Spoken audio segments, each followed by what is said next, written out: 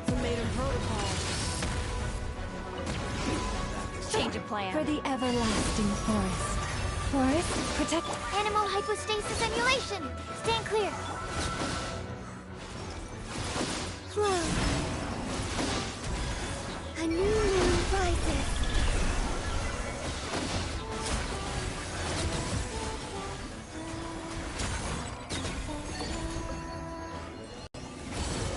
Annihilation mode.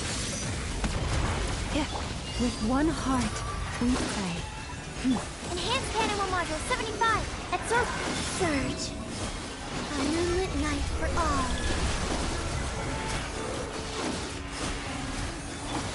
Ultimatum protocol. By the frost moon of old. Animal test 6308. 3 moons converge. Animal hypostasis emulation. Absorption test. Preparing for dust up. Wane.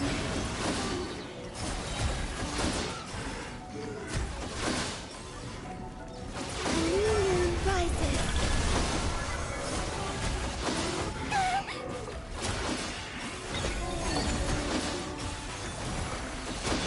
With one heart, we pray. Annihilation mode. A moonlit night for all. Whoa. Enhanced animal module 75. Animal test. By the frost moon of old, you pour. Ultimatum protocol. A new moon rises.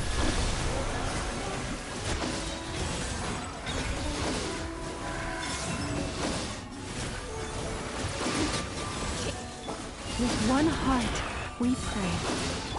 Preparing for dust up. Swirl. Mark 2. Absorption test. 3 moons converge. Surge. For the everlasting forest. Leave. Annihilation mode. Animal test 6308. A moonlit night for all. Enhanced animal module 75. By the frost moon of old, you Preparing for dust up. Wane.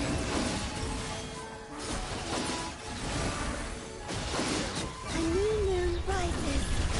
Installation chamber. forest, protect us. With one heart. Ultimatum protocol. Swirl. Mark 2. Yeah. 3 moons converge. By the frost moon of old, you poor lost. Preparing for dust up. Change of plan. Defensive mode. Absorption test. Yeah. A new moon rises. Animal hypostasis emulation. With one heart, we pray. Leave. Annihilation mode.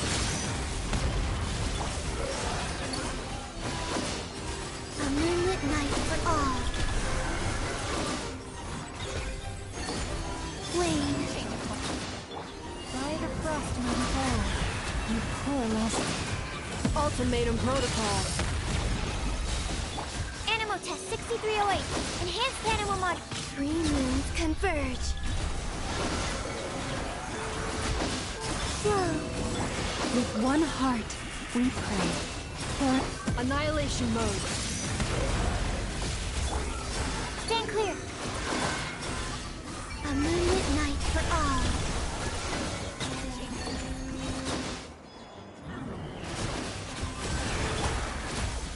Ultimatum protocol. Animal hypostasis. by the frost moon of old. Wane.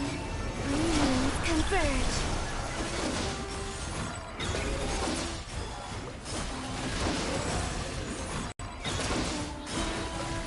Preparing for dust up. Installation ship. With one heart, we pray. A moonlit night for all.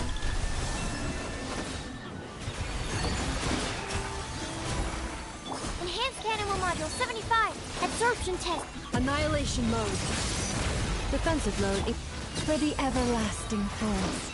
You poor... Three moons converge.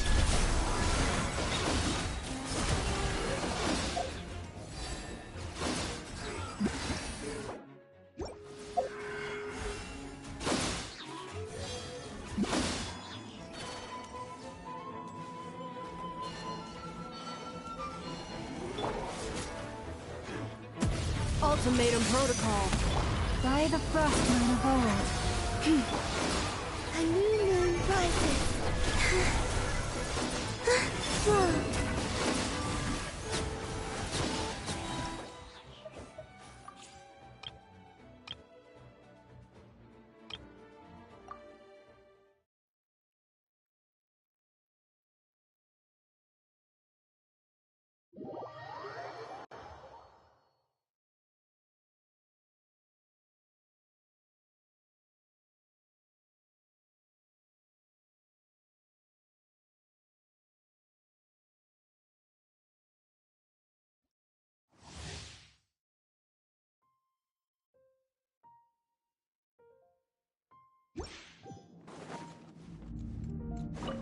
Cleanup sequence initiated. Preparing for dust up. Midnight Phantasmagoria. To the very height. Swirl, Mark 2. Let's get down to business. Installation chamber deployed. Ultimatum protocol. Midnight Phantasmagoria. Witness the power of Guhua. Rain. Enhanced Animal Module 75. Cleanup sequence initiated. Preparing for dust up. Midnight Phantasmagoria. I summon thee. Rain cutter. Animal Test 63. Ultimatum protocol.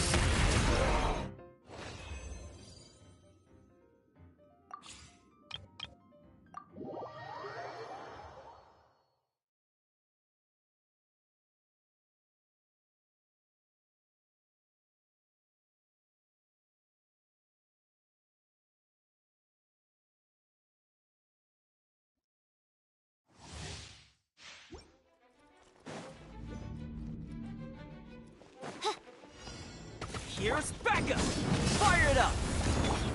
Hands where I can see them! Stop right there! Eyes on me! Ugh. As you wish, main Fräulein.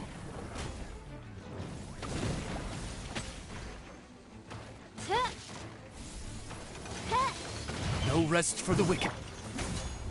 Supporting fire! Final warning! You asked for it! Oz, reveal thyself.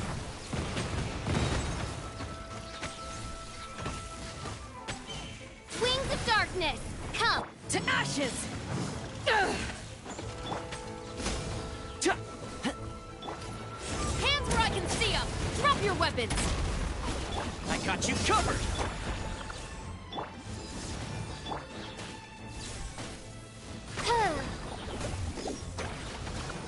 By royal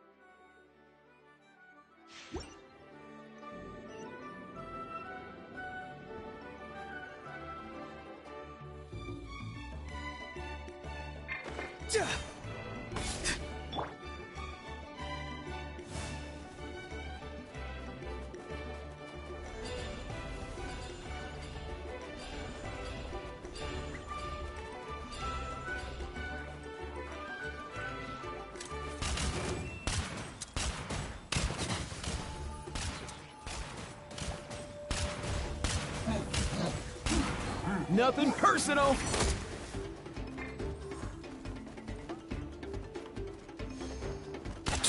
Midnight Phantasmagoria. Witness the power of Gugwa. Time to say hello. Not too far now.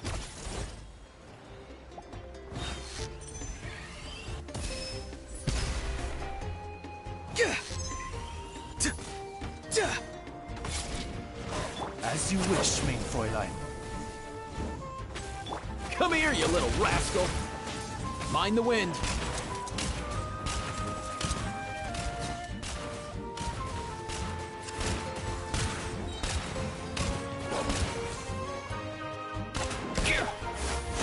Mind your step! Let me read you a verse. Let's go!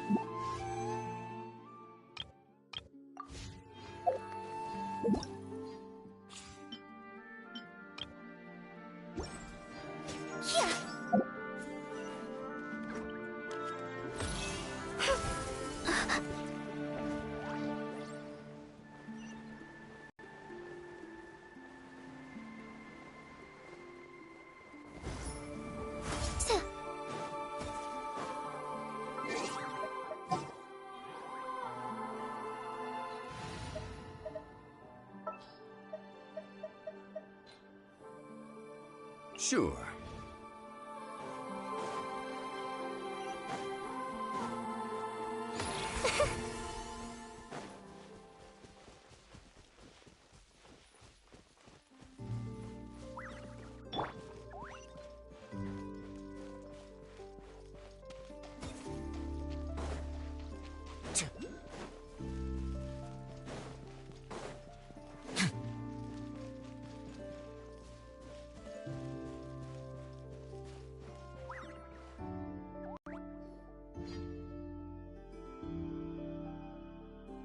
Any leads?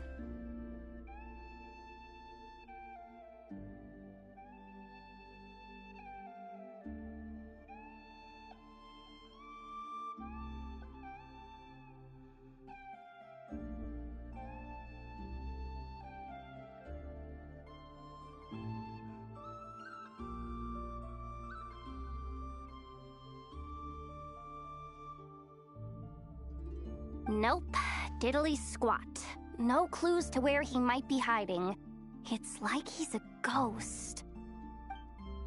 It feels like we're sitting on a powder keg that could go off at any second. Ugh, I hate this feeling. I'd rather face him head on than be left hanging like this. So, you guys didn't find anything either? Not loving the word either. How about you, Flints? I questioned a few Ratniki and eventually narrowed my investigation down to one suspicious individual. But by the time I got to his place, he was already gone. Almost as if he knew someone was on to him. Either that or he's just extremely cautious and doesn't stay in one place for long. He's been biding his time for a while now. The question is, where, or what, is his next target? No idea. Since regaining his body, he seems to have lost all interest in the fragment in my possession. If he did still want it, he's had plenty of chances to take it.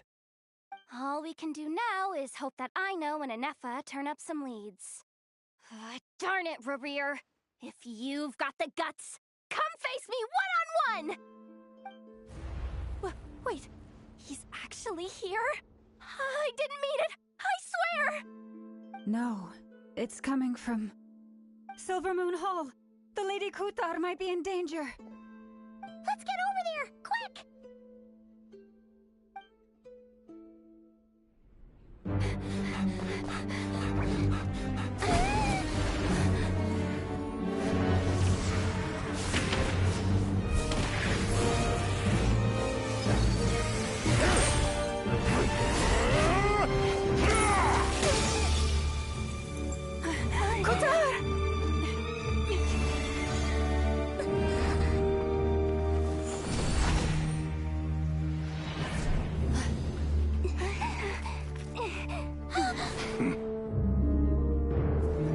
Why is he attacking the damselette?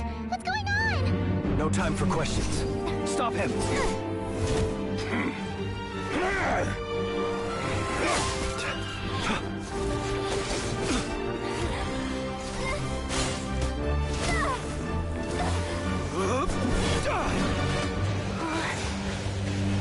This is insane. Yehuda, get Kutar out of here! On it.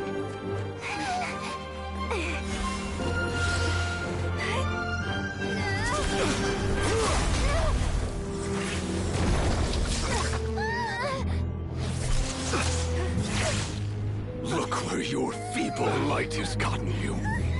Now, you shall plunge into darkness. Thalindus, soon, I will find a way. Watch out!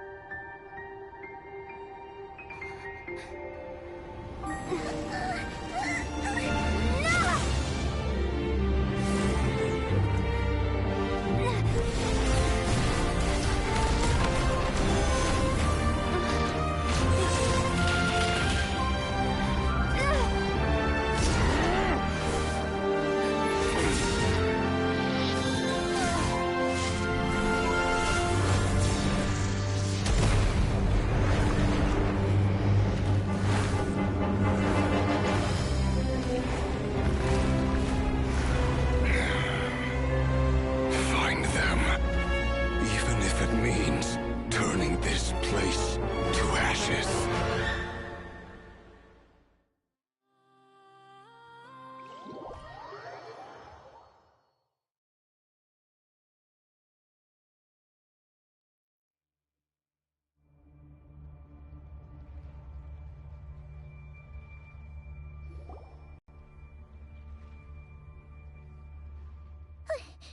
That was too close! We barely made it out of there alive! What's that guy's deal? How'd he get so crazy strong?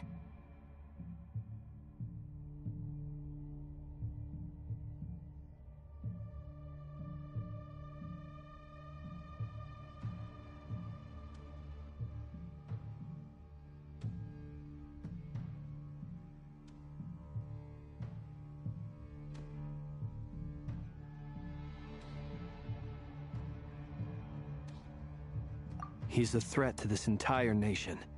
I doubt his strength could even be measured by conventional standards. I have a question. When me and Anefa showed up, we saw him chasing after this lady like he wanted her dead. What was that all about? We weren't there for the whole thing either. They were already duking it out by the time we arrived. Yeah, we didn't see how it all started. It all escalated so quickly, we had no choice but to step in. Kutar, can you shed any light on the situation? Kutar. Cross-checking database. I see. So you're the one that the Frost Moon Scions refer to as the Moon Goddess? Wait, she's the moon goddess? Oh, no wonder she looks just like all those statues. There are many reasons why people might worship the moon, and just as many why they might despise it. I've never met that person before, but there was no mistaking his deep-seated hostility towards me. Why he holds me in such contempt, I cannot say. But since he hunts the power of the moon, it's no surprise that I am a target. Kutar. There are many potential motives. For instance, you help the Traveler escape his grasp. This could be his way of taking revenge. It is also possible that he covets the Kuvaki inside you, and seeks to take it for his own. The list goes on. But, right now, devising a counter-strategy should be our #1 priority. The likelihood of this location being discovered is close to 100%. A counter-strategy? But we don't stand a chance against an enemy like this.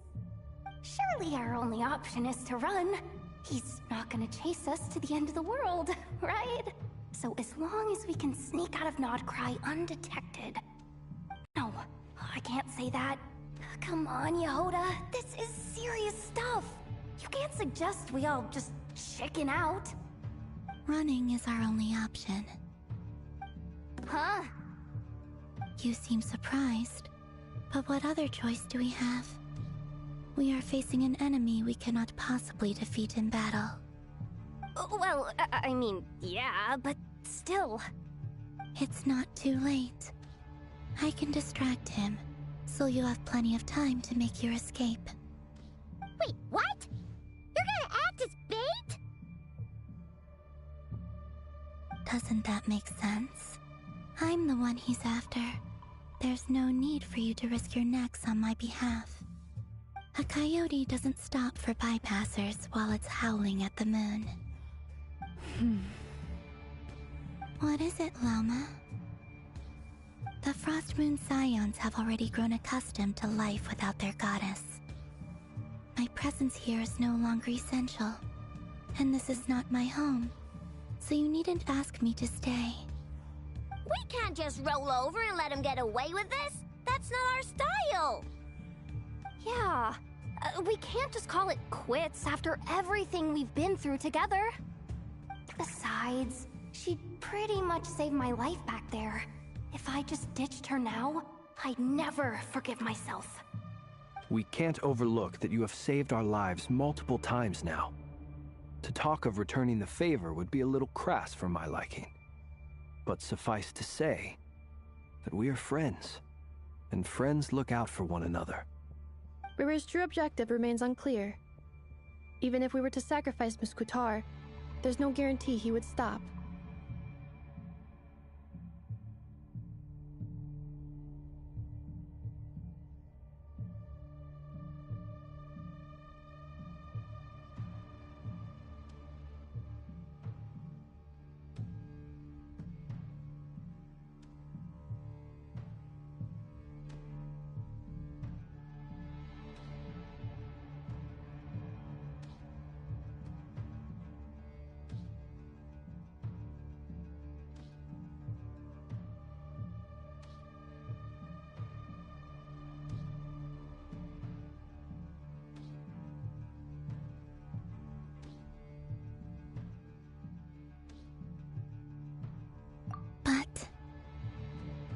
Kutar, I know why you left the Frost Moon Scions so long ago.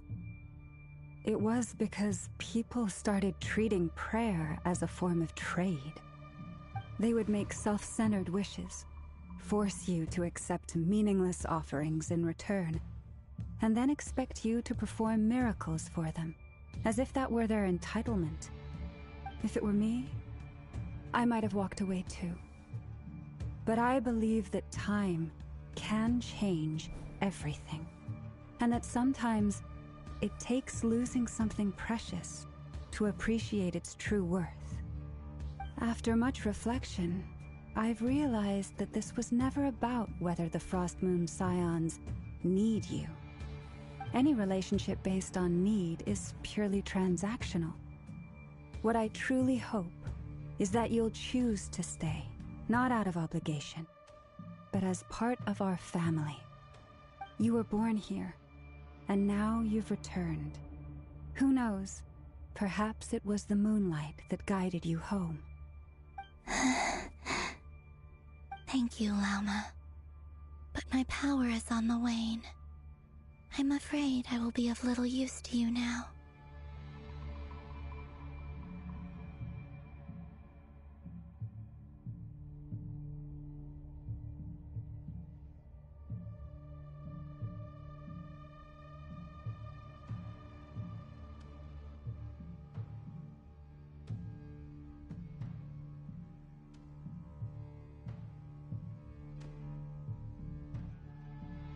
Very well then. I'll do as you say.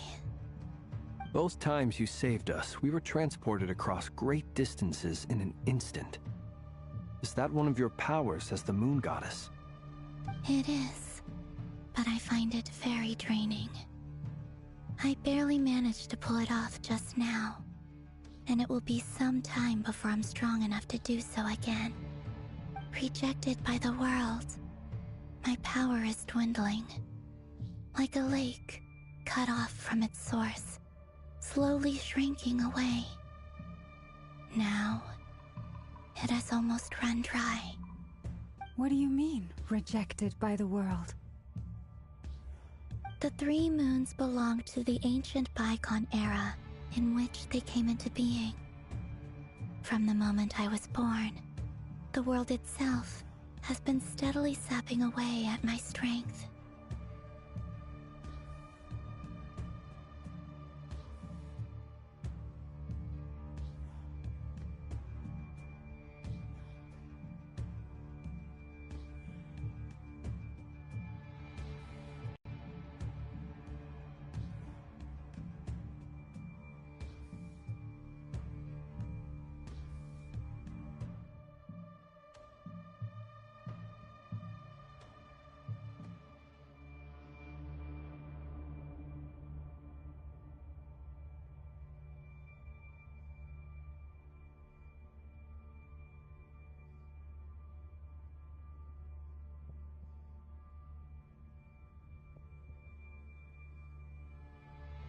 The 3 moons are not one and the same.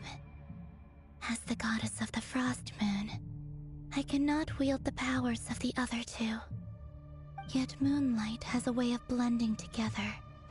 Each can reflect the other's glow. So when our fingers touched, I was able to restore my strength by drawing Kuvaki from the Eternal Moon's marrow. But this method of recovery is painfully slow.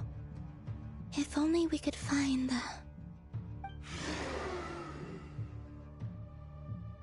It's the Wild Hunt! Even faster than we expected. We'll have to finish this conversation later. See how those Wild Hunt creatures are running away from us. They're likely just a scouting party, which means Rerir won't be far behind. Then what are we waiting for? Let's get the heck out of here!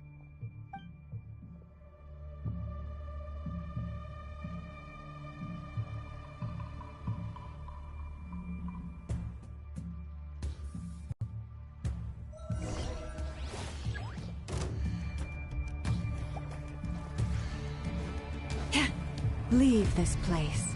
With one heart, we pray. The long sleep beckons.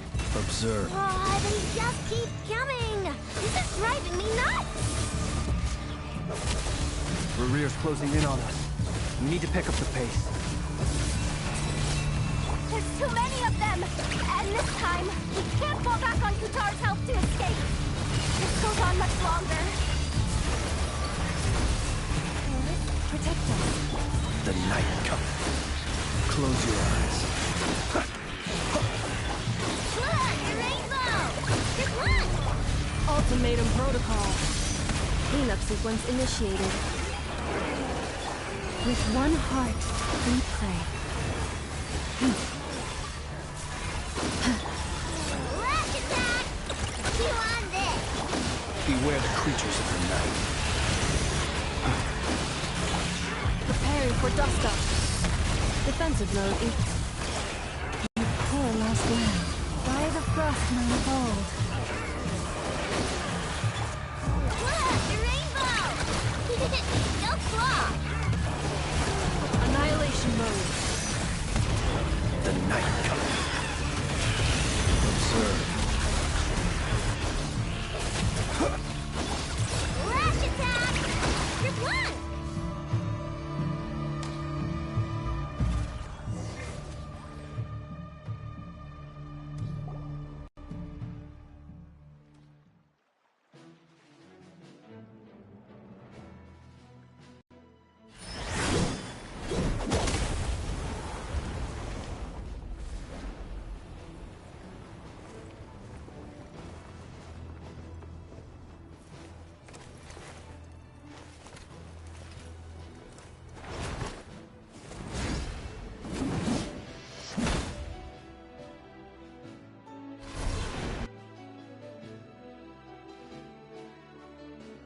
What's the matter? Bit off more than you could chew? Hold up! How are you? Uncle Varka! You're back from Amsvartnir? Whoa! You're Varka? Grand Master of the Knights of Favonius? We could save the intros for later. Right now, let's get you all out of this hellhole. Follow me. I know somewhere you'll be safe. Oh, is that where I think it is? That's the one. Come on, move! There's no time to waste.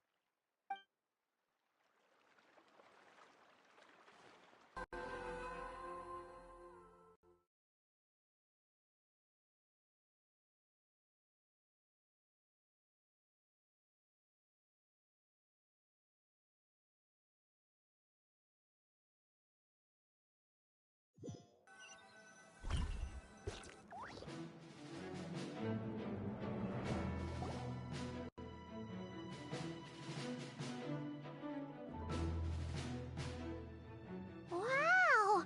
Where are we? This is so well hidden. Well, that goes without saying. This is the Knights of Favonius' meeting place in Nodcry, and a contact hub for the Northern Intelligence Network.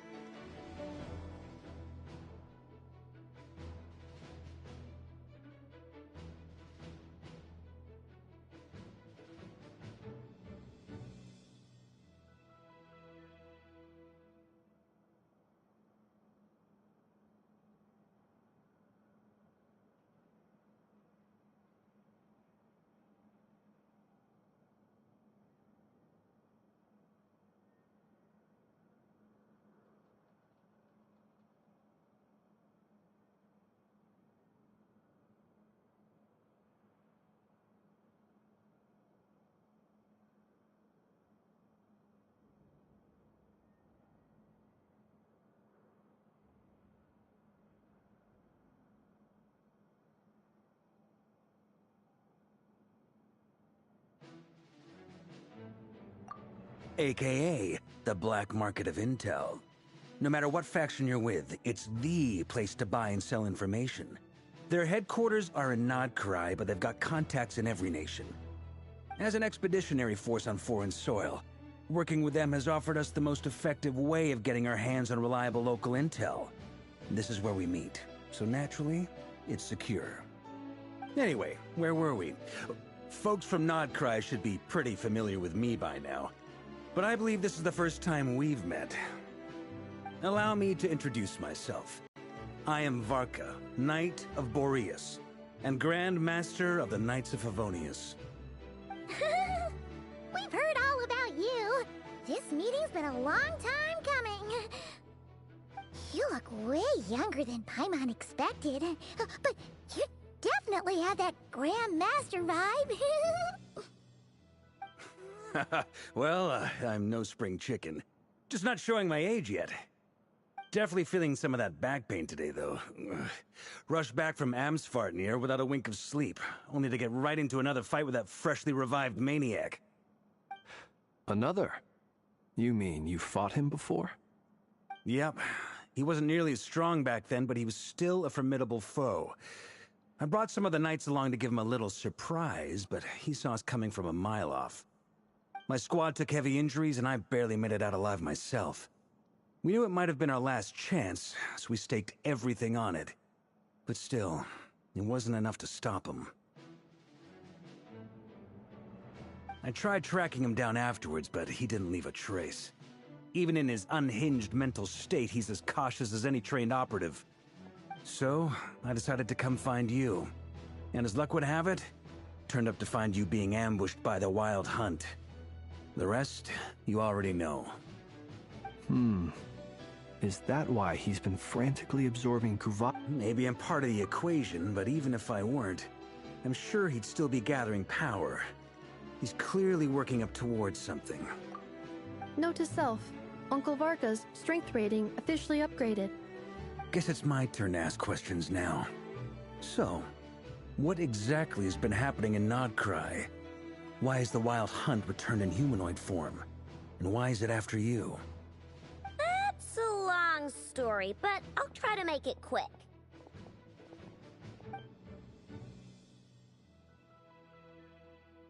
Wow, I had no idea so much had happened. Sounds like you guys have really been through it. So, the Kutar is actually a Fatui Harbinger. And all this Wild Hunt activity in Nodkrai is the work of the Raker of Solnari, one of the 5 sinners. That's a lot to take in. Need some time to wrap my head around it all. I'm truly sorry, Mr. Varka.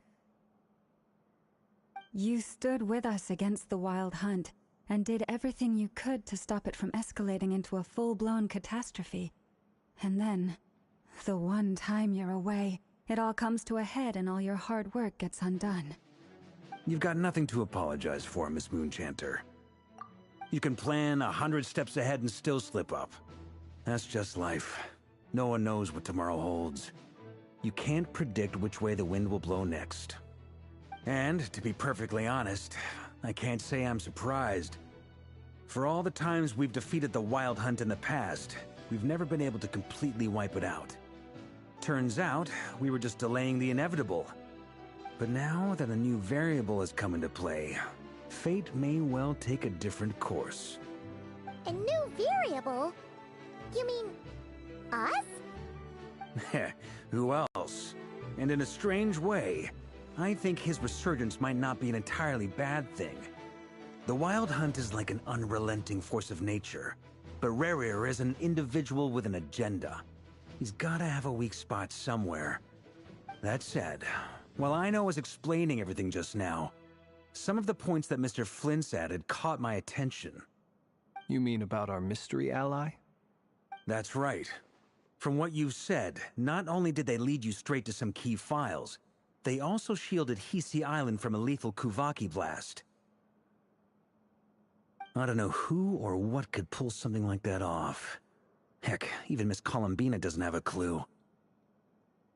I hadn't heard the story about those files. Would you mind repeating their titles for me? Wild Hunt Phenomena Log. a Nodkryan Ratnik's field journal, and Kuvaki survey log. Oh. No. Still doesn't ring a bell. Another dead end. Guess all we can do now is hope that our mystery ally keeps showing up when we most need them. Still, it's safest to assume they won't be intervening again. From here on out, we'll have to resolve this crisis by ourselves. Your intel also explains something else I've been wondering about. The reason I led my team to Amsfarnir was because we'd had reports about a possible source of the Wild Hunt showing up there. But once we looked into it, it turned out to be a red herring. I don't know who was behind it, but clearly, it served its purpose. I doubt it's by chance that he happened to make his comeback while my attention was diverted. And from everything you told me, it sounds like his scheming began well before his return. So maybe luring me away was all a part of his plan. But is it even possible that he orchestrated all of this by himself? The Moon Maiden and the Raker of Solnari. Nodcry of all places. The way everything is unfolding, it can't be a coincidence. So, what do we do now? Got any ideas? Right now, we've got at least 3 things to consider. Let's go through them one by one. First, we need to figure out how to take down Rarir. If we can't beat him in a straight-up fight, the rest won't even matter. To my knowledge, the bulk of Nodcry's fighting force is already gathered here. But even with everyone united, we're still no match for Rarir in his current state, let alone with his power still growing. What if there was a way to tap into a new power of our own? How so? Have you thought of something, Columbina? 3 moons once watched over this world. The Eternal Moon was the largest. The Frost Moon was the brightest. And the Iridescent Moon was the most mysterious. They say that back then, the 3 moon goddesses wielded immense power. Enough to shape the workings of the world itself. I now bear the Frost Moon's power, and the Eternal Moon's marrow resides within the Traveler. Hold on. Are you suggesting... The Iridescent Moon, the last piece in the puzzle. That's right. If we can find the Iridescent Moon's marrow, I will be able to regain my strength much more quickly. The 3 moons are said to stir the tides and illuminate all things. Perhaps they hold further secrets beyond our understanding. According to my analysis, the solution is feasible. However, it is subject to one major condition. The Iridescent Moon's marrow. I know a way, but... we will need to visit the Fatui's Experimental Design Bureau. The Experimental Design Bureau? Are you saying we need to involve Marionette? Yes. I must speak with Sandrone. It's a long way from here to the Experimental Design Bureau. There's a high chance you'll be spotted. You shouldn't go alone. Then that's settled. Next up, our second priority. Somehow, we need to figure out Rarir's end goal. As you saw for yourselves, when he was still in his Wild Hunt form, everything he did was for the sake of recovering his body and resurrecting himself. His first act since then, after laying low for a while, was to try and assassinate this young lady. People's obsessions often reveal their greatest vulnerabilities. There must be a reason why he despises the moon so deeply. Perhaps it sheds some light on his title, the Raker of Solnari. The Wild Hunt has plagued Nodcry for centuries now. If we want to stop it for good, we have to get to the root cause of what's driving it. It's true. We still know very little about him. If Kuthar hadn't given us that lead, we wouldn't even know his name. But where would we even start? I doubt even the Intel Queen of Nodcry has a clue, and she has info coming out of her ears. Oh? That's a rather hasty conclusion for someone who's so painstakingly meticulous when it comes to dealing with machines. Ah! She hurt me!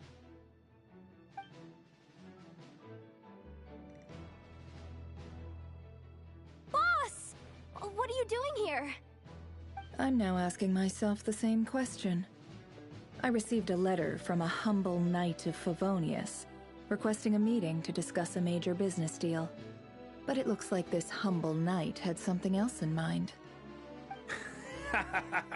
Details, details. Miss Neffer, the important thing is that you've arrived at the perfect time. Since his failed ambush, I've been racking my brains trying to come up with a plan to fight Rarier. Given the severity of the situation, I think it's fair to say that our only chance lies in uniting as one. And I'm talking all the factions in Notcry. We can't do this without the Curatorium, but I knew it'd be a tough job to win you over. So, I took the liberty of reaching out for a little chat. Wait a sec. How did you even hear about this place, Neffer? Didn't you say this is meant to be the Knights of Favonius' meeting spot? And a contact hub for the Northern Intelligence Network? And isn't it supposed to be super hidden? You really think he could have gotten settled in Nodcry without my help? Besides, I'm the one running this gig. Of course I know where the meeting place is. Allow me to introduce the current head of the Northern Intelligence Network. If it's intel you're after, she's your woman. Pretty much seen and heard it all. Please spare me the flattery. Let's cut to the chase. Seems like you've run into some trouble, huh?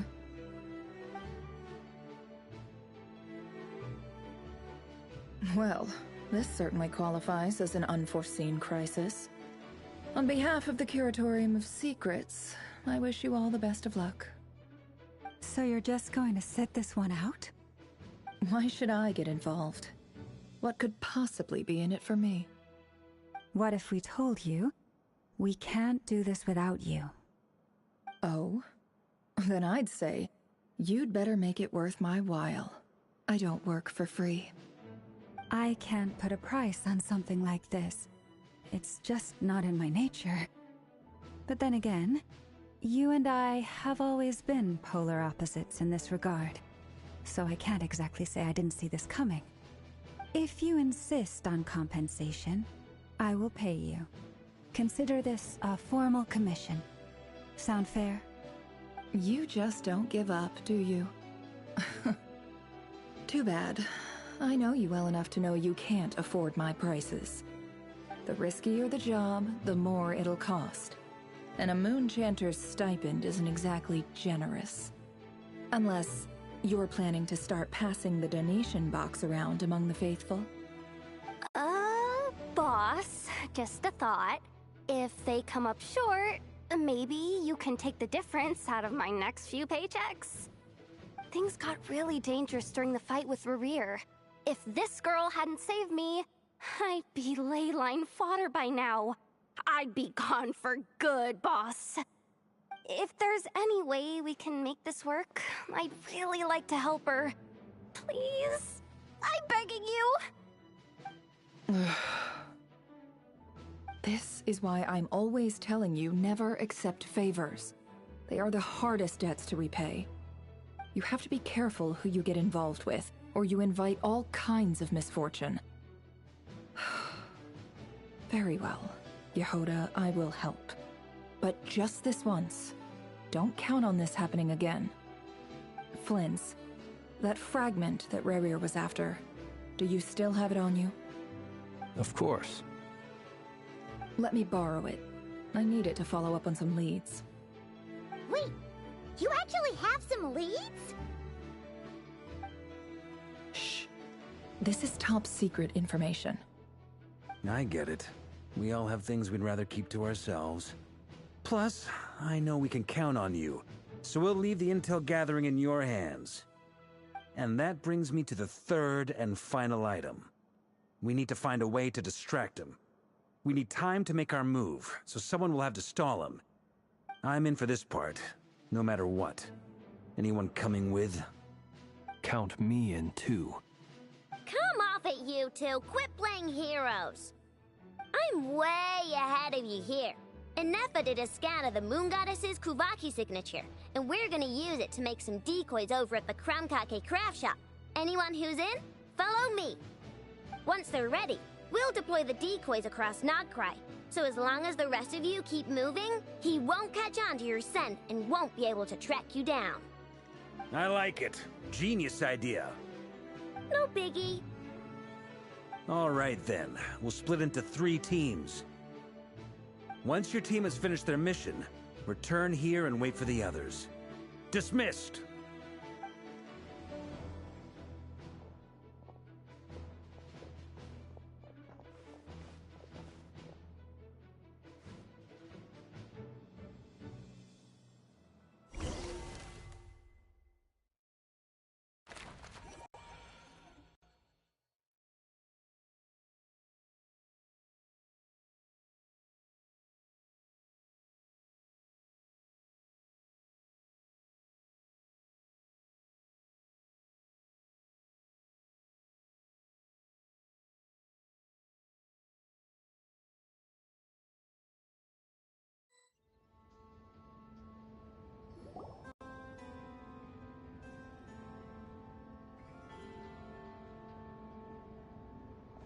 Lady Damselette.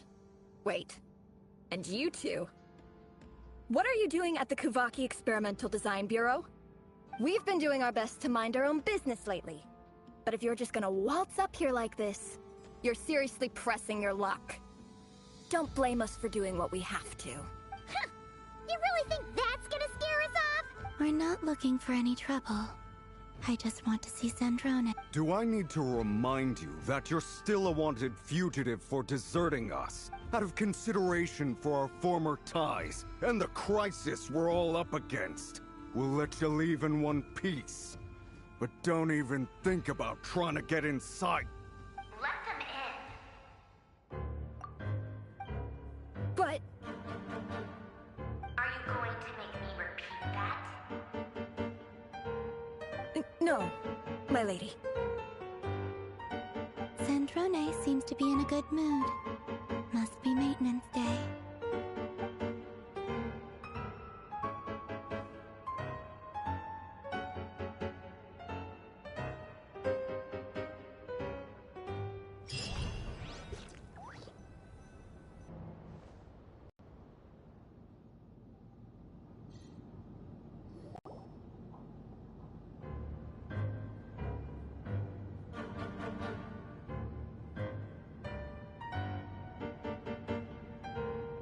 So tell me, to what do I owe the honor this time?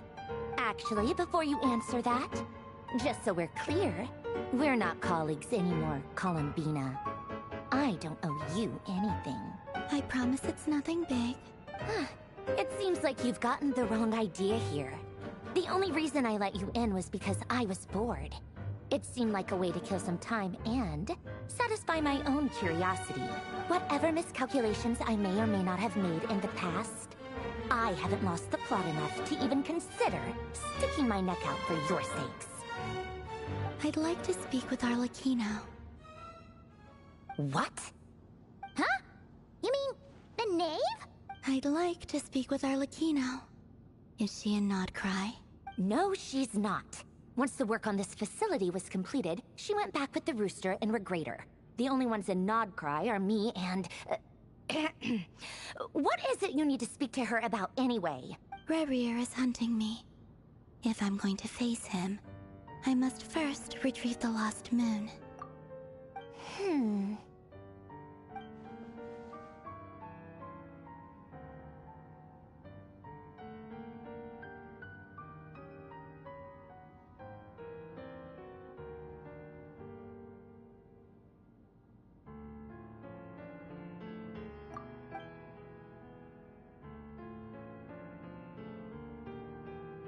Is that a no, then?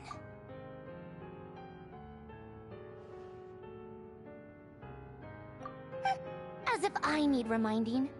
I was this close to settling things with him before someone decided to whisk me away to their weird little garden.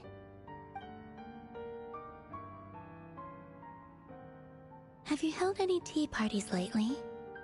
Tea parties? Yeah, obviously. You don't seriously think we'd pack it all in just because you aren't here. If anything, they've been more eventful than ever. Just me, Arlecchino, and a bunch of insolent, insensitive guests who won't stop asking where you've gone. Oh, they've been a real joy. I bet you served them the worst tea you have. Just like you used to do to me when I upset you. Who cares about how good the tea is when there's no one around to drink it? I keep losing people. First Rosaline, now you. I'm running out of people who can make me laugh. Honestly, what could be more ridiculous than a multi-centenarian goddess who's only ever had the plain herbal tea she received as offerings? You'd always brew a different type of tea for me each time. Was it really just to see how I'd react?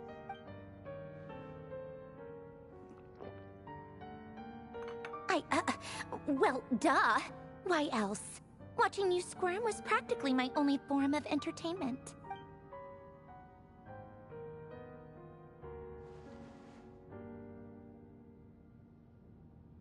Oh, yeah.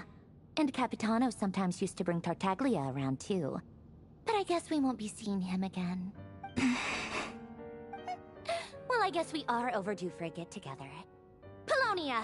Have Febronia pass a message to Arlecchino for me. It's time for tea. Will suffice. Pass along a message for me, too, if you would. My body cannot contain the marrow of 2 moons, so I'll be leaving one of them in her care. Excuse me? Who said you were on the guest list? If my tea meant that much to you, maybe quitting the Fatui wasn't your brightest move. Back when you were under the Tsaritsa's protection, no one would have dared come at you so openly. But that protection didn't come for free. In fact, I paid dearly for it. At the end of the day, it was just another transaction. I just got tired, that's all. I never wanted any part in their grand ambitions, and I've had enough of being treated like a bottomless supply of power. It brings back memories from the old days, when I was still worshipped as the moon goddess. Centuries on, it may be a different group of people, but I see the same greed in their eyes. I figured you'd leave eventually. You didn't have as much of a reason to stay as I do. The Tsaritsa gave you shelter and protection, but that was it. Nothing more, nothing less. Meanwhile, the Fatui demanded everything from you in return, until it was more than you could bear. I get why you left. And frankly, I have no interest in dragging you back just because the higher-ups told me to. But if you keep hanging around with this riffraff, the next time we cross paths, we might be enemies for real.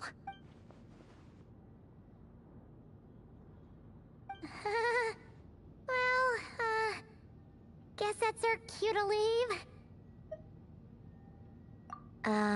That might be your plan. But it sounds like someone else wants you to stay a little longer. Huh? What do you mean? See for yourselves.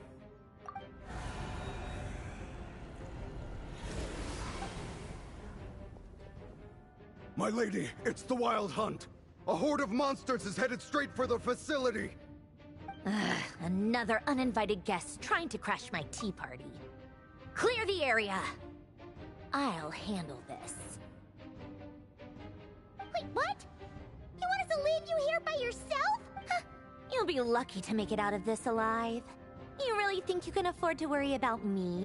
Go on, get out of here! You may have stopped Polonia from crushing him last time, but I've made sure that won't happen again. The entire Experimental Design Bureau is rigged for war. Stay and watch if you want, but it'll be at your own risk. You're not flagged at— Don't tell me what to do! Look, if you're leaving, make it quick, or you'll just get in my way. There's a secret passage on the 2nd floor. It'll take you right to the plains out back.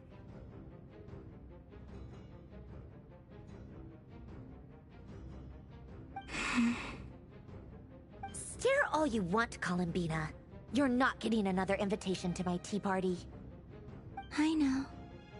But thank you anyway, Sandrone. This is exactly why you shouldn't hang around with those people.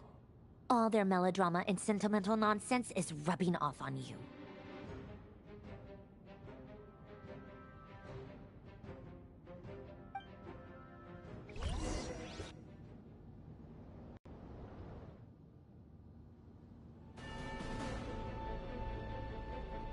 Come on then, Mr. Right here.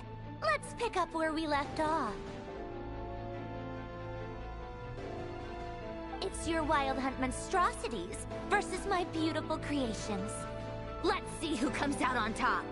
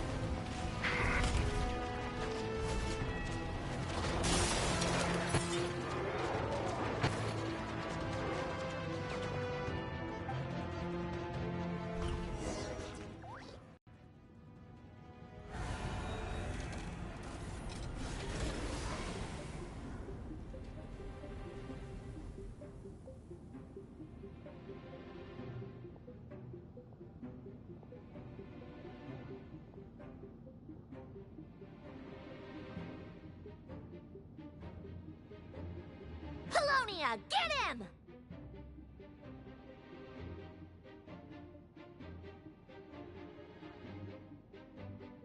I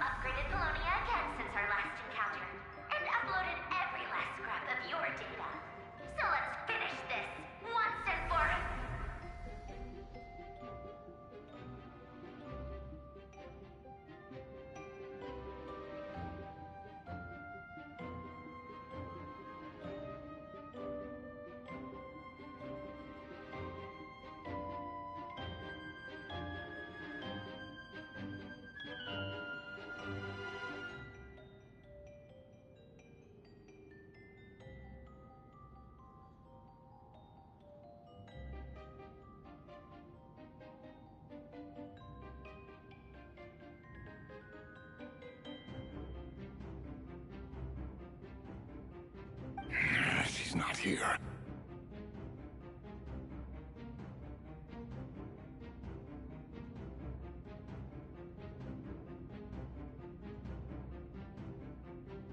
Where did she go?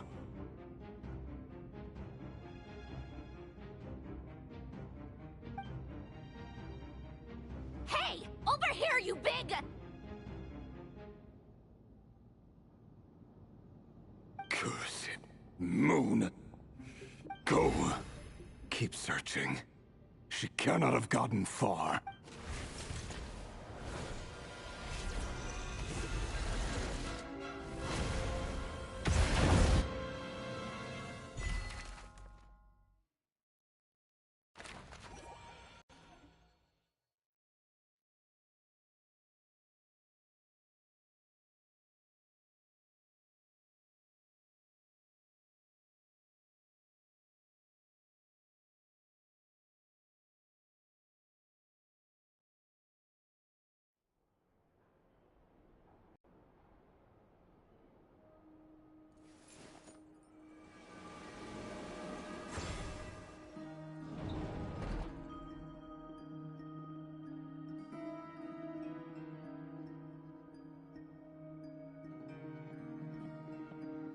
So this is your method for investigating Rarir's past.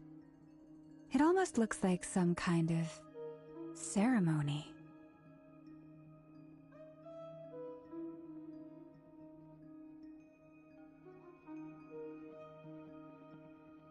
Good deduction. But it's quite a different affair from what you're used to with the Frostmoon Scions.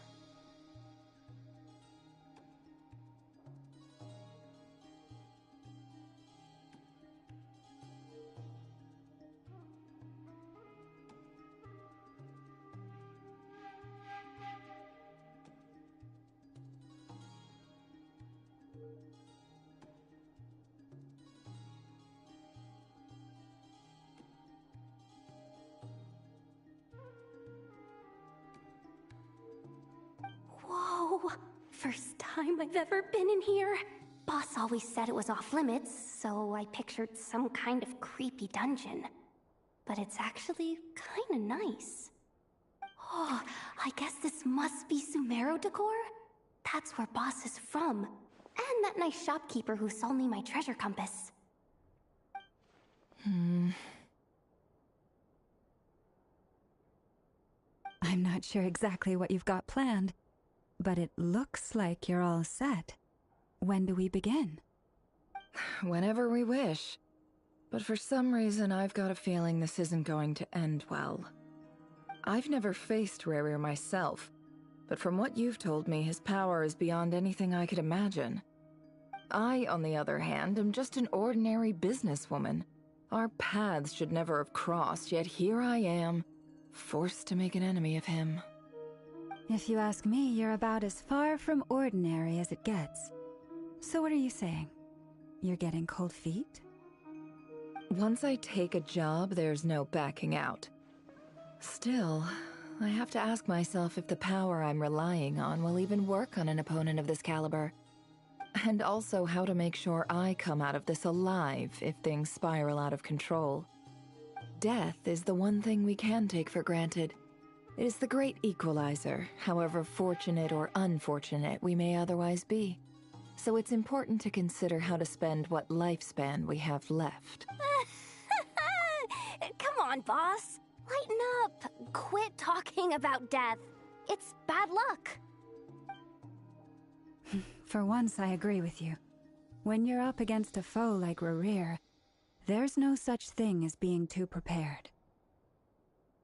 Is there anything I can do to help? That won't be necessary. I've already made up my mind. Time to cash in a precious favor I've been saving for a rainy day. Yehoda, I need you to find someone for me. The sooner the better. Find who? That shady merchant who sold you an overpriced treasure compass the other day. Come on, boss. You're pulling my leg again. In what way is she shady? She showed up when I was completely lost and sold me a neat little gadget that was exactly what I needed. Trust me. She's a good person. Anyway, I know who you're talking about. Don't go anywhere. I'll be right back.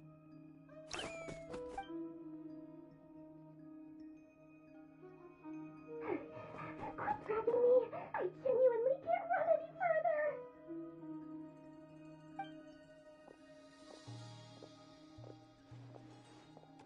Hey, aren't you? What is it? What's the big rush? You dragged me out of a dream where I was literally swimming in Mora. I'm charging double my usual attendance fee. See, look how easygoing she is. After that rude awakening, she could have completely snapped at us. But instead, she kept it together and just asked for an extra fee. Dori Sangama Bay? I never would have pictured you two doing business together. If you want to make it big and not cry, it's all about connections. Lady Nefer just so happens to have a lot of intel that interests me. And she also did me a big favor in the past. It was back when I first arrived in Not Cry. My trusty assistant, the genie in my lamp, had an adverse reaction to the Kuvaki and fainted. And when you know it, that's when I suddenly find myself in a life-or-death situation. Good thing my compatriot was there to swoop in and save the day. I've been giving her a 30% discount off all of my goods ever since. Now, so that no one here feels left out, I'm willing to extend a 20% discount to fellow friends of Boss Nefer. Plus, any other friends you send my way will enjoy 10% off. What can I say? The great Lord Sangama Bay is nothing if not generous. So, let me guess. You've run into some trouble? I've got everything you could possibly need, and the more you buy, the more you'll save. You guessed correctly. What have you got in the way of survival gear? The one type of gear I've never been short on. What are you looking for? A jetpack fresh from the Academia's labs? An ancient suit of armor, dredged up from the bottom of the sea? At the very least, I need to know what kind of opponent you're dealing with here.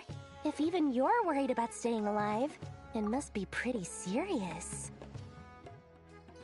What if I told you it's someone with the power to bring a nation to its knees?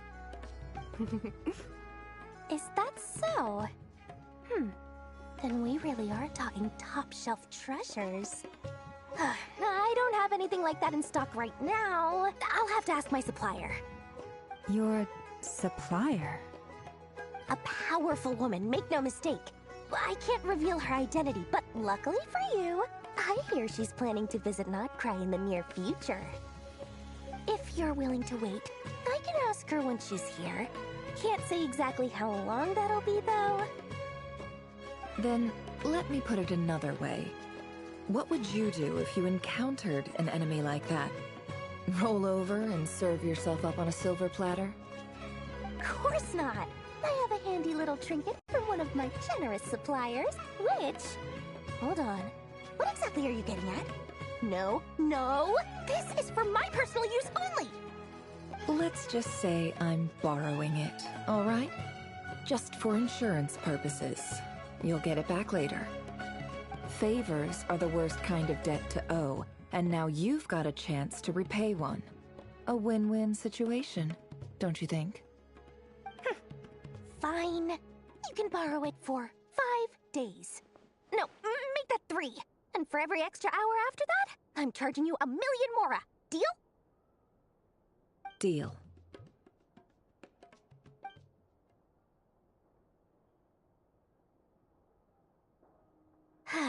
What a way to start the day. Now, was there anything else you wanted? Or can I go back to bed now?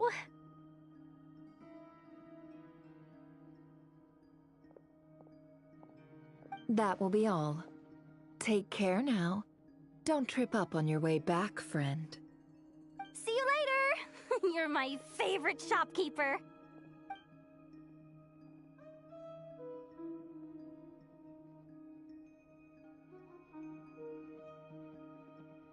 Excellent. Everything is well and truly ready. The ceremony can now begin. After initiating the ceremony, your minds will follow me wherever I go. You will see many strange things in your mind's eye. So remember, don't be frightened, and don't make a sound.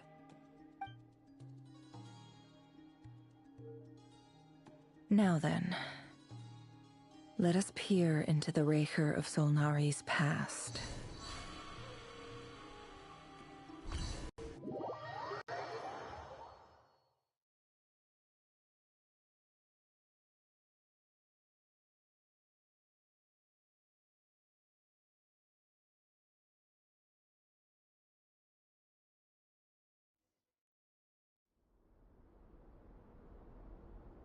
I made it. I don't recognize this style of architecture. Must be Conrian. Simple furnishings, table and chairs. It's a more ordinary house than I might have expected. Looks like the fearsome Raker of Solnari came from surprisingly humble beginnings. Unless this passed for luxury in Conria. Unlikely. It was said to be a very prosperous nation in its heyday. Anyway, I'll keep exploring.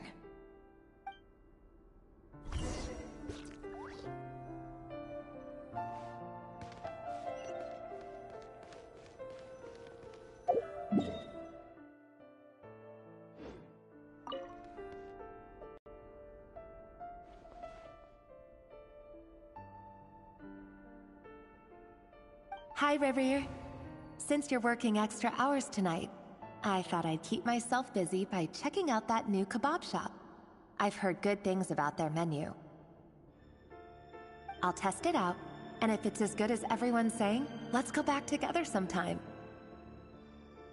P.S. New stash from the Universitas Magistrorum. I brought some goodies home. A few teacups and a pin rack. Hope you like them. They didn't sign their name, but they must have been close. Sounds like they were living together.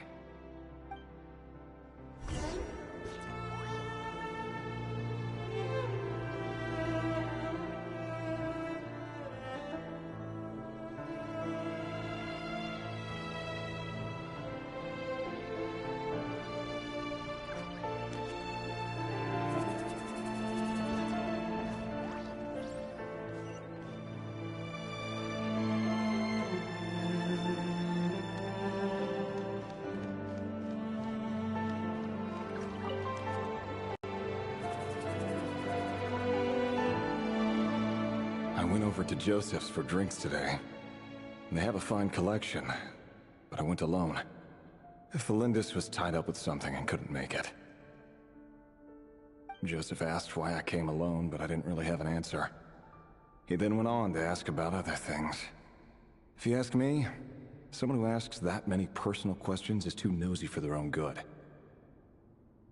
But if he invites me again, chances are I'd still go. Felindis. That's the same name Ririr mentioned.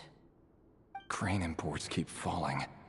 If things don't pick up, we'll soon be back to meat and mushrooms only.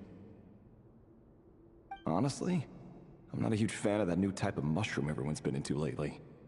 Didn't it start out as a lab-grown variety? I heard it's even mildly corrosive. Seriously, why would you even eat something like that? I don't care if it's an impressive feat of alchemy. That just isn't the kind of thing I like to eat. Grain has to be imported, and they're eating a diet of mostly meat and mushrooms. Could it be because Conria is underground, so it doesn't get much sunlight? That would explain why they use so much stone in their buildings. They even use alchemically modified strains for food. Seems like the people of Conria don't have many options when it comes to dining. I've just about saved up enough now. Time to buy it and keep it somewhere safe. Making a big purchase. I wonder what it is.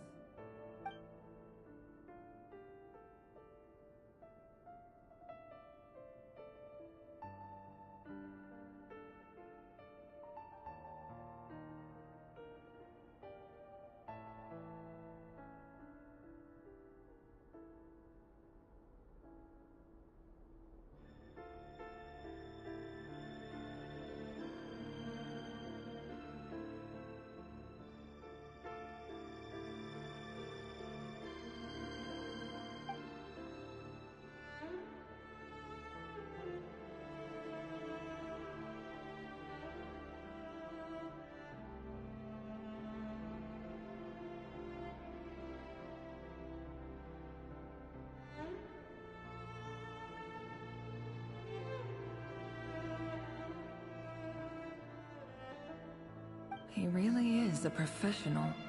No wonder he's so good at covering his tracks. Despite what he's become, it seems like he's retained certain habits, at least in this regard.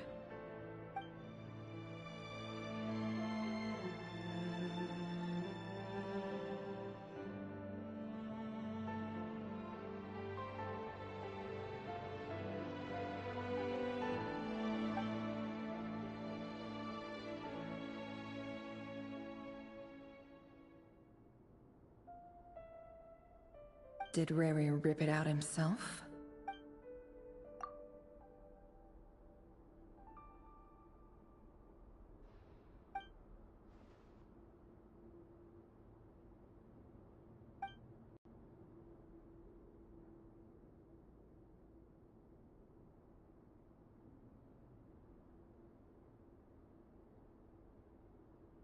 Before I met you, I was convinced that my heart was nothing more than a stagnant pool. The burial place of a fallen moon. A withered, windless grove where the waters rested forever unrippled. It was you who helped me see that my heart hadn't entirely withered away. That it could still beat to the rhythm of love. This is just trivial sentimentality from the looks of it. Why would he go to the trouble of hiding that? The burial place of a fallen moon.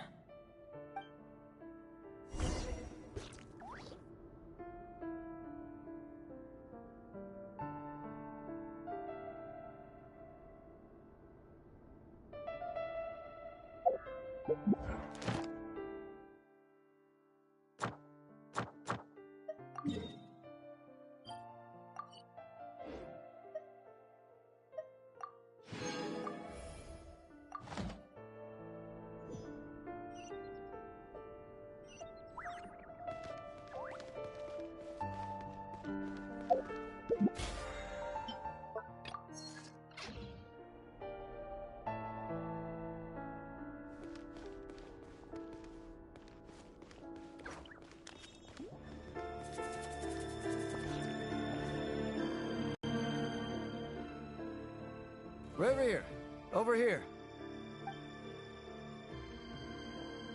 Dane! Oh, and, Vedalfin here? What a surprise to see you here, sir. Hello there, Revere. You need not address me so formally outside of court. He doesn't get that much free time, so I invited him over for a drink. Even the court prophet deserves a break every now and then, right? Well, I'm flattered. So, what are we discussing today? Hey, don't look at me. As far as I see it, we don't need an excuse to have a few drinks. Come on, don't give us that. Didn't you say you were about to pop the big question? How's that coming along? Who'd have thought the great Twilight Sword was an even greater gossip? I just didn't expect you to be the first one to settle down and get married, that's all. Yeah. If you told me that a few years ago, I wouldn't have believed you either. So, are you planning to come clean about your job then? I'm guessing you still haven't told her. Sure, I'll have to tell her at some point. But I'll need to pick the right time and place. To be honest, I have no idea how she'll take it. Come on, stop being such a pessimist. For all you know, she could be thrilled. I bet she'll be much more impressed by your actual job than the one she thinks you're doing now. A member of the King's Guard. Quite the cover story. Does the king himself even know? Of course he does. Anyway, enough about me. How have you been? Me? Same old, same old. Nothing much to... Huh? What's up, Ved? It's nothing. Vedalfin, Dainslift's elder brother. Renowned throughout the court of Conria as the Visionary, and said to possess a wisdom far beyond the reach of any ordinary man. And yet, despite the gulf between us, he seems to have something to say about me. Does he even know me? Does he see me as a friend of his brother, or just another of the Vinster King's blades? Why did he react so strongly? Was it really to do with what we were talking about? Brown, curly hair and brooding blue eyes. So this is what Rere looked like back in the day. Perfectly normal. No different from anyone else. As frightening as this monster is in the present, there's something even more unsettling about seeing the human he used to be.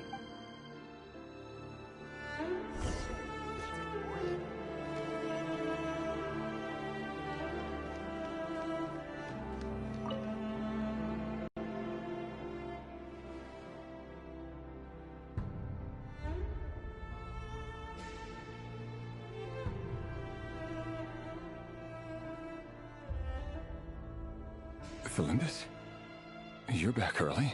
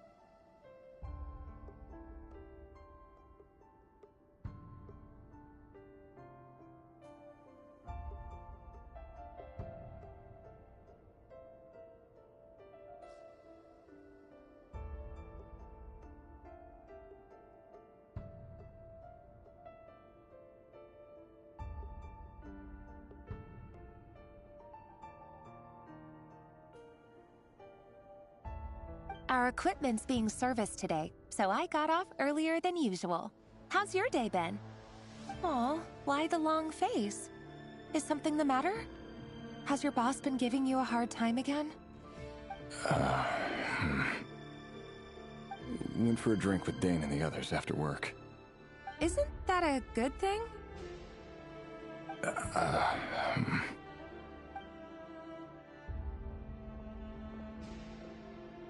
Vedifnir showed up today, too. You know, Daneslif's older brother. Ah, Mr. Vedifnir. Yes, I've heard of him. They say that everything he says ends up coming true. He overheard Daneslif mention that I'd recently proposed, and seemed to have an issue with it. But when I asked what it was, he kept it to himself. So, you're worried? You can be such a child sometimes, Revier. We're nobodies. Why would the Visionary be concerned about us? I'm sure someone in his position has much bigger fish to fry. Maybe you're right. You worry too much, Revier. We've been together for ages now, and everything's been going so well, has it not? You've even proposed to me. So, you do remember. Tell me then. What's your answer? Like I said, I need some time to decide. You can't just rush into things like this. We may be nobodies in the grand scheme of things, but if we want things to work out, we've still got to plan ahead. All right. Take your time. Just don't keep me waiting forever. Nobodies. Sounds about right. In the eyes of people like Vedifnir and Daneslif, what do we matter? Can someone whose gaze is so fixed on a far-flung future even see the present clearly? Besides, the dynasty's fate rests with the king and his inner circle. Whatever I do, it won't make much difference. Meanwhile, every idea they come up with and every decision they make, it affects everything. These days, the king is lost in his research, and the purge of the Crimson Moon bloodline grows ever more intense. The opposition tried to speak out, but nothing came of it. And I'm under no illusions as to why. Because we eliminated them and got rid of their bodies. A man can have 1,000 reasons to carry a sword, but there are few good excuses to use it. Yet the king has never even considered a gentler approach, and he never will. What becomes of someone who kills on another's behalf? Can he ever find true peace?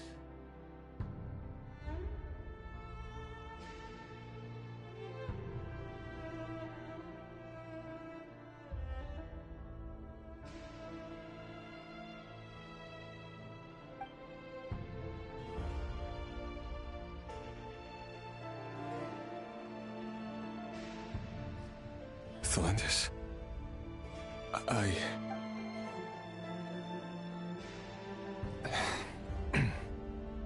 It's nothing.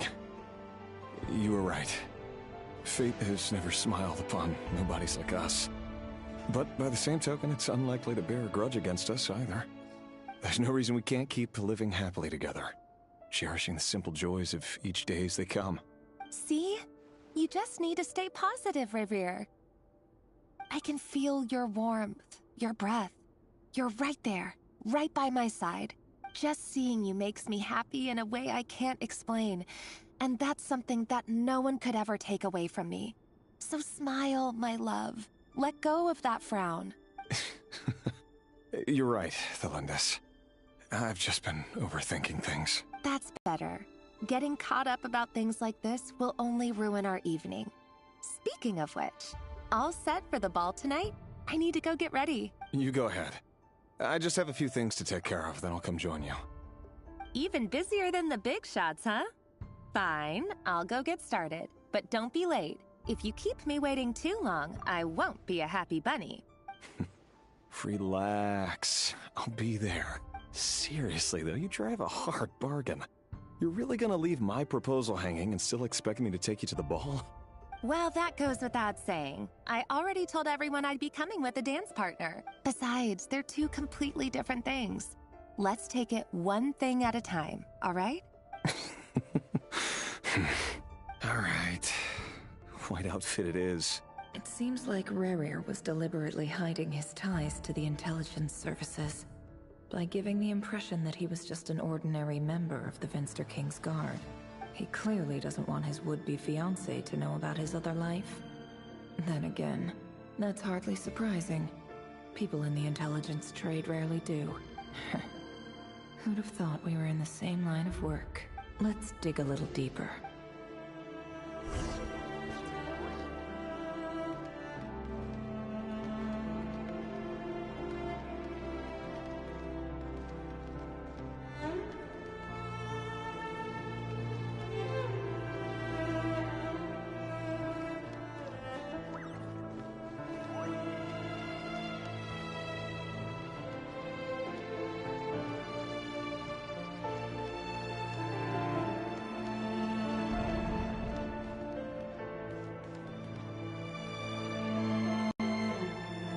Our last operation was a resounding success, and all thanks to you, Ray here of Solnari. In total, we apprehended 32 dregs of the Crimson Moon, and 67 accomplices.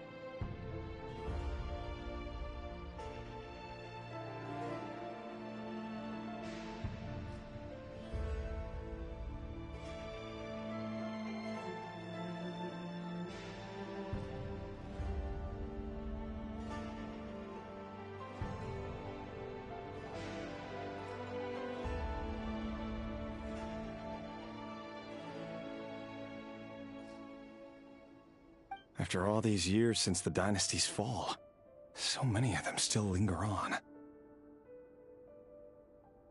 Indeed, it cannot be denied. Destiny that the Crimson Moon should be overcome by the eclipse, and that His Majesty, the all-seeing Vinster King, now guides our nation on the path to prosperity.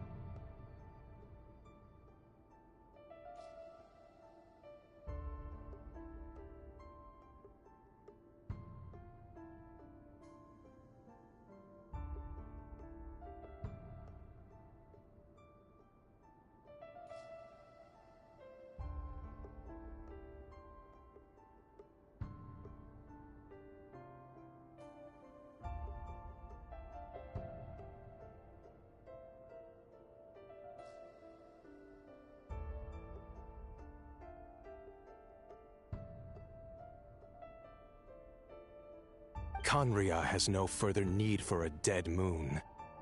But alas, there will always be those who refuse to see the truth, choosing instead to romanticize the past. That's not entirely true. Much about the Crimson Moon era was worthy of remembrance. And that's exactly why they keep trying to see it restored. Many of its secrets remain unsolved to this day. As it happens, that's precisely the field of study my partner is devoted to. You still haven't told her what you really do for a living. Where would I even start? How do you tell someone that you're one of the king's hand-picked executioners? That your hands are steeped in blood? You didn't choose this life, any more than I did. Orphans like us don't get a say. But I'll sure as heck be the one to pay for it. Speaking of which, we need to be more rigorous in the way we identify direct descendants of the Crimson Moon. Someone, it seems, has strong opinions about my future plans. Most likely my marriage in particular. I have a feeling that we may soon become targets of the Crimson Moon's retribution. Your concerns are not unfounded. They've taken out many of our colleagues these past few years, and for that very reason. These are no helpless lambs we're leading to the slaughter. They're wolves in sheep's clothing. Take care, Rehir of Solnari. I look forward to toasting you at your wedding. Thanks, Thorkel. You look after yourself, too.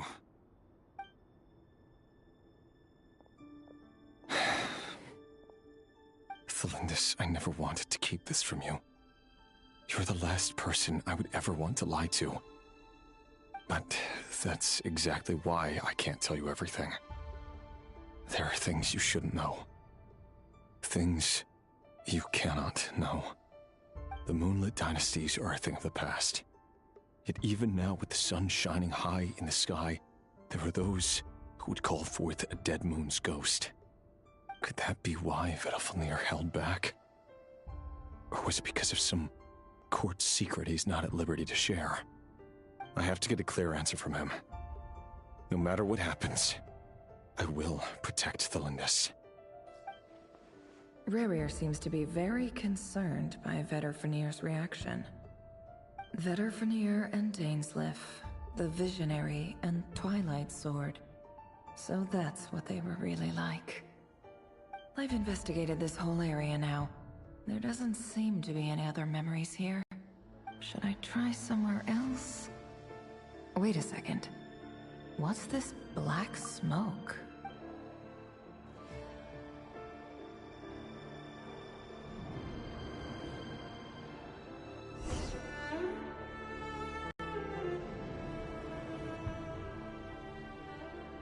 So, he's late after all.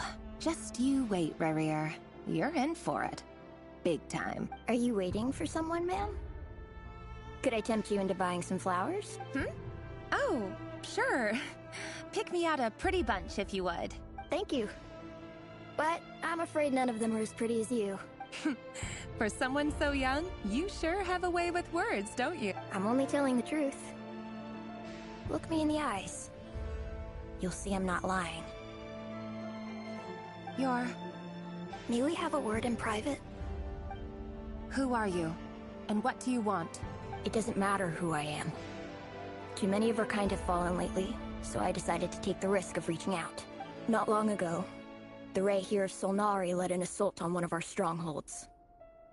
We suffered many casualties, and many who came to our aid lost their lives as well. Sorry, I don't know why you're telling me this. And I don't want to get involved. Wait. Hear me out. This time we finally got a clear look at his face and learned his true identity.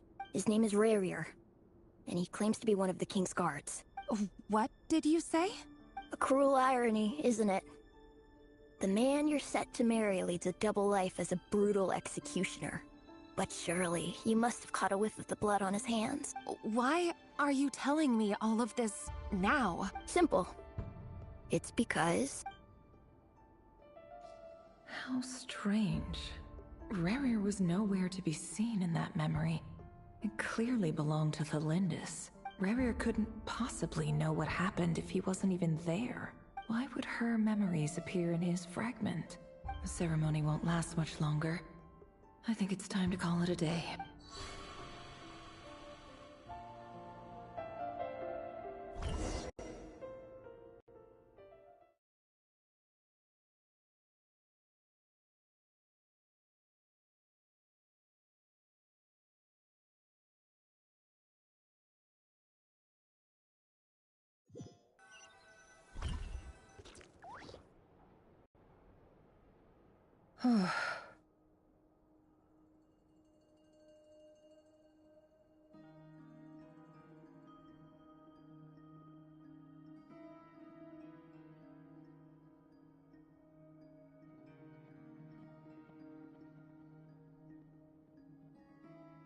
So that was your doing? Did you just pull us inside Rerear's fragment to spy directly on his memories? Any more questions, and I'll have to start charging. I had no idea you could do that, boss! Seriously, that was amazing! We're not worthy. We're not worthy! I gotta admit, though, I'm itching to see what happens next. Feels like we barely scratched the surface. I'm just as curious as you are, but the ceremony only allows for limited time inside. That's all we can see for now. Luckily, we managed to learn quite a lot. So far, so good. I just hope the others are doing okay too. Especially the group with the Traveler. Their mission is a risky one. Let's hope it's all going smoothly. If you're worried about them, go see how they're doing. If I know boss, she's gonna need some time to write up all the details and make sure it's all coherent.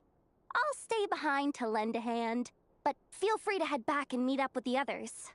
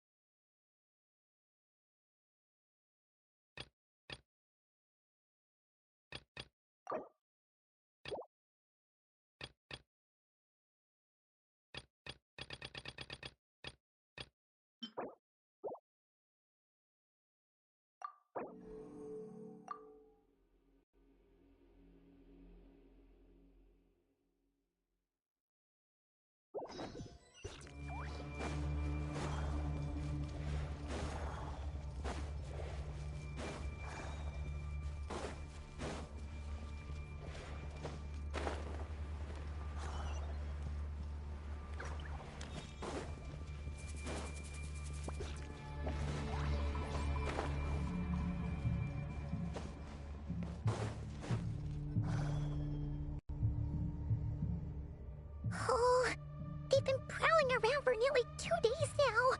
These things just won't quit. Oh, they might not have seen us yet, but them constantly sweeping the area, our way out is completely blocked. Oh, that's never gonna work. One little slip up and it's game over. If they spot us, they'll run straight back to Rare. And once he knows we're here, it won't be long before he's breathing down our necks again. Oh, guess you're right.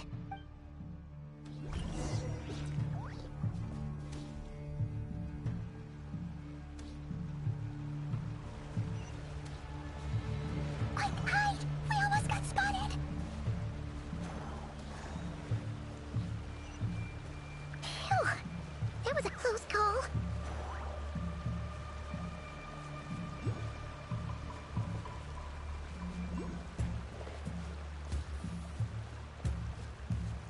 Watch out! They're coming this way!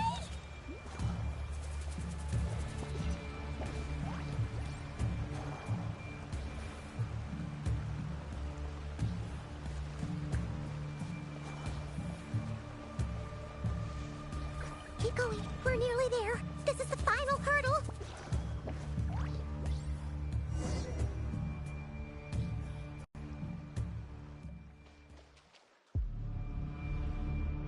Oh, they're so into these things.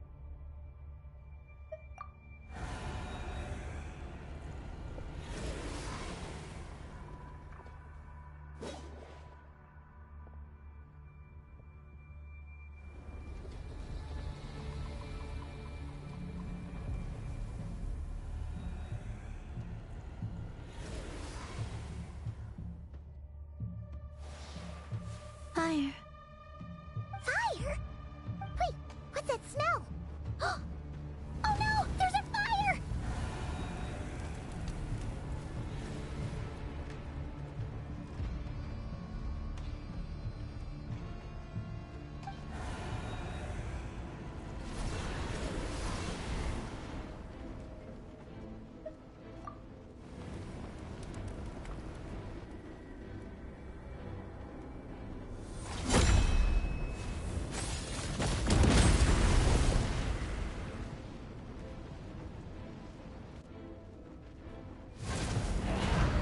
Zandrone was right. You look weak, Columbina. The old you would never have let such lowly creatures bar your way. Word has it that you did something for the Tsaritsa, and that's why you've lost most of your power. Freedom comes at a heavy price, doesn't it? It's Arlecchino! You came! Hello again, Columbina. And greetings, guests of the House of the Hearth. It's been a while, Arlecchino.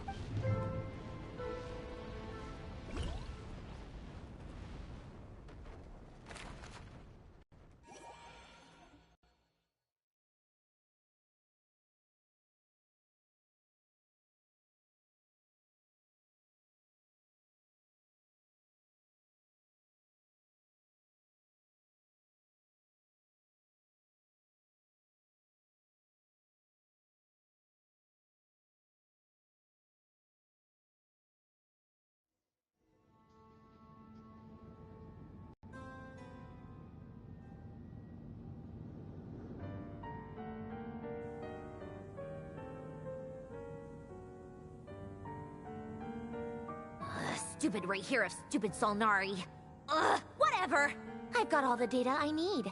Next time we meet, you're finished. He sure doesn't pull his punches.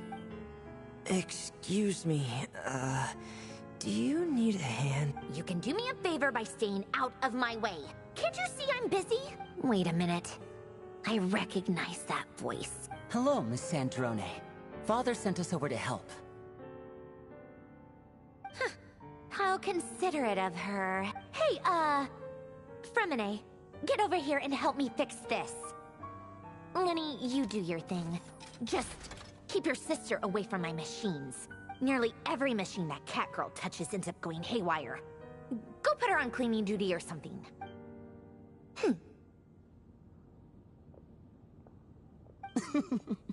Then let's start downstairs. Fremine, we'll leave this place to you. You've got it. Wait a second. Pretty sure there's still some tea in the cupboard.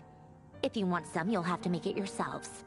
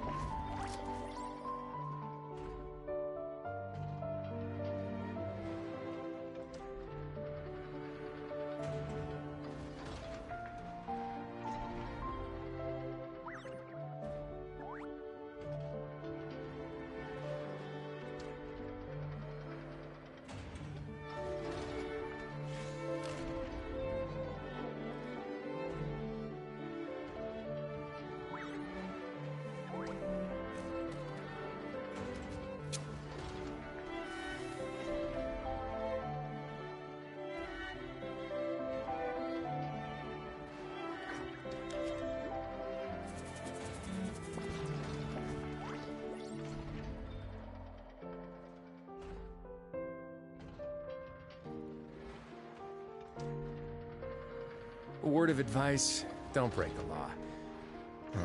Is there anything else? Yeah, seriously, don't break the law.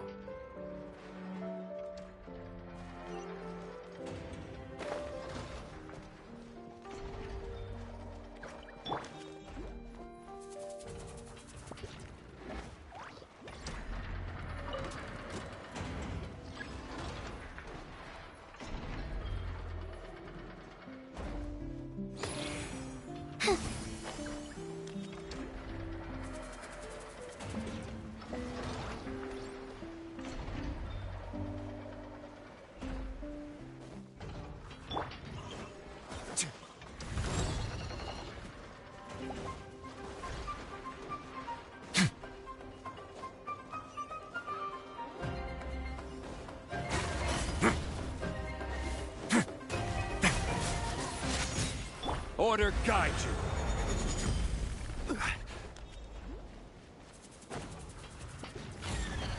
Stabilize.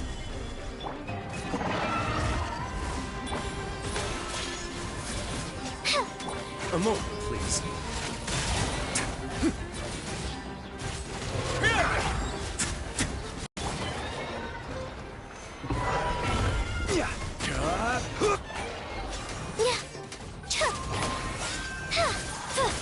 Let's begin. This is order. Have a safe trip. Dancing in the wind.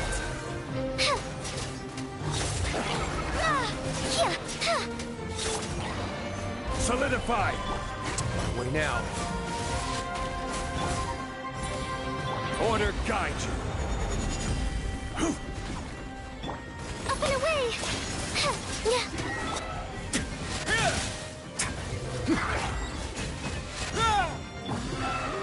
Stabilize. Let's begin.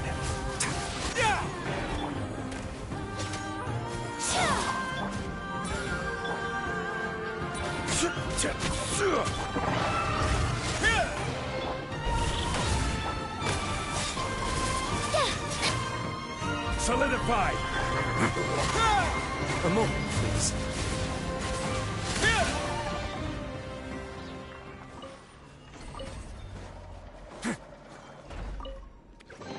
All unclaimed articles should be turned in.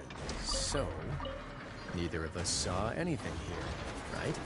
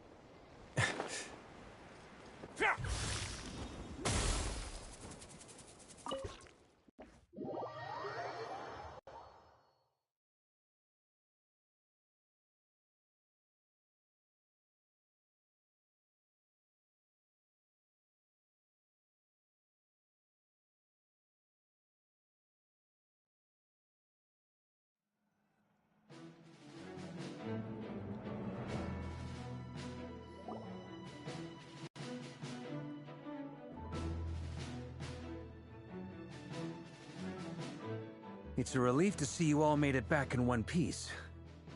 Huh? Feels like there's quite a few people missing. Where's Flint's and the others? And what about Nefer? I returned ahead of them. Flint is helping Aino and Anefa to set up the decoys and buy us some time. As for Miss Nefer... Boss is still wrapping things up on her end. She sent us back to fill you all in on the top secret intel we've been gathering. I see. Then let's get right into it. But first, who do we have here? You brought someone else in to help? Greetings. I was invited here to help as a longtime Tea Party companion of Columbina's. You may call me Arlecchino. Surely it can't be. Those eyes. Oh, where have I seen them before? Wait, of course. In those memories we just saw. The only Arlecchino I know is the fourth of the Fatui Harbingers. So either you share a pretty uncommon name, or you're more than just a Tea Party buddy. You're well informed, Grandmaster. A man from Mondstadt living all the way out here in Nodcry, and yet the people and affairs of Snezhnaya seem to hold a special place in your heart. Oh, the feeling's mutual. Sounds like you know all about who I am, too. A Fatui Harbinger. The atmosphere in here just got really tense. Guess we can't just start trusting Fatui Harbingers, even at a time like this.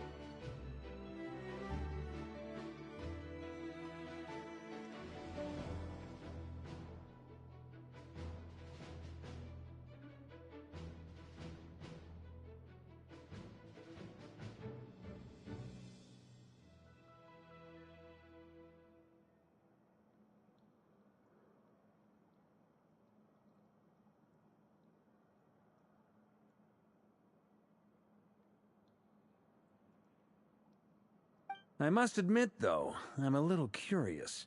Seeing as the moon goddess no longer belongs to the Fatui, what makes you so willing to put your neck on the line here? Nor does Nodcry belong to Mondstadt, Mr. Varka. Yet still, you're fighting for it all the same. Things don't always have to have a tangible payoff. Sometimes, stopping things from spiraling out of control is a higher priority than chasing the spoils of victory. Of course, I can't say there's nothing in it for me at all. But that's between Columbina and myself.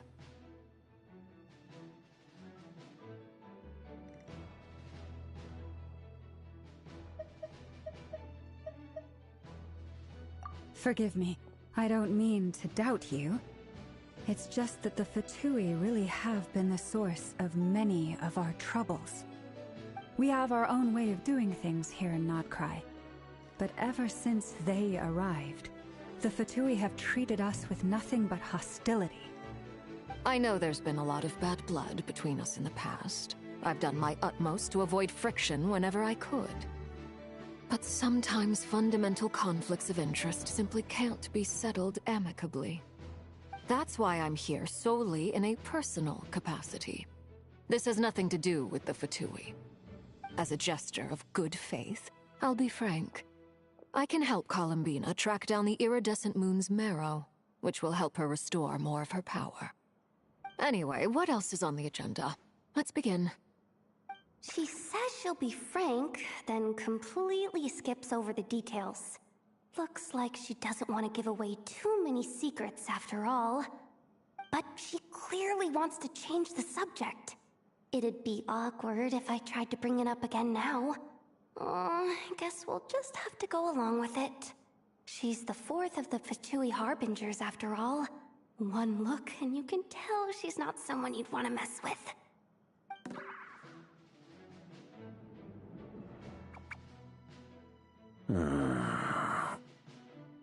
Well, since Miss Arlecchino sounds confident in her ability to handle that, we'll proceed to the next topic. Yehoda, time to share that top-secret intel. Alright, listen up everyone. First, we now know that Rerir was originally a Conrian secret agent whose primary mission was to hunt down and assassinate the so-called Dregs of the Crimson Moon. The Dregs of the Crimson Moon? In the memories, there was a lot of talk about the Crimson Moon and Eclipse, and a whole bunch of other stuff from the time of Conria.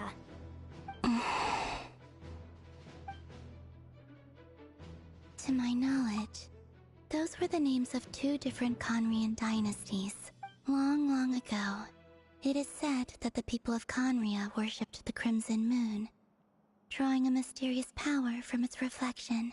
But one day, a coup saw the Crimson Moon eclipsed, hence the name of the new dynasty that replaced it, and how it became the new emblem of Conria.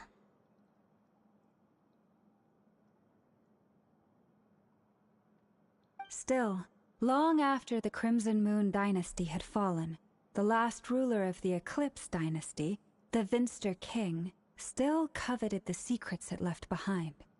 So, he sent the Rehir of Solnari to secretly hunt down the Crimson Moon's few remaining followers.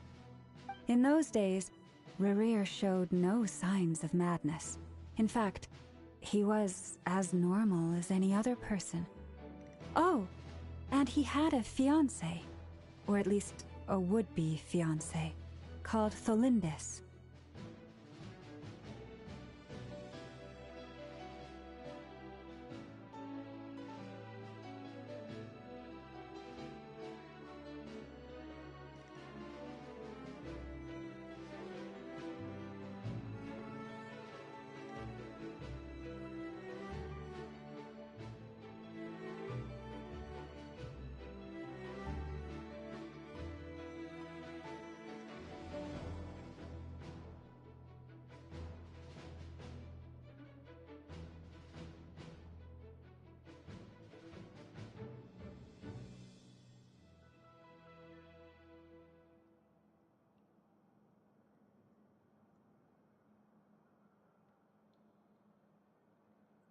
What's the matter?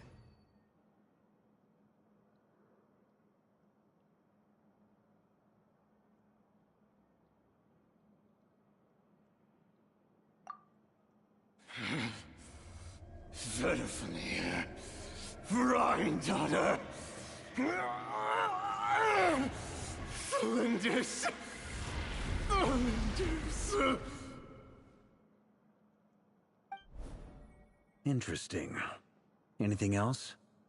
What about this would-be fiancée of his? Do we know anything about her? Well, she was a researcher at the Universitas Magistrorum, but it felt like she was hiding some kind of secret. Oh, and one more thing. For some reason, Rerear's fragment also contains some of Thelindis' memories, though only a very small portion. Well, no shortage of potential leads, I'll give you that. In any case, it sounds like we can conclude that while Thelindis was still around, Rerear appeared to be lucid and quite normal. Thelindis, it seems, must have been the one thing in this world that he couldn't let go of. Tell me, though, were these pure-blood Conorians we're talking about here? Why do you need to know that? Hold on. If she was a pure-blood Conorian...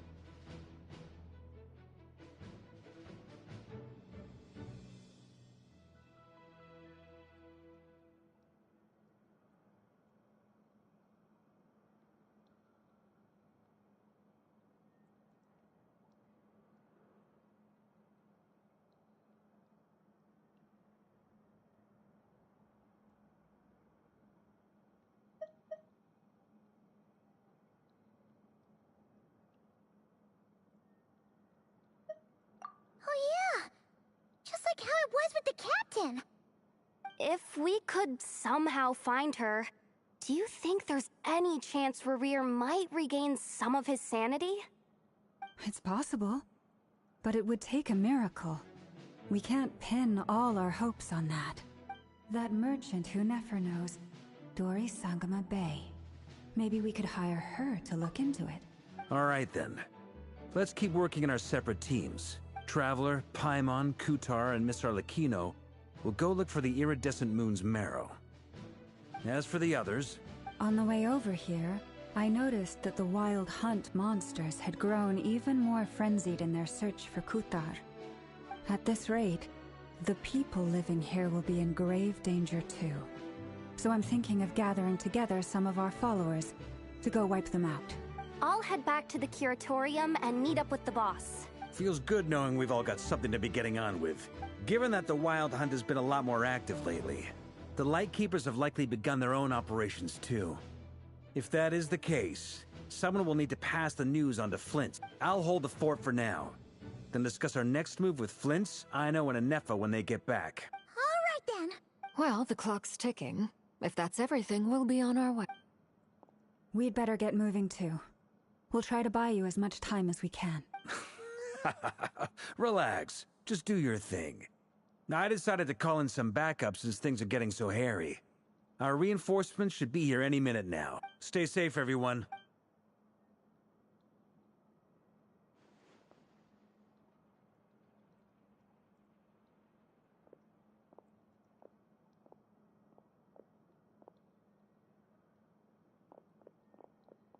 We're back. Did we get here a little early? Or a little late? A tad late. The others have already set off. To summarize, our resident moon goddess has found us a new ally, and Boss Nefer has uncovered some promising info. Everything going smoothly on your end? Not great. I don't know how long we can stall them for. The decoys are getting taken out way faster than we imagined. I'm gonna make some more later, but I need a timeout first. I'm so tired right now. Oh, right! Inefa, could you fill in Uncle Varka on what we just discussed with Flint? Sure. Uncle Varka, you previously told us about how when you went to investigate a source of the Wild Hunt in Amsvartnir, you discovered that it was just a diversion. But according to Flint's intel, several outbreaks of the Wild Hunt had already occurred in Nodcry in the period leading up to that. That was before Rerear had regained his body, when he was far from regaining his full strength. In other words, in theory at least, he still lacked the means to act in two places at once.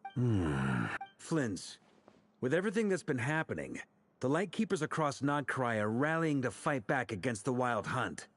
They're gonna need your help. I know, I'm sure you're capable of coming up with something far more effective than decoys. But for now, you should stay here and get some rest. And Effa and I will head back over to Amsfartnir to see if there's anything I missed. I told you Uncle Varka would say that, didn't I? A deal is a deal. Not a word about my snack intake for the next week. Database updated. Reliability of Aino's predictions increased. What does that mean? They were betting on how you'd respond after hearing their intel. It's the obvious choice, isn't it? That's hardly worth betting on. We already decided that Anefa should go investigate the situation over at Amsfartnir on her own. You might as well stay here and keep watch. Someone needs to hang back and oversee our strategy meetings. And besides, you still haven't fully recovered from ambushing Rerir. So I've ended up with the easiest assignment. Well, I appreciate it, everyone. See you when you get back.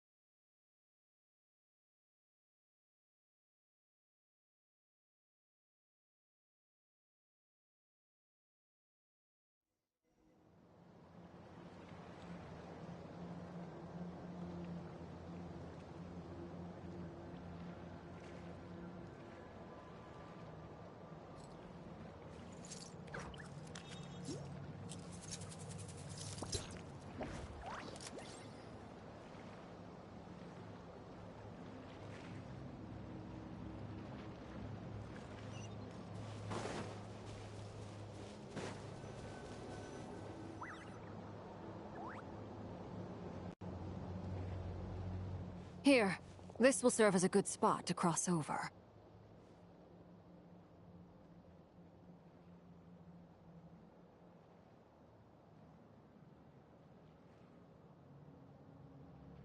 Arlecchino, hold up a second. Since you brought us all this way, would you mind telling us what you've got planned?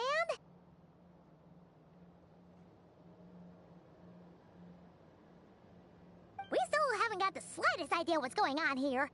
And if even Columbina doesn't know where the iridescent moon's marrow is, how do you? Simple. Because I am an inheritor of the royal bloodline of the Crimson Moon, and one of the last surviving embers of the Two Worlds' flames. Huh? Are you serious? Isn't you're a descendant of that Crimson Moon dynasty we were just talking about? The one from ancient Conria? Your surprise is understandable. I was also taken aback when I first learned of it. But the more I thought about it, the more I realized the signs had been there all along. When I was young, I discovered I could wield a very special kind of fire. It coursed like blood through my veins and smoldered away inside my nerves. What's more, whenever I experienced strong bursts of emotion or drew too deeply on this power, it was like some kind of presence within the fire would begin to gnaw away at me, consuming me from the inside out. Exactly. That is why my hands are like this, too. At first, I saw it only as a curse, but once I became a harbinger, the Jester apprised me of the truth. Together with my own investigations over the past few years, there are several things that I have gradually come to understand. For instance, take the so-called Crimson Moon. In truth, it is nothing more than the shattered remnants of the iridescent moon, fused with the abyss to prolong its lifespan. Since this blood flame was bestowed upon me by the Crimson Moon, it is a fusion of the iridescent moon's former power and the corruption of the abyss. You all understand the nature of the abyss well enough. I draw upon its power, and in return, it hungers for my soul. This strange blackness is the mark of corruption it has left behind. If I recall correctly, you once told me that if the corruption ever made it to your heart, you'd become a completely different person. Yes, and that's the reason I'm always careful not to push my power too far. It's essentially a never-ending tug-of-war. Oh, sounds intense. Anyway, the rest of my story can wait. Is there anything else about the Crimson Moon or the Iridescent Moon that you're unclear about? Paimon has a question. So, the Crimson Moon that the Karians used to worship was actually the Iridescent Moon, right? Which was one of the three Moon Sisters. Does that mean that the Karians were to the Crimson Moon as the Frost Moon Scions are to the Frost Moon? So much of that history has been lost. We have no way of knowing exactly what they were like. But I would suspect that the Conrians weren't as devout in their moon worship as it might appear. The iridescent moon's remains simply served as their link to the Abyss. Later on, perhaps someone discovered a way to make direct contact with the Abyss. Or maybe there was some kind of ideological divide. Either way, a dissenting faction staged a coup and drove out the royal heirs of the Crimson Moon dynasty. Still, even with the dark sun looming high overhead, the Crimson Moon's glow never truly faded. If you want living proof, it's standing right before you. The first time we met, I sensed something familiar in your presence. When I looked at you, I felt I could see that mysterious red moon in the corner of my eye. In your flames, I saw its broken image, surrounded by a strange black aura.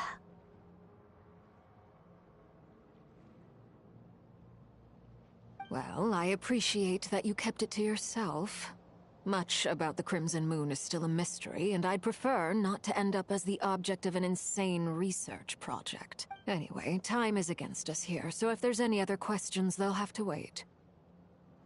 I just want to make sure I've got one thing straight. In her letter, Sandrone mentioned that since you are unable to contain the iridescent moon's marrow yourself, you intend to leave it in my custody. Correct? That's right. For now, it's the only way I can pay you back for your help. The iridescent moon is already part of who you are, so with its marrow in your possession, you'll be even more powerful than before. Deal.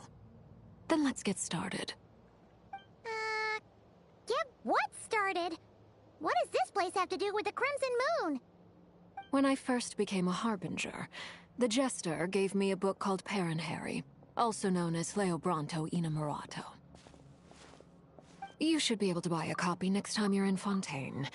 It's a love story set in the Crimson Moon era, but setting aside the tangled romances of its characters, it also records a few interesting details. In the Crimson Moon era, or so the story goes, there was an orphanage that received children from beyond the bounds of this world, and subjected them to a peculiar induction ceremony. Beyond the bounds of this world? For real? And what kind of induction ceremony? The Crimson Moon sages looked beyond this world for beings with powers that surpassed the gods. But fearing they might lose control, they subjected these children to a process of refinement. They made these children crawl up a fireplace and kept asking them, "Have you died? Did you see it?" Until they finally admitted to having died and seen a crimson moon. The adults embraced the children who passed the ritual, telling them, "Within the fireplace, you have traversed the flames between two worlds. Here and now, you are born anew."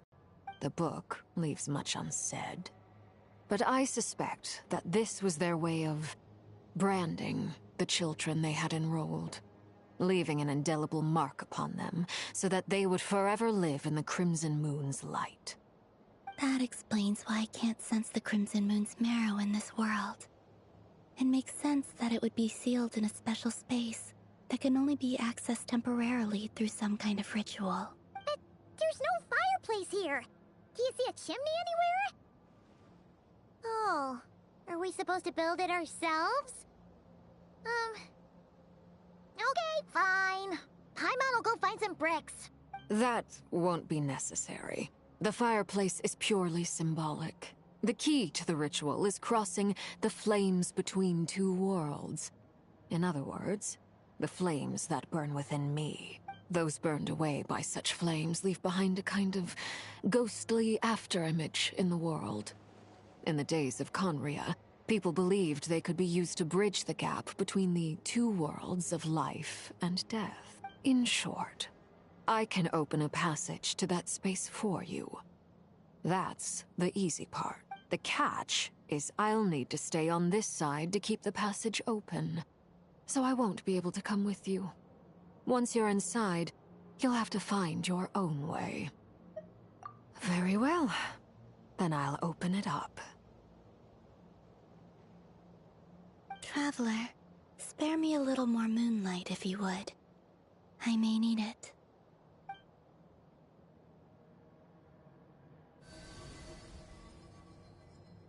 Thank you. I feel like I've recovered some of my strength now. It should be enough to move us across short distances and confront whatever dangers might await.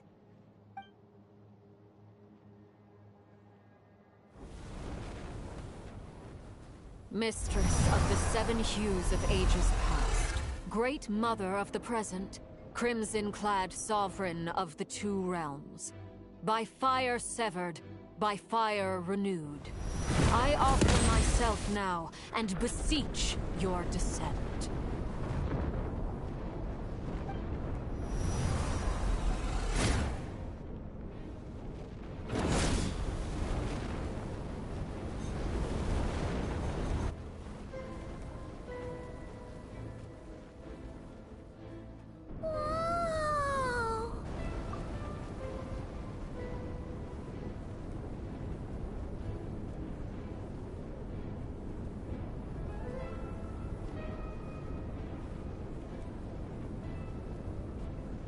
One word of advice. As you're crossing over, no matter what voices you hear, do not answer. Got it! I sense a sinister gloom inside, but also the familiar light of the moon. I feel that I am about to meet an old friend who has changed beyond all recognition.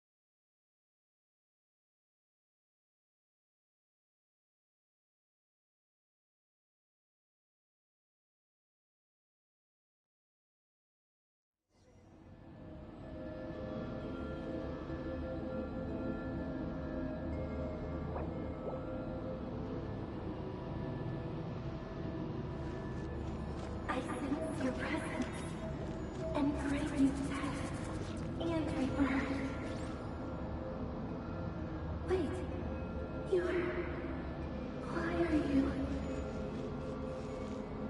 You have crossed over from another world, transcended fate itself. I have no right to.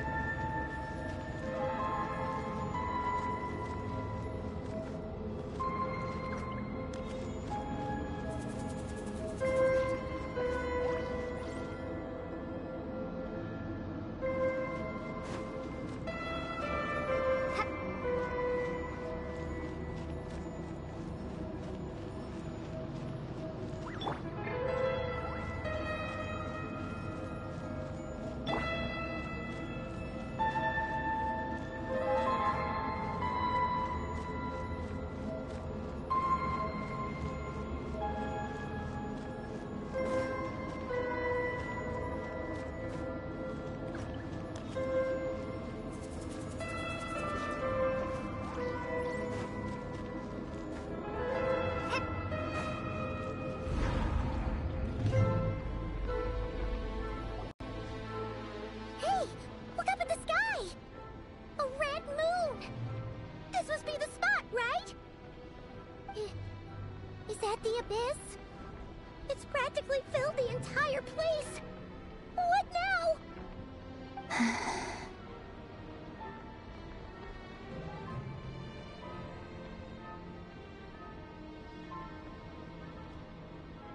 What a tragic sight. Fragments of your broken body, seized by the abyss, and hung up aloft like mummified remains. Careful! There's something spooky about this place. Feels like something is lurking in the fog. Paimon's right behind you. Whatever you do, don't run off without her.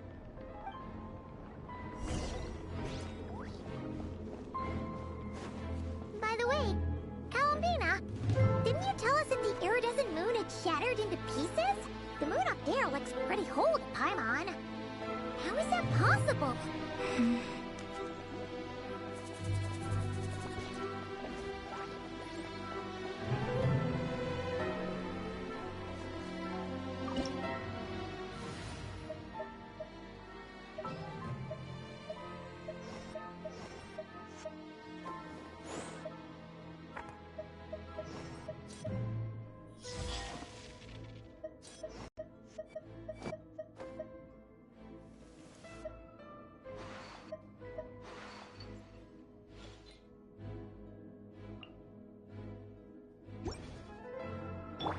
Time to relax.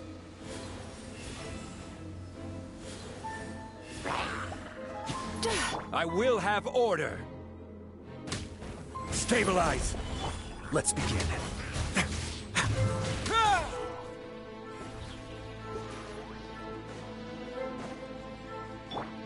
Sweet dreams.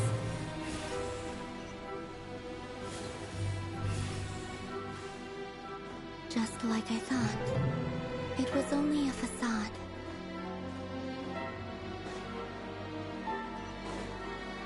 Turn that frown upside down. Cast your worries to the wind. Stay cool and face your gift. This is order.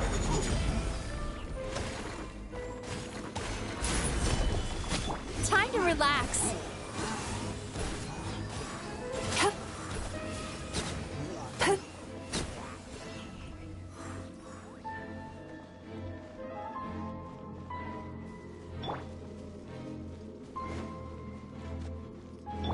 Turn that frown upside down.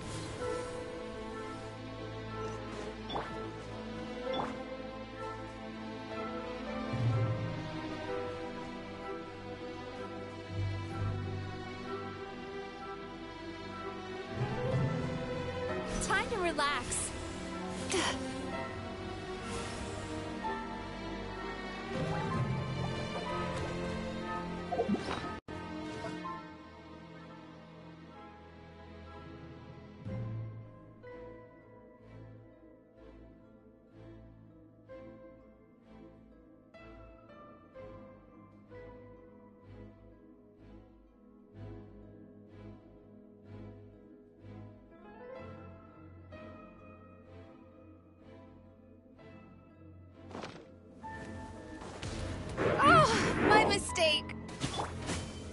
Solidify! Now. I will have order. Sweet dreams! Bad dreams be gone!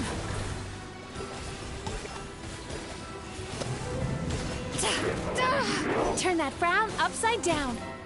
A moment, please.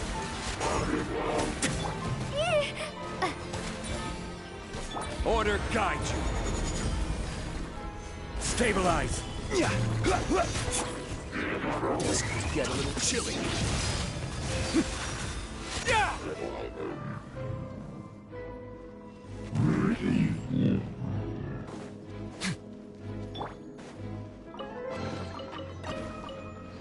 Time to relax. Huh?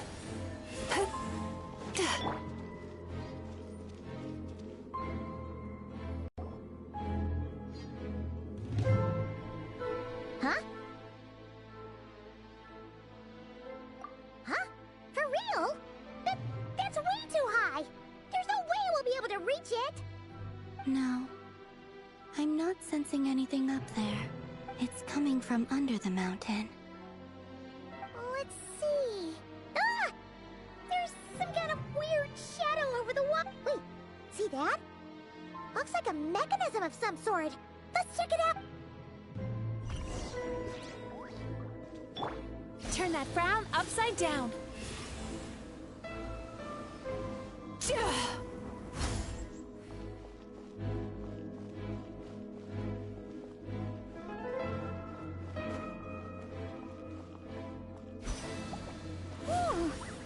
Looks like a device from the time of Talia.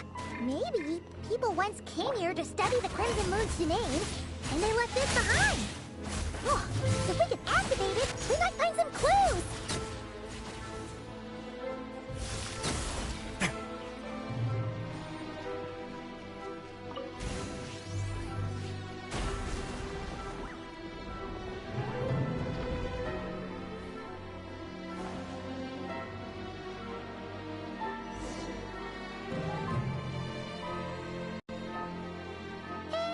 Look at that! Now that the mechanism's running, the shadow in the water looks different. Do you think these mechanisms might be the key to unlocking the secret? Let's try to find more of them! Felindis, we'll leave the rest of the research in your hands. We'll be heading back now. I hope this isn't ruining date night. Mind your own business. Just leave me some snacks on the table. Felindis? Is that Rere's girlfriend? How come we're hearing her voice here? Oh yeah! So, do you think she was studying this strange space all along? The Abyss has made this space extremely unstable. Maybe that's why some of the things she said and did were preserved here. Like echoes. Or after images. Whenever I see this view, it takes me back to a poem from my childhood.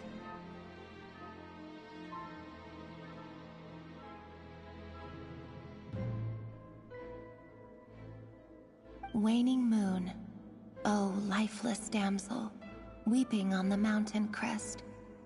Mourning still in wistful tone, her fragile soul now laid to rest.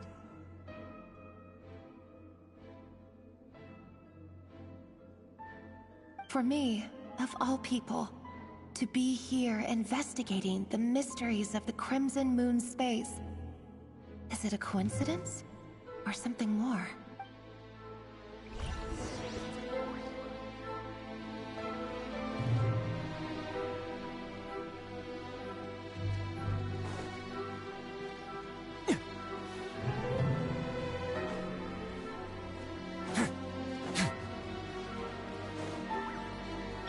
Time to relax. Turn that frown. I will have order. Let's begin.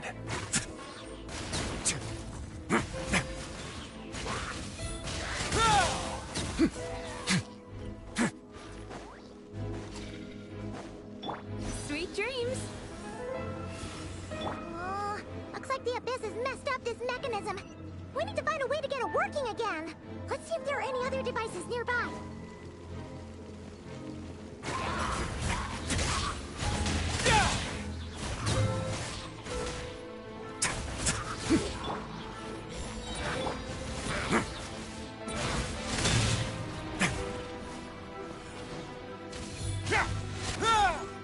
safe trip.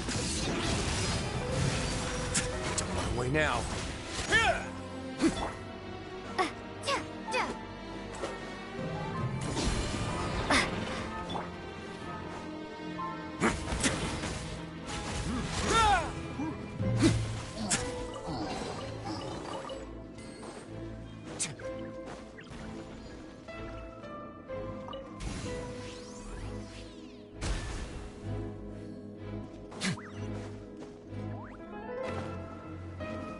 Turn that frown upside down.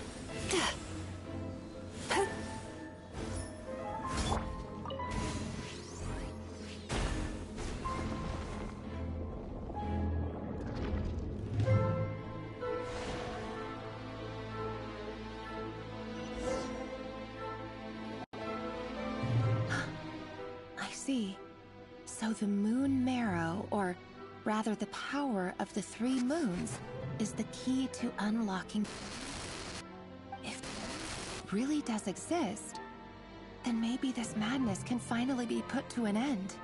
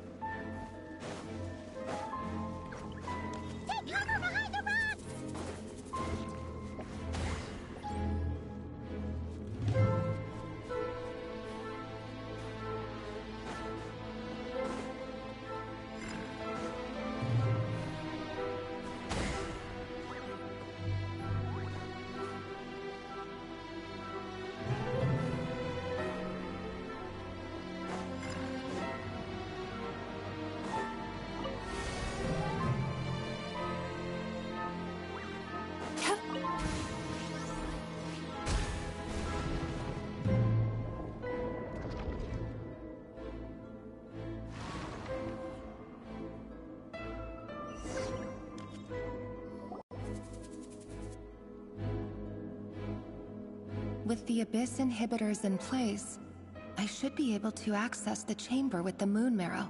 Oh, Revier. You take.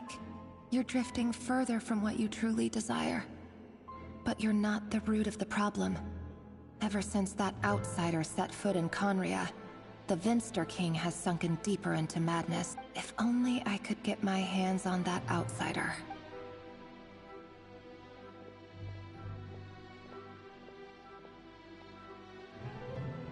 Hey look! The moon's reflection is back to normal! Elendis' voice mentioned a chamber with the moon marrow. Do you think maybe it's hidden in the moon's reflection? It must be. For within it, I sense the fragile aura of a dying soul. Then there's no time to lose! Let's go!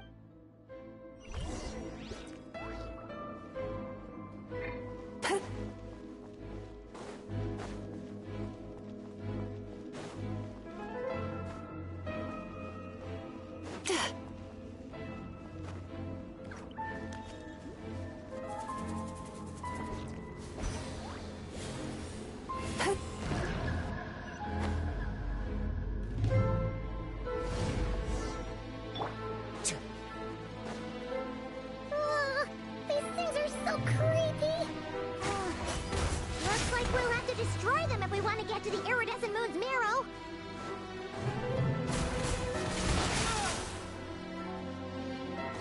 That must be the iridescent moon's marrow! Oh, we'll need to destroy these things before we can reach it!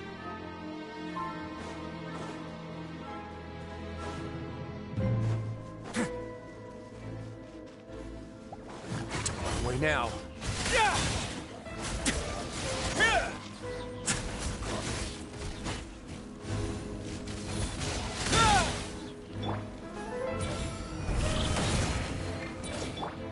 Archon, Tachon, let's go! Time to relax. This is order. Let's begin. Don't run away now.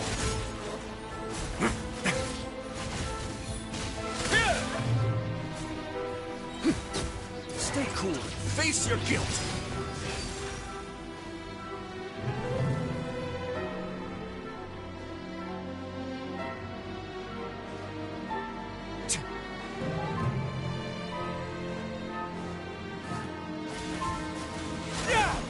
Let's begin.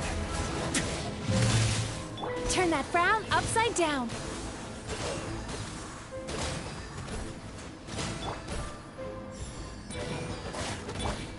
Quake! A moment, please.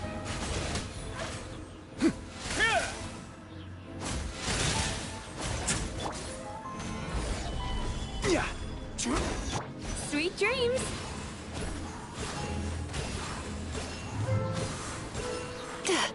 Order guide you.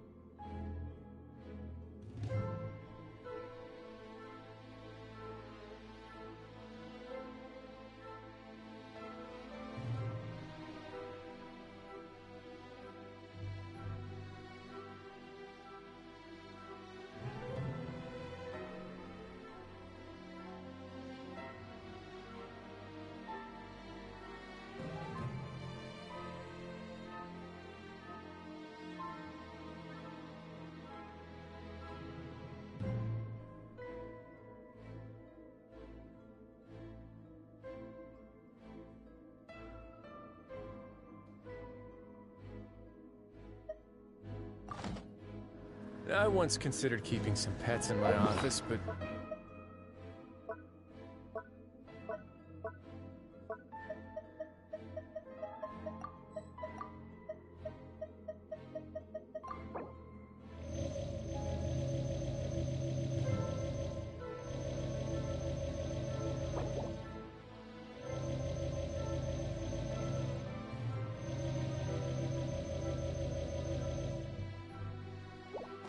soon gave up on me.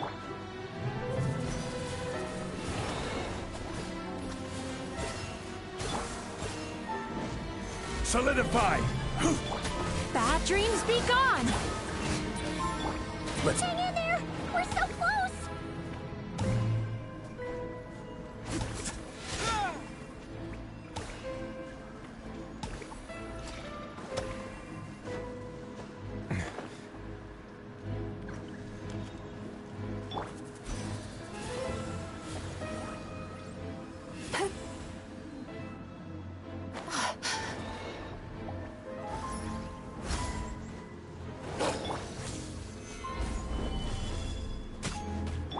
A moment, please.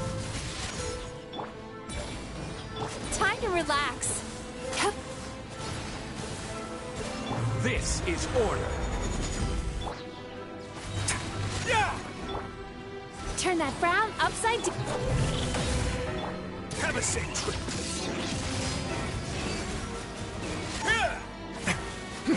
Away now.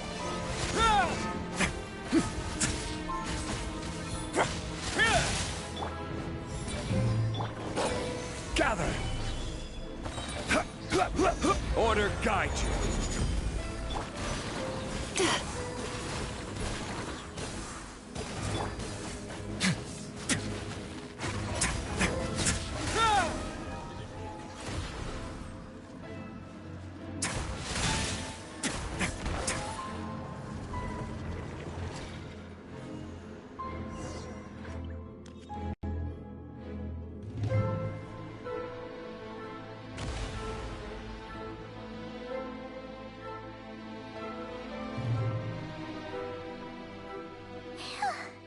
We finally did it!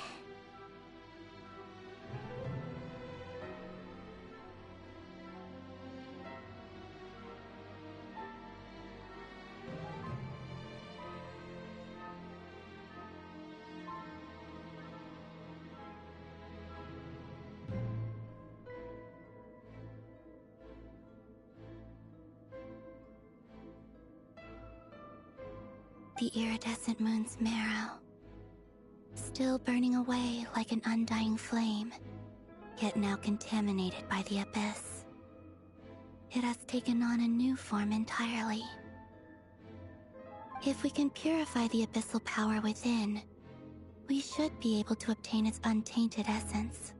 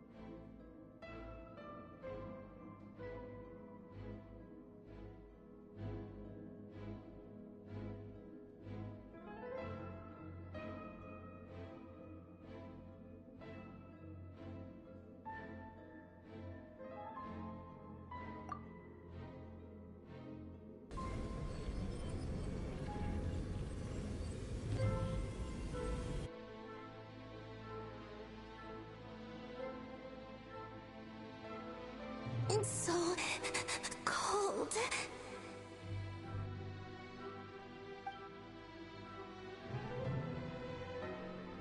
Is it you? Are you here? Huh?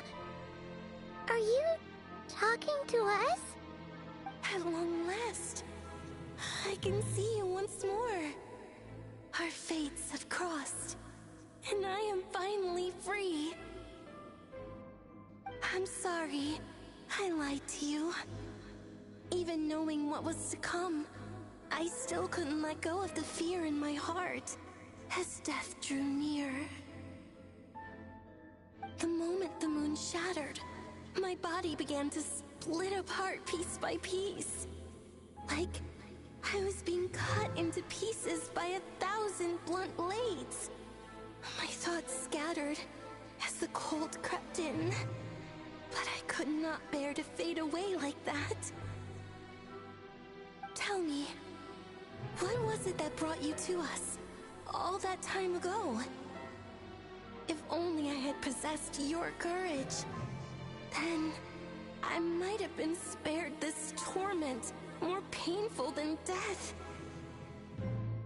You look so puzzled. That's how I felt too when I first saw you. But trust me when I say that everything happens for a reason. Farewell, Hypo.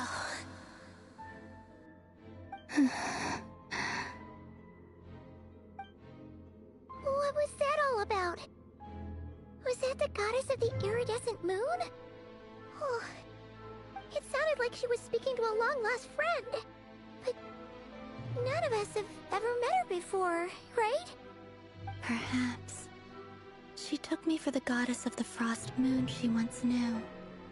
For a fading soul like hers, our auras must be too similar to tell apart. But anyway, we've got the iridescent moon's marrow now. That should help you regain your strength, right? Alright, time to leave this place and meet back up with Arlecchino. Let's go!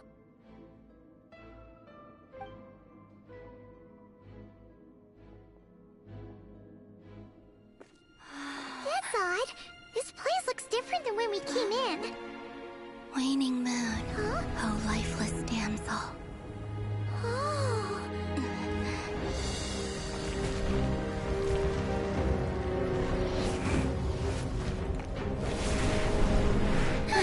Hurry! The place is collapsing! It wants to trap us here. Who's it? The Abyss?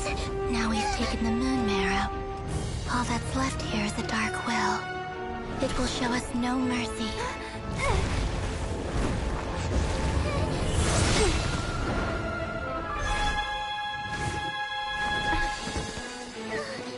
Give it back! The crimson moons! My marrow! My heart!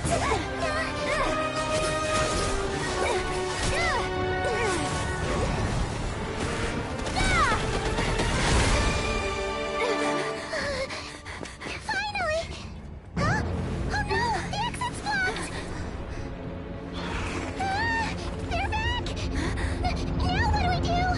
This is where you fall. Witness my rise. Hey, it's... What are you waiting for?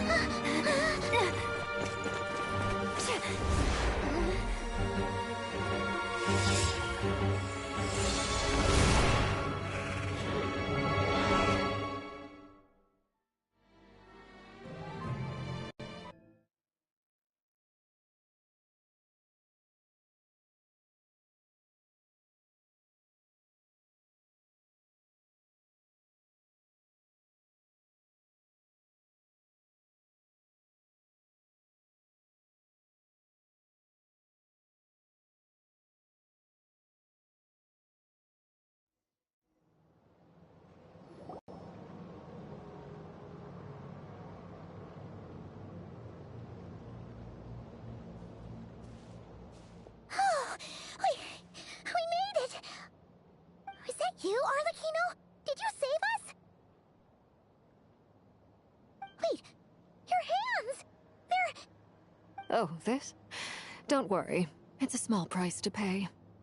The Abyss wanted to trap you inside, and I defied its will by bringing you out. No wonder it's a little angry.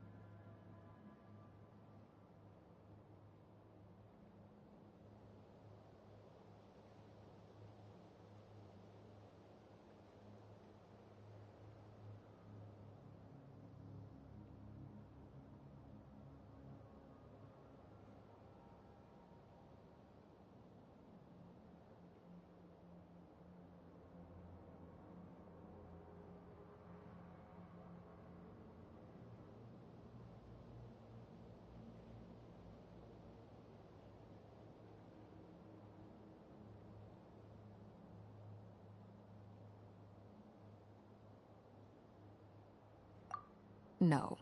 I have paid the price, albeit a small one, and it cannot be undone. My hands have already fused with the Abyss. Purification would simply destroy whatever's left of them. But surely... Oh... We're so sorry, Arlecchino. Paimon can't believe you'd make a sacrifice like this for us. As much as I'd like to call it a favor, the truth is I was simply holding up my end of the deal. Well... You did your part. And as promised, I will leave the iridescent moon's marrow in your care.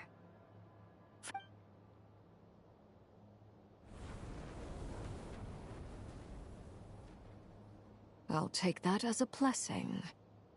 Now, Columbina, give me your hand. Accept...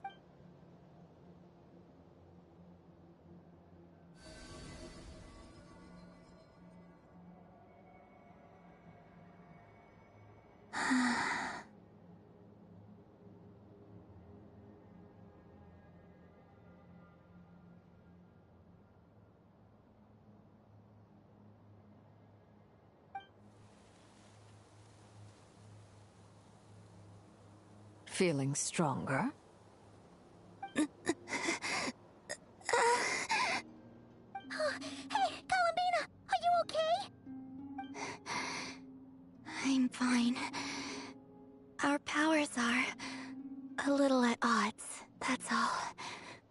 By the Frost Moon's authority alone, wielding the power of the other moons was always going to be a stretch.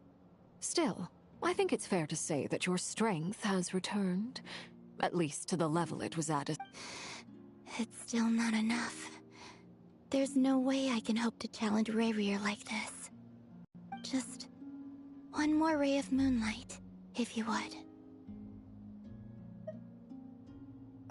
It's okay. I can take it.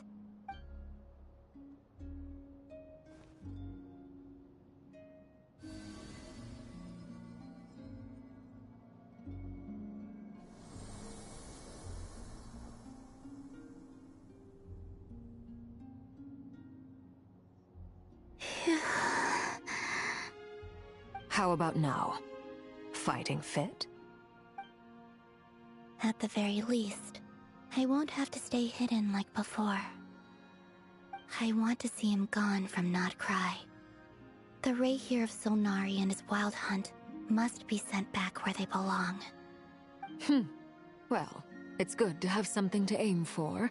You certainly seem more alive now than you did earlier. When I first met you, you didn't strike me as a ray of moonlight. More like a wisp of fog drifting in from who knows where, ready to scatter at the first sign of a breeze. But now, you're full of vitality. Just like the Frost Moon, once the brightest of them all. May you keep shining, Columbina. This is who you are. Thank you. Look after yourself too, Arlecchino. I know you have plans of your own, and that's why you're always seeking to grow stronger. But whatever you're after, don't let the Abyss take a hold of you. I do not wish to see you go down the same path as Rayrear. I appreciate the concern, Columbina. Although perhaps it's time you took a new name. A new name?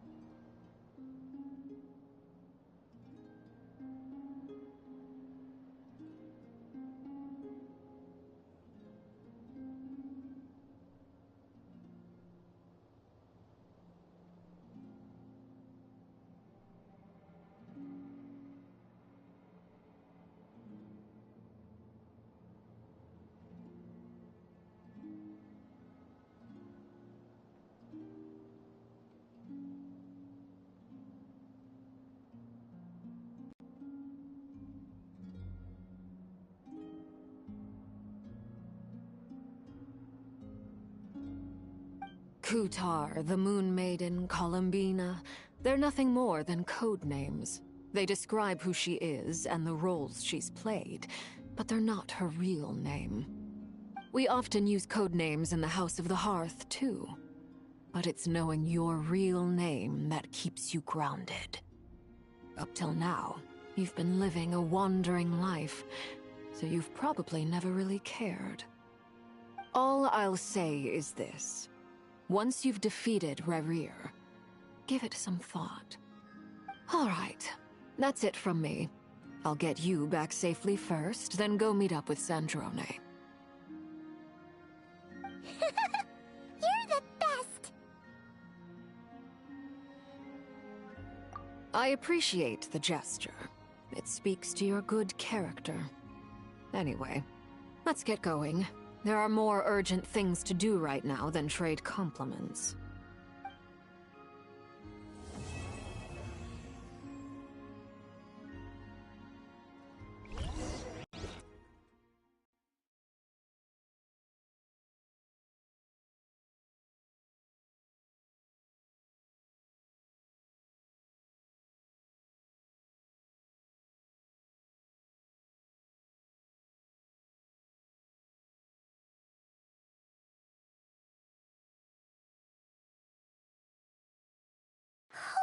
It was a close call, but we got the iridescent moon's marrow and restored Columbina's strength, and that's all that matters.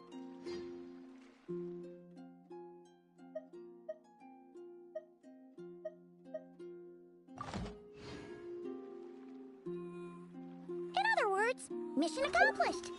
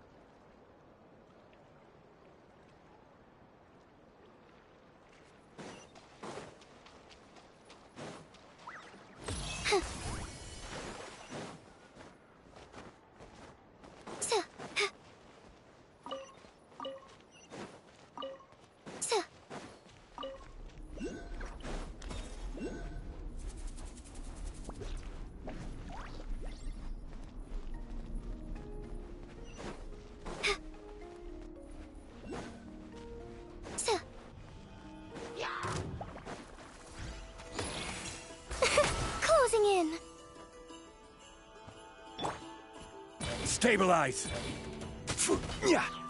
A moment, please.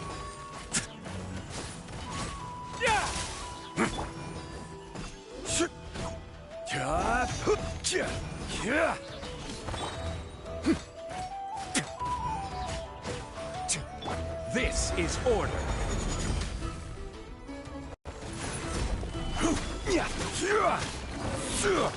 shadows be gone. Let's begin. Ah, this wasn't locked. How convenient.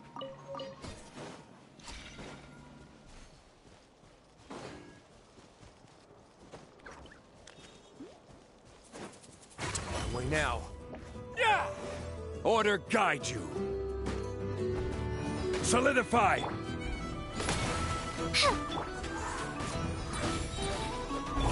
It's gonna get a little chilly. Let's begin.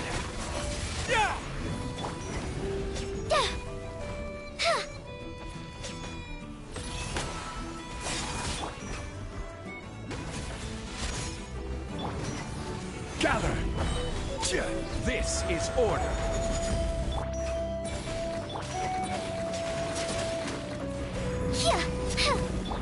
A moment, please.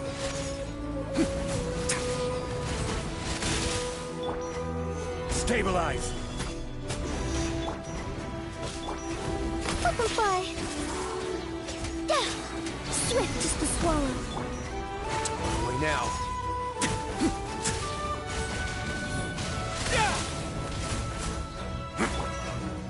Solidify. Up and away. A moment, please.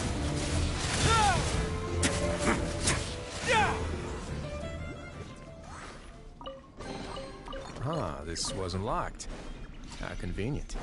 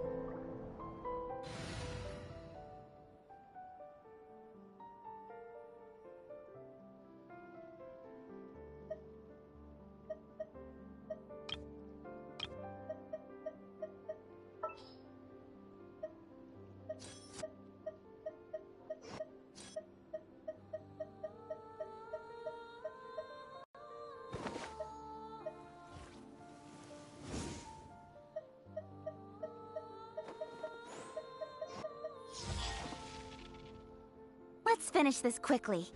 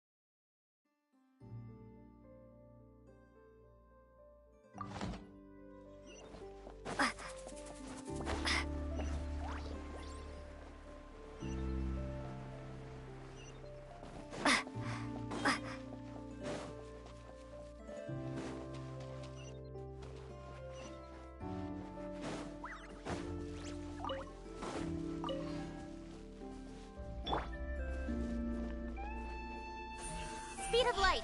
Hey!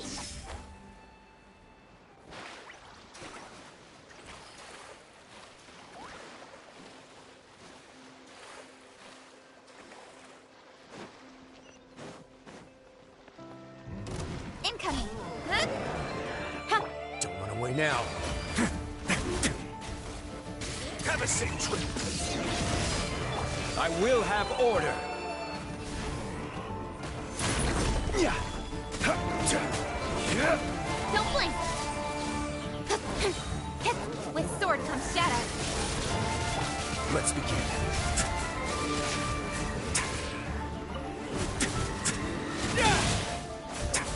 This is order. Stabilize. Incoming!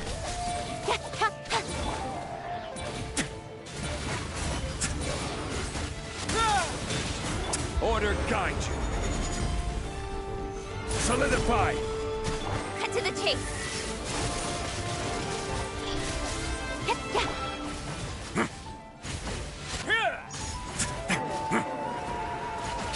Stay cool. Face your gift.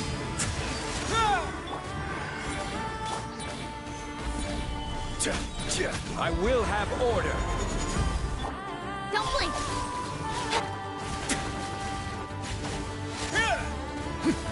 Away now. Stabilize. Speed of light! With sword comes shadow. A moment, please.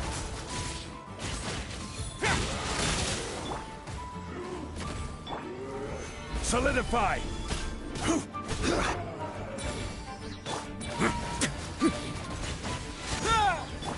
Don't blink!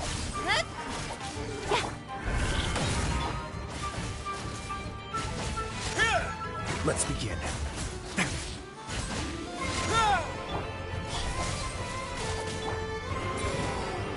Order guide you. Stabilize!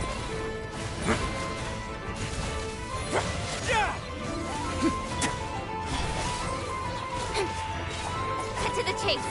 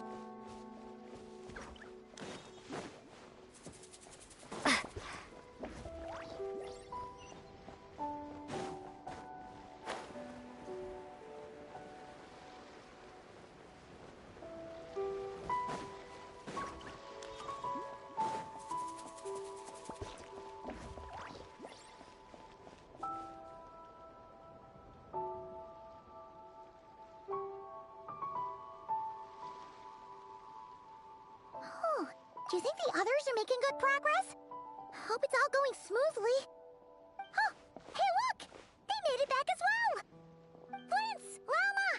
How'd it all go? All is well, thank you. Nefer and Yehoda had to stay at the curatorium to wrap things up, so they won't be joining us for now. I ran into Miss Anefa and Miss Aino on the way back. Their work is still in progress, so I suspect they won't be back for a while either. You seem rather cheerful today, Mr. Flintz. I certainly am.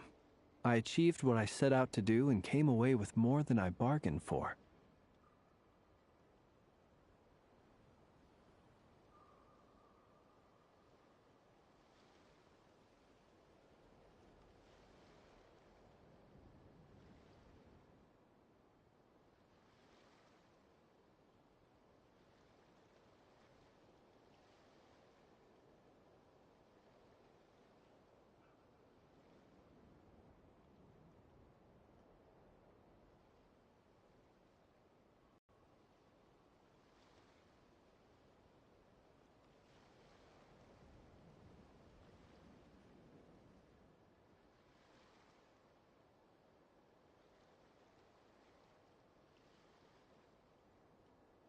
Fighting alone can get quite tedious, but I had the good fortune to run into a pair of brave young warriors.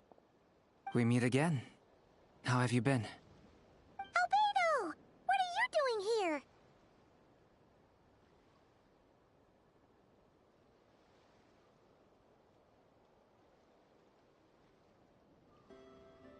Thankfully, tracking you down turned out to be a lot simpler than we envisaged. These two courageously lent me a hand while I was fighting the Wild Hunt. When they told me they were Servarka's colleagues, it all made sense. And given how people of outstanding talent tend to cross paths, it's no wonder you're already acquainted. So, who's your travel buddy, Albedo? Why don't you come and introduce yourself?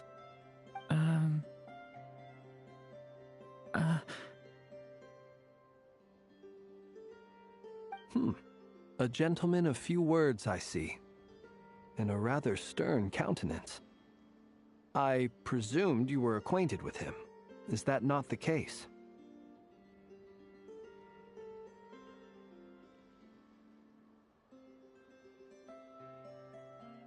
It's nice to meet you. Again.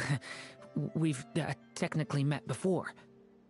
Wait a sec! You're Minnie Durin! That's right. It's me. I'm glad to see you again.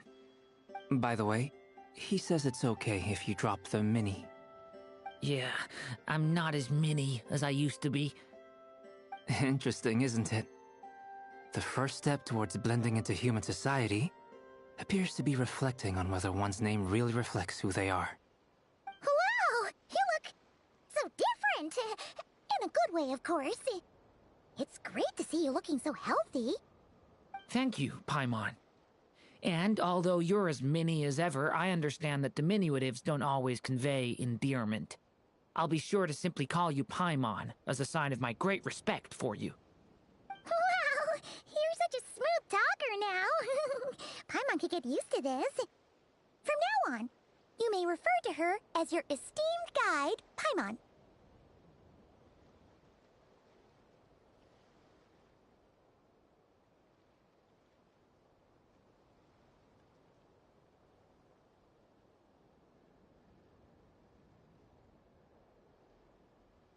Personally, I think our little Paimon is the perfect size. When people call her Little Paimon, it's just because she's so adorable that they can't help themselves. If that's not a sign of endearment, what is? You're absolutely right, Miss Lauma. My brother still has a long road ahead of him when it comes to understanding human relationships. Anyway, speaking of long journeys, didn't Columbina, leave with you? How come she isn't back yet? She's been catching up with old friends. Wouldn't be surprised if she stopped for a cup of tea, or 10 on the way back. Oh, people are talking about me. Hope it's nothing negative. Judging from your expressions, I'm guessing it all went well?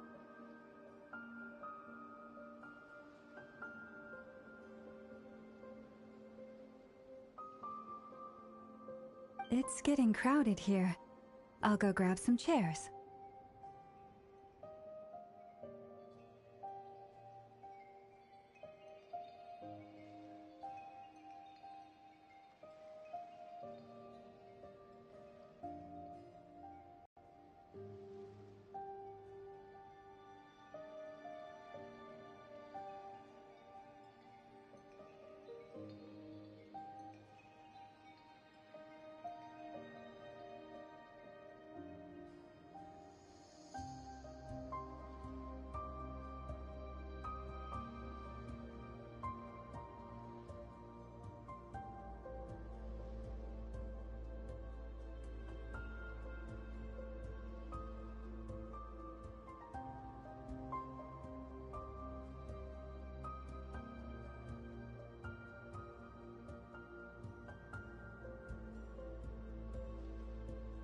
No need.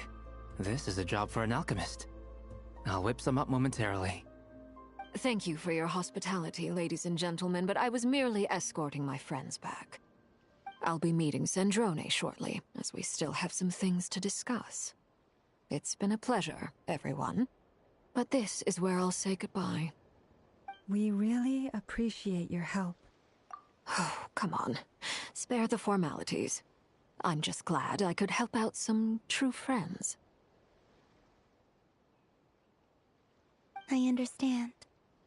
Well, bye for now, Harlequino.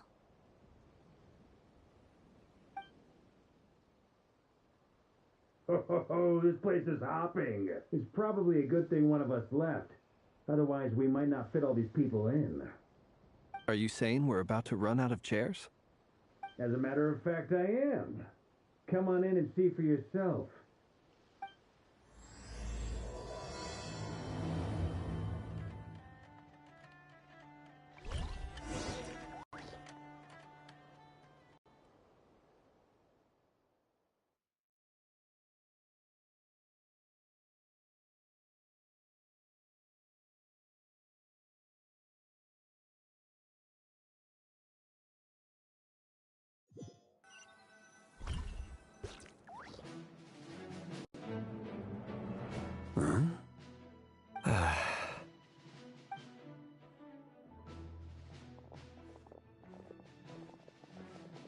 I overheard your little chit-chat outside, by the way. With Miss Columbina's colleague gone, we should be back to the original crew plus the other colleagues I brought in.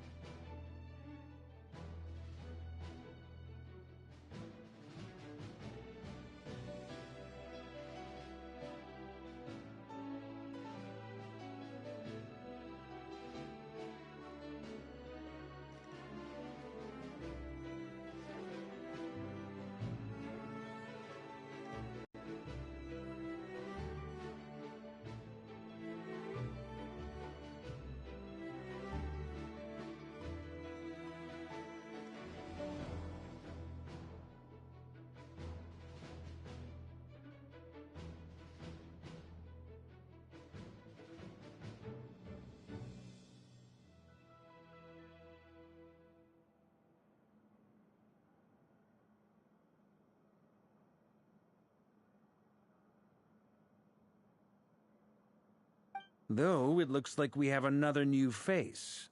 Someone else managed to rope in a colleague, too?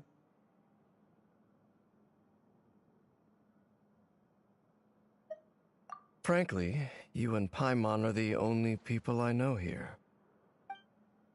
This here is Deansliff, colleague of Teyvat's greatest guide, Paimon, and greatest adventurer, the Traveler. Well, not exactly colleagues, more sort of friends. When someone else jumps in to do the announcing, you know you're speaking to someone important. Let's hear what he has to say. Note to self. Once Paimon knows your name, the rest of the world will soon follow. When he comes looking for us, it's usually something important. Paimon's guessing you've heard about the Wild Hunt, then. From the looks of it, you're about to hold a meeting. If I were to say that the Wild Hunt is our mutual enemy, would that earn me a seat at the table? As the saying goes, the enemy of my enemy is my friend. Mr. Dainsliff, there's a seat with your name on it. Though, I can't promise the same for everyone else. Hey, Albedo, think you can rustle up a couple more chairs? After all this time apart, Grandmaster Varka's first order is to rustle up a couple more chairs. I've missed this. Is he being sarcastic? Hey, he's your brother. Why are you asking us? I've still got a lot to learn about the nuances of human conversation. Trying to decipher Albedo's way of speaking has been like jumping in at the deep end. Oh, good point. Paimon gets you now. Don't sweat it. There are people who go their whole lives without getting the hang of it. You're ahead of the game already.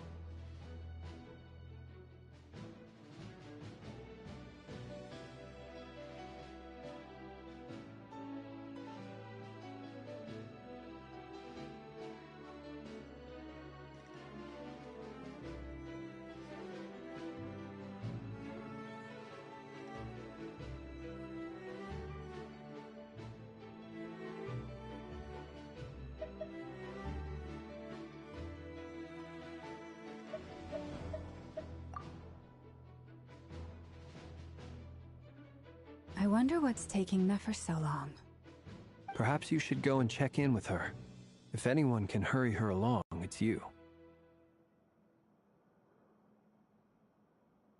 I just got back from the curatorium. Besides, aren't you curious to see what's taking her so long? Miss Nefer doesn't strike me as the type to share secrets. And since gathering intel is her specialty, I'm guessing she'd prefer to keep her methods confidential. Under such circumstances, would it not be tactless for me to impose? Oh, but it's fine for me to impose. What can I say? You have an unrivaled ability to garner people's affection, Miss Moonchanter. Besides, you have far more in common with her than I do. All right, then. Impressive. She barely fought back at all. I admire your powers of persuasion, my friend.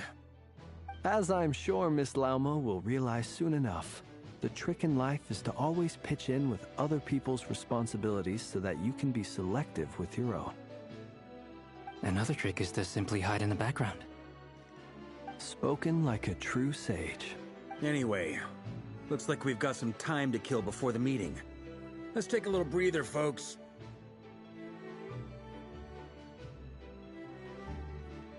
And feel free to chat amongst yourselves. We'll get down to business once the other two arrive.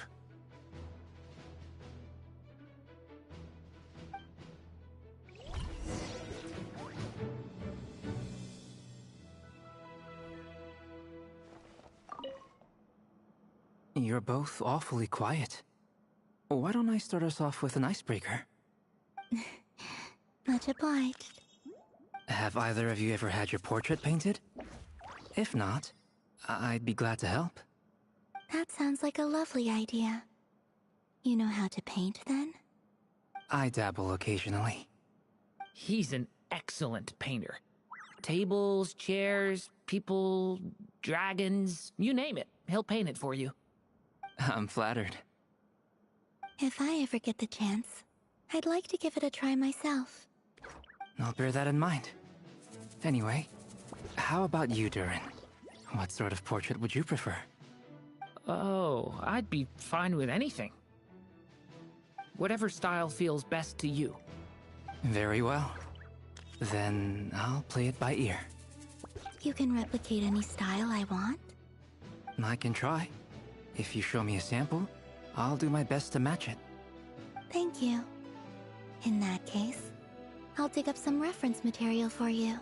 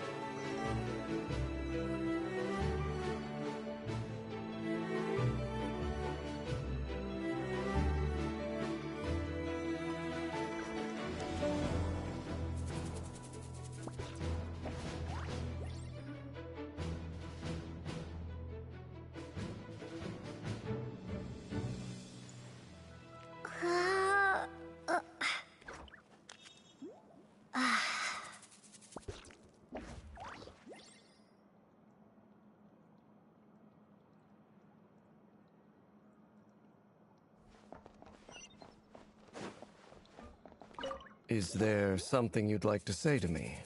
Yeah! For starters, why'd you just show up here without even giving us a heads up? If you think back to our previous interactions, you may recall that that's hardly out of character for me. You do have a point there. Oh yeah! You'll need to find somewhere to stay the night too, right? Want to tag along with us? You never know. We might get a group discount. Sure. Let's do that. Great! Paimon will handle it. And in return, we can get Dainslift to be our very own personal bodyguard. If that's what you had in mind, you should have said so sooner. I'd be happy to help. Oh, okay then. Paimon was only kidding, but good to know. Anyway, since we're all here together, we might as well watch each other's backs. That's just what friends do, right? Indeed. Thank you.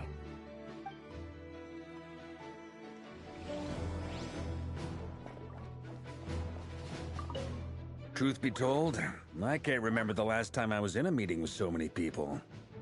You're not alone there, my friend.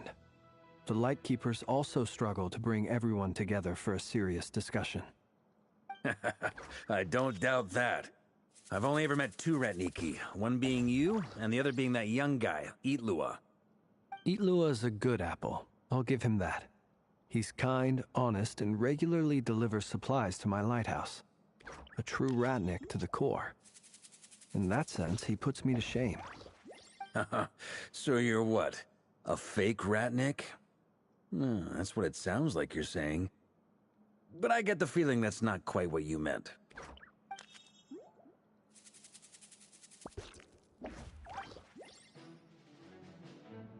Come on, why the awkward silence? Sorry. I'm not even gonna bother trying to hide it. You've known all along, haven't you, my friend? Now, that was an awkward silence. Let's just keep this between ourselves. Probably best if Itlua doesn't know, huh?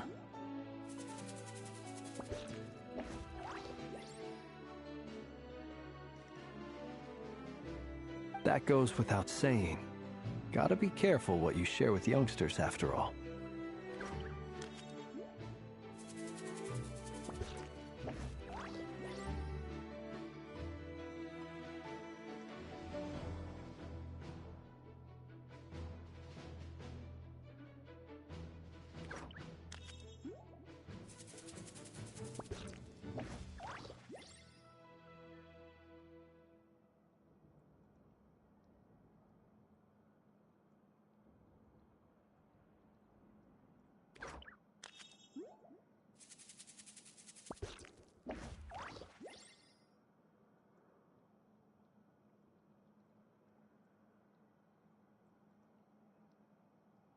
Anyone else in the know?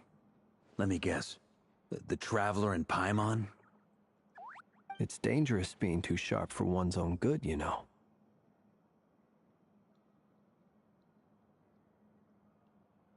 Then, in the name of the Animo Archon Barbados himself, I swear, your secret's safe.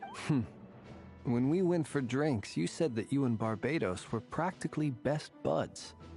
In the light of that claim, do you really expect me to take your oath? Of course. Just as long as you don't go spreading around the fact that I'm close with Barbados, all right?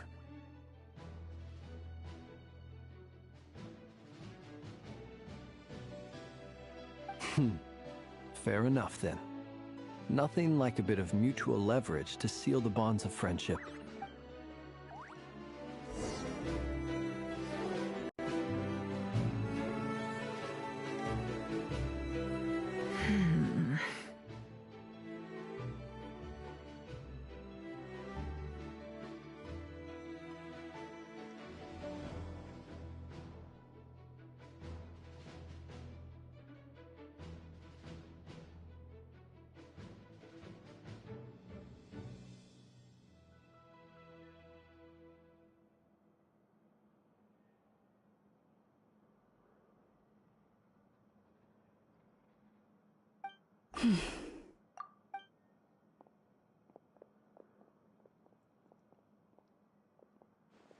Ah, Miss Nefer.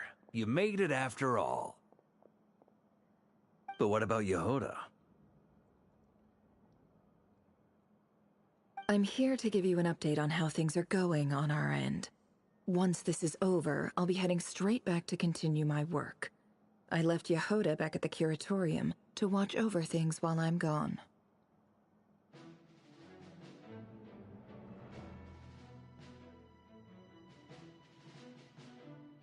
Huh. So much for just this once.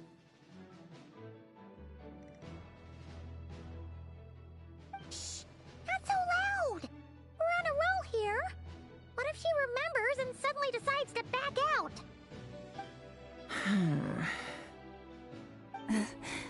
Did you say something, Mr. Varka? Huh? I didn't say anything. Right, Flints? Must have been a frog. They get so noisy around here at nighttime. It's like they're putting on a concert in the background. Anyway, before we begin, there's a few introductions to make. Let me start by saying that it's an honor to be speaking before so many distinguished colleagues and collaborators. First up, we have Miss Lauma. As Moon Chanter, she's the leader of the Frost Moon Scions, a local religious community in Nodcry. Then there's Miss Nefer, boss of the Curatorium of Secrets, an intel gatherer extraordinaire. Nefer is leading the investigation into Rerer's background, assisted by Yehoda and Lauma. From the little I've heard, they're making some great progress. Over here, we have Mr. Flintz, a ratnik and guardian of the abandoned lighthouse. In our last operation, he courageously distracted the Wild Hunt to buy time for the rest of us. For those of you who've never met, this is Mr. Albedo, a renowned alchemist and captain of the Knights of Favonius investigation team. By his side is a new face for us all, myself included, Mr. Durin, who has come to lend his aid.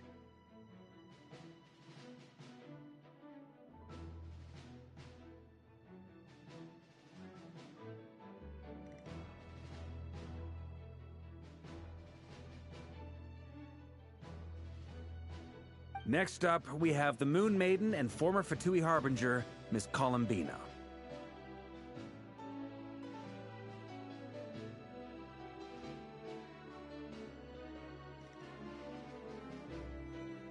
Then we have the Traveler, who's earned more titles than I could possibly hope to list out, so I'll spare you the rundown. And Paimon, the ultimate travel companion and quite possibly the best guide in all of Tevat. Wow! That's a lot of people! Great turnout! Miss Nefer, it looks like you might have another job coming your way, so, congratulations on the booming business, I guess. You think I haven't got enough on my hands as it is? Who's looking for me now? That would be me, Miss Nefer. I have a commission for you. And you are?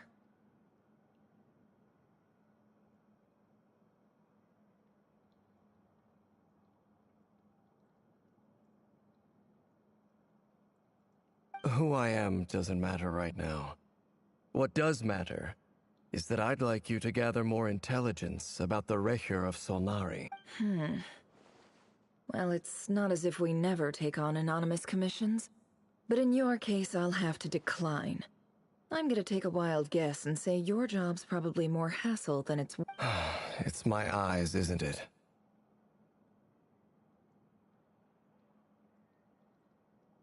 Conrian, I assume. And what's with the mask? Are you trying to hide your identity? In any case, the fact that you're even still alive raises an awful lot of questions for me.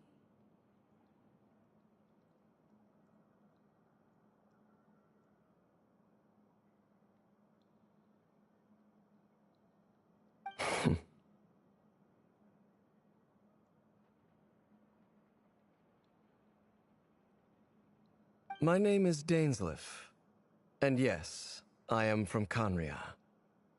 As I'm sure you're aware, the Recher of Solnari's real name is Reri. Really? Then you must have been quite an influential figure yourself.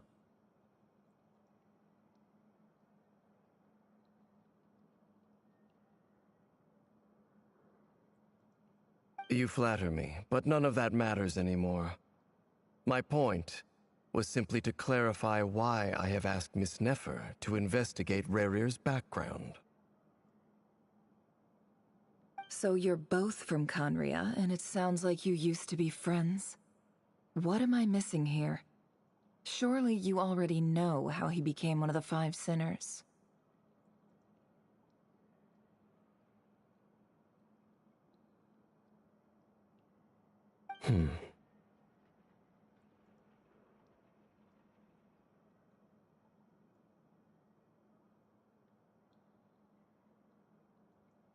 I'll tell you everything I know. The history of Conria, the names and identities of the Five Sinners. I have never spoken openly of this before. But the truth was exactly as people say. The Five Sinners were each driven by their own desires, and it was by playing upon these that the Abyss tempted them to their fall, tearing Conria apart in the process. The visionary, Vedafinir, who wished to foretell the future. The wise gold, Rhine-daughter, who desired to create life.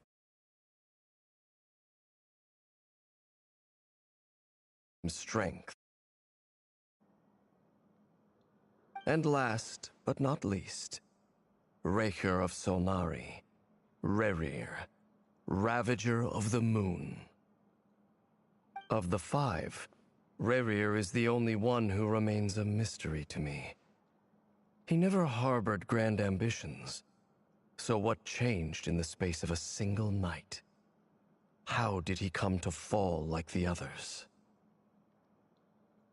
In other words, you're saying that his change came as a shock to you, and you have no idea what actually happened?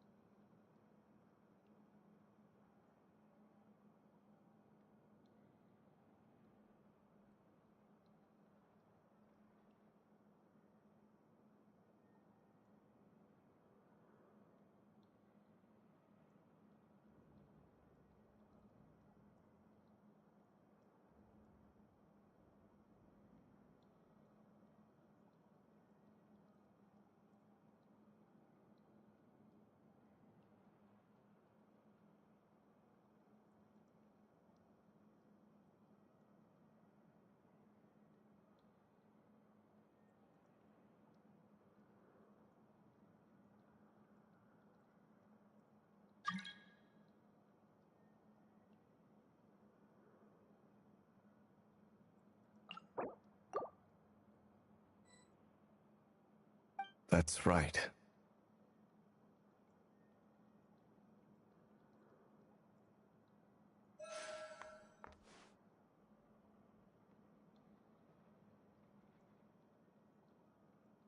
You mentioned how the Abyss tempted them, which led to their fall.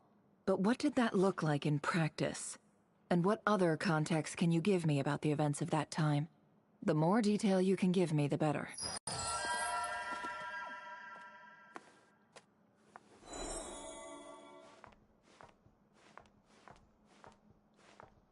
Strangely, now that it comes to it, I hardly know where to begin. The fateful night took place during the era of the Eclipse Dynasty.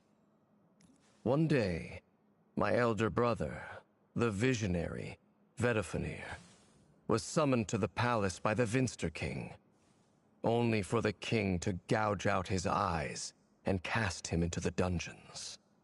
When I came to hear of this, my fury knew no bounds. I gathered together every ally I thought I had, and together, we set a night to storm the palace and free Ved. Centuries on, the memories of that night still... But then... So... I cannot say... Uncovering the Sounds pretty good to me. Hey, you know... Relax. I'll give your proposal some... Before that... Now that we've united the... You've done so much for me. So, from the moment so far, even so... Kutar. Defeating the Wraith. Natural. We've considered... Is it even possible, given Albedo's expertise in alchemy? I think we... Understood. As for the other two... So you're placing all...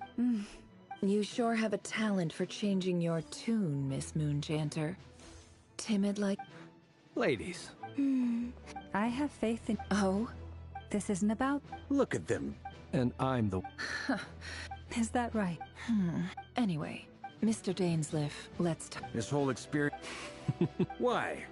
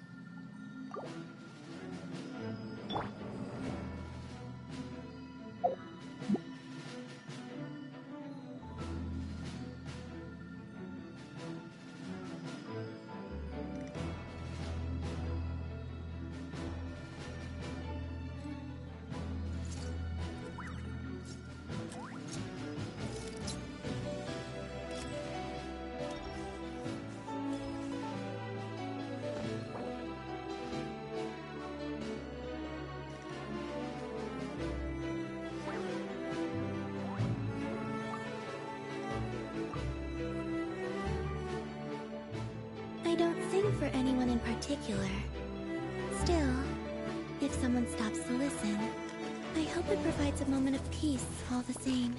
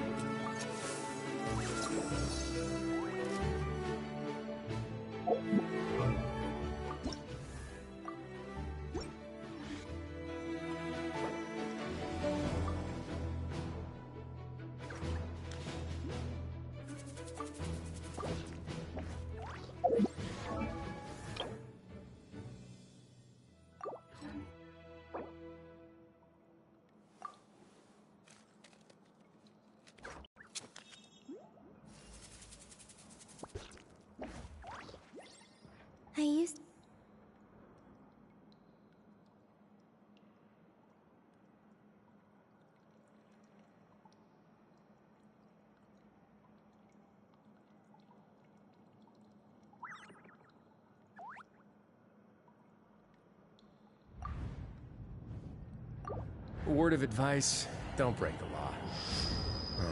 Is there anything else? Yeah, seriously, don't break the law.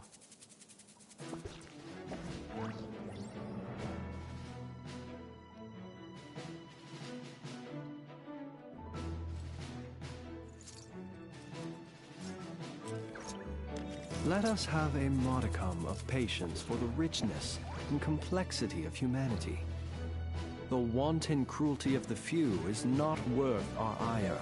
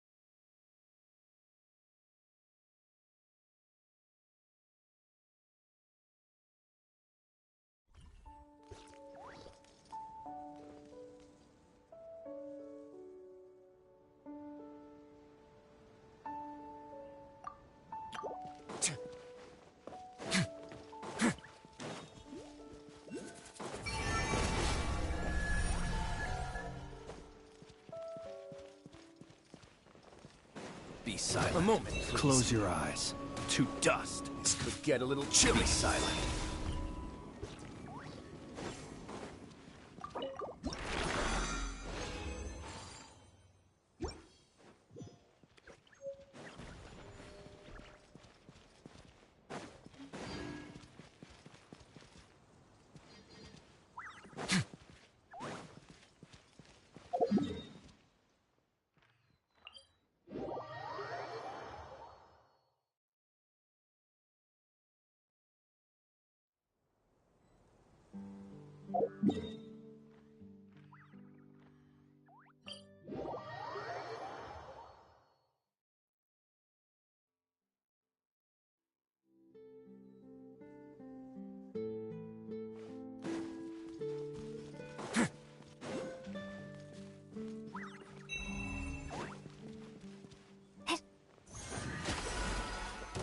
Close your eyes.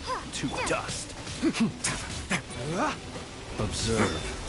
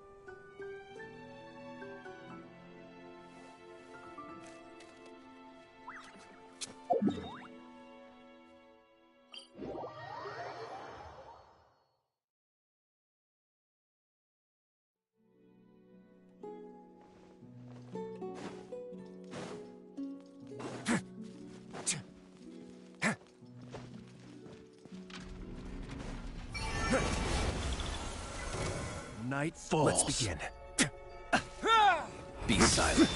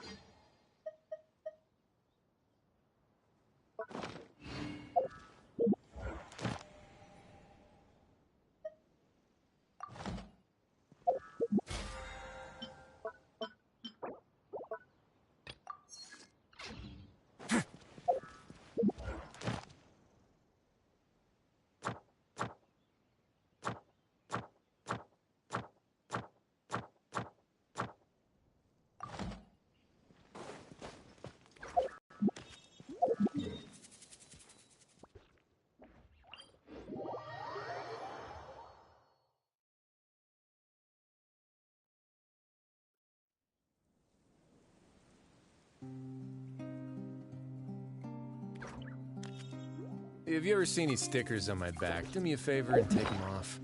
Malazines like to play pranks sometimes.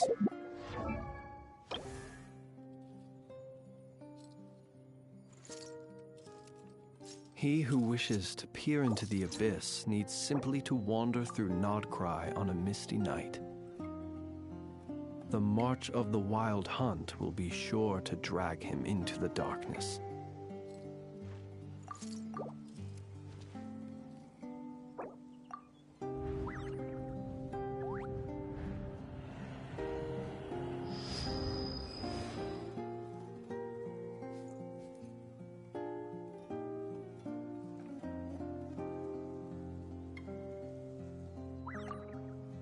I once considered keeping some pets in my office, but soon gave up on the idea. It's just not right to keep small animals where they won't be able to see the sun.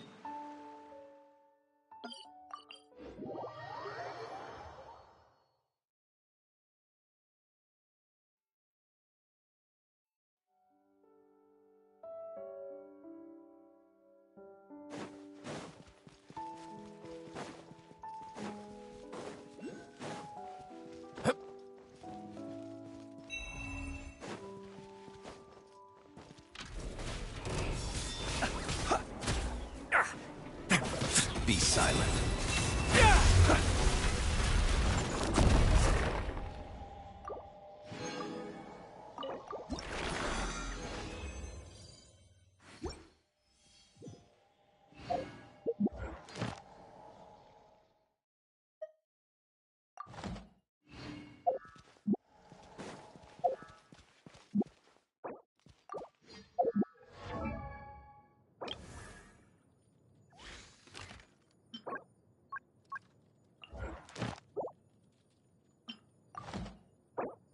A word of advice, don't break the law. Is there anything else? Yeah, seriously, don't break the law.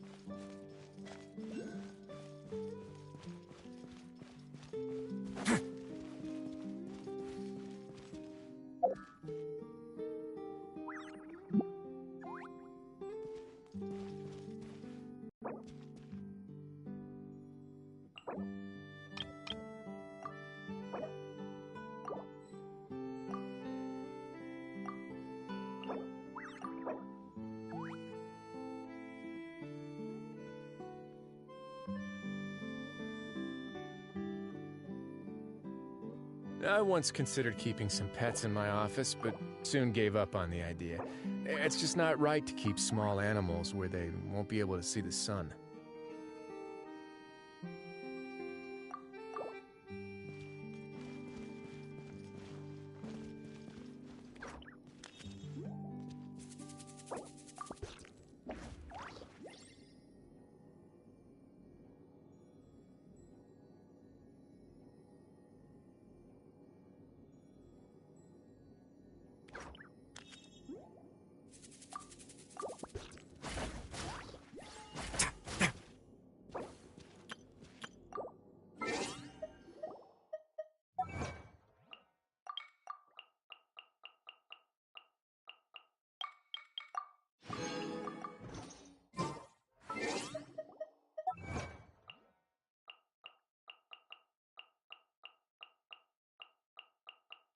A word of advice, don't break the law. Is there anything else? Yeah, seriously, don't break the law.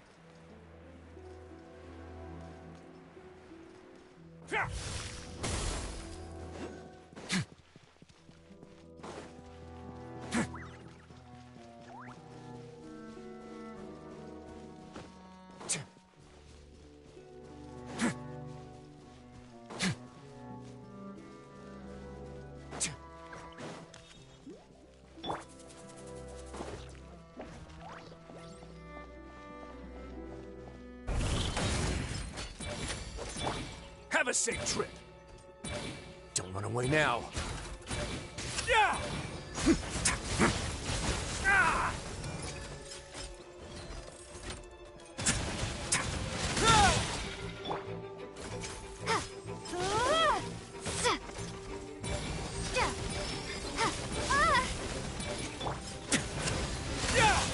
Let's begin.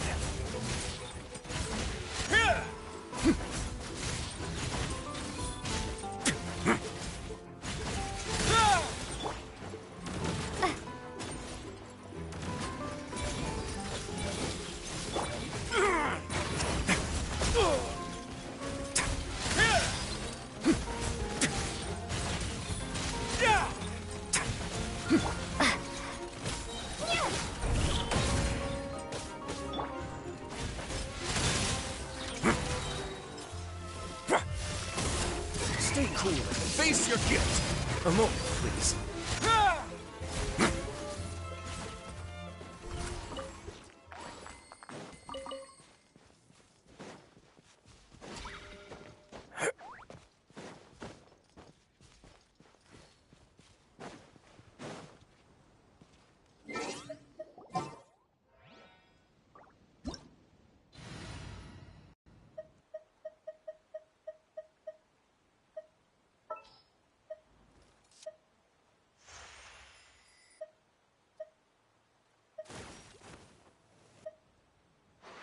Have you ever seen these stickers on my back? Do me a favor and take them off.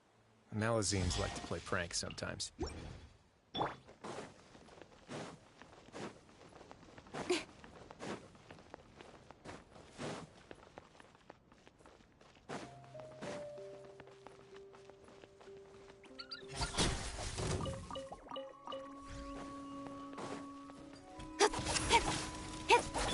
run away now. Incoming!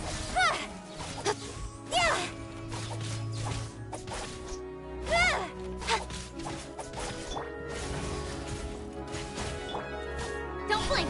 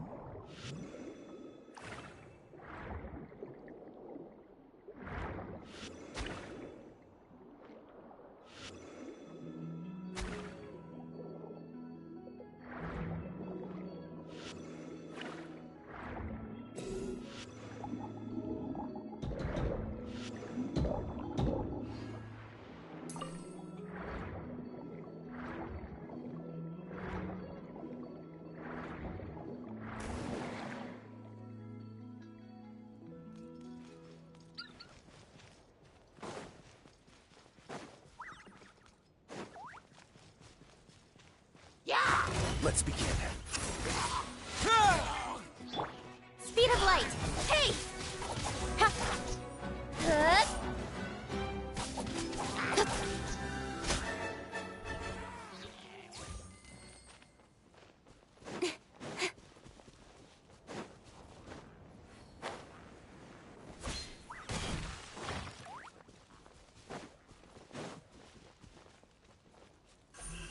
Incoming! Huh? A moment, please.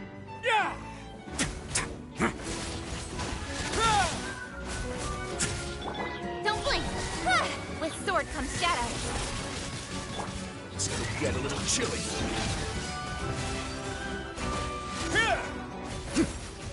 Let's begin. Incoming! Hey!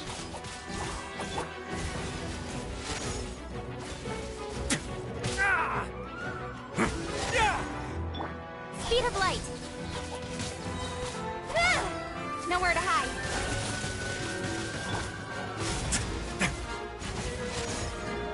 Away now.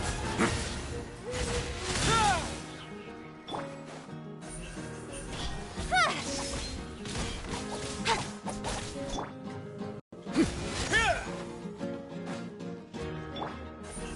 Hey!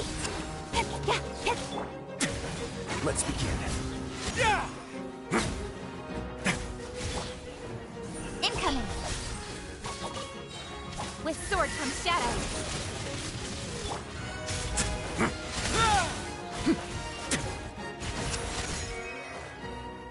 A moment, please. Stay cool and face your gift.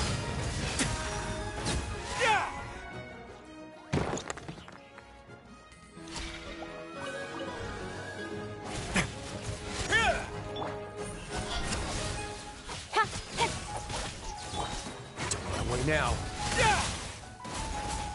Cut to the chase.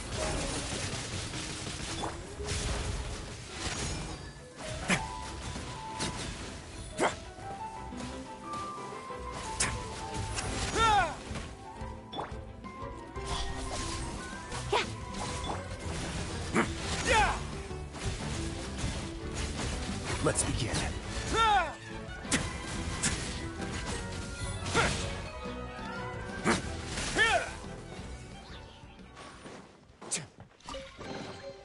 All unclaimed articles should be turned in. So, neither of us saw anything here, right?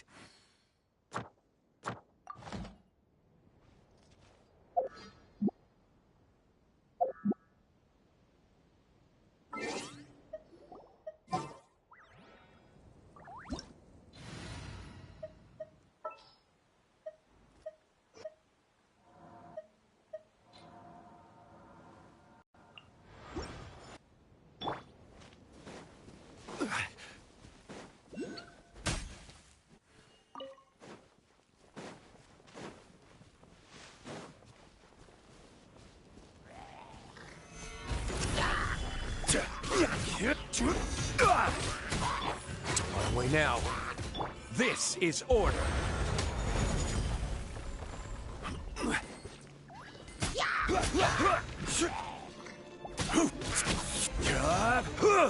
Gather.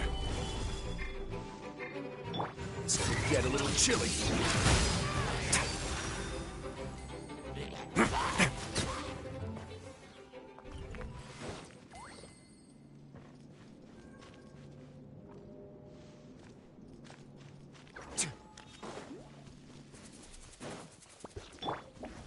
Order guide you. Yeah.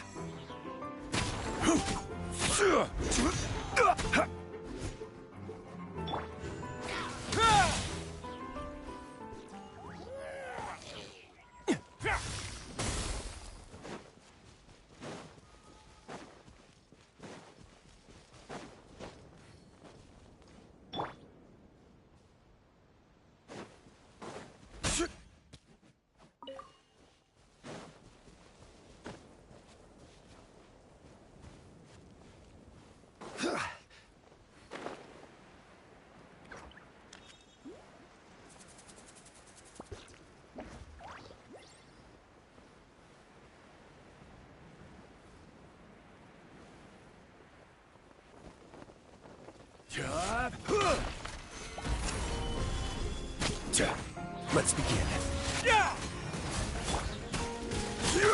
This is order.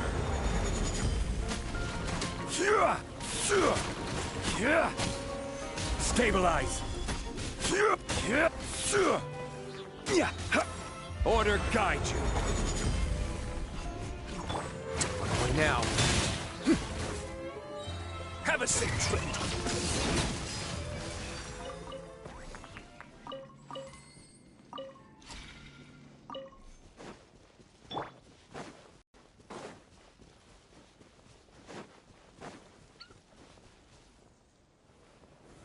Gather!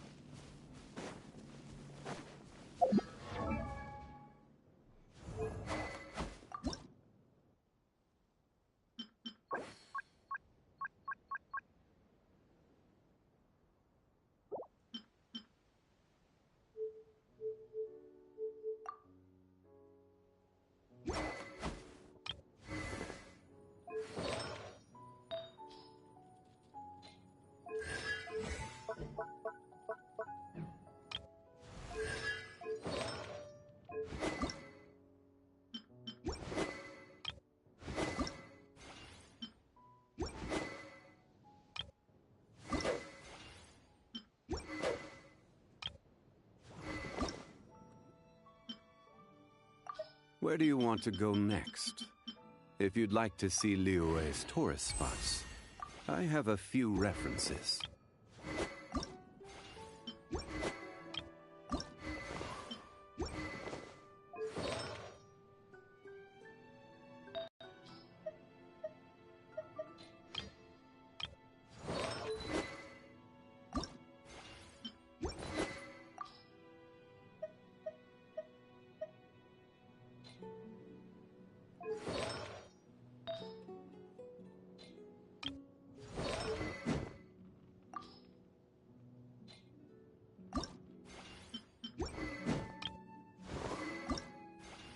Osmanthus wine tastes the same as I remember.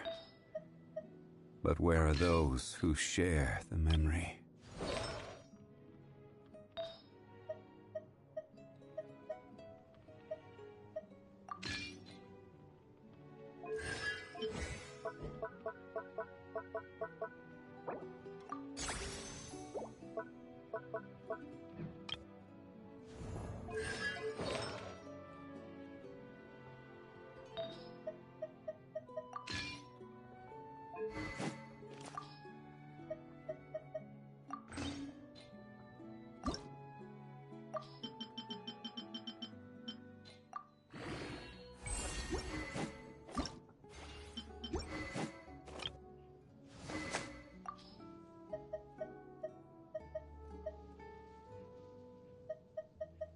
Osmanthus wine tastes the same as I remember. But where are those who share the memory?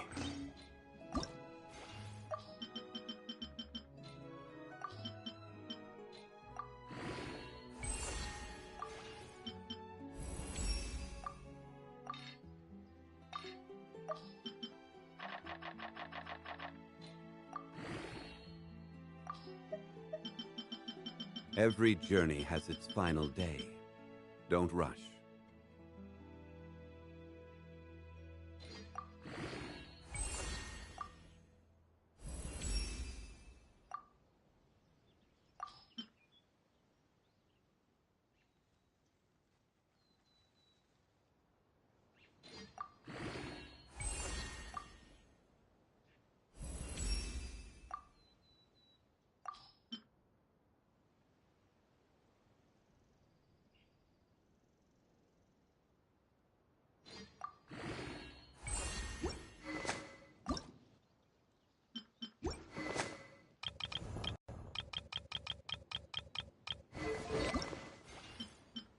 Osmanthus wine tastes the same as I remember. But where are those who share the memory?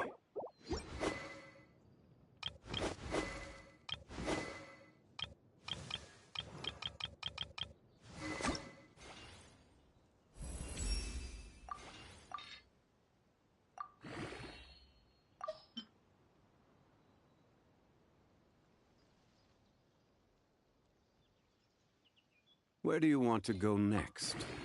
If you'd like to see Liyue's tourist spots, I have a few references.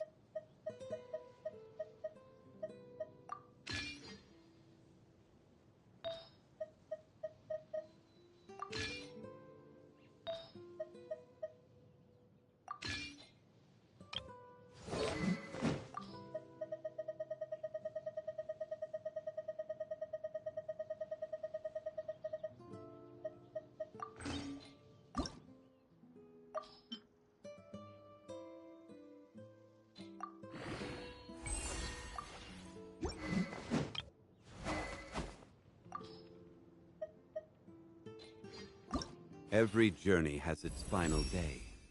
Don't rush.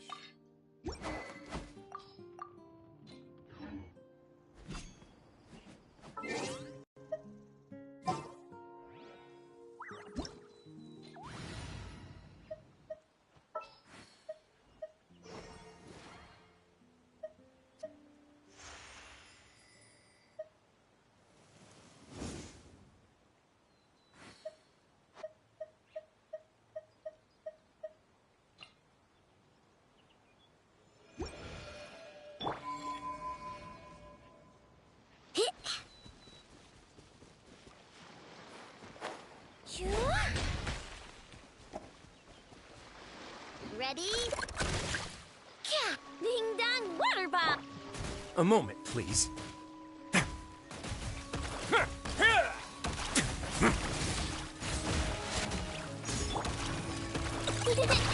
claw!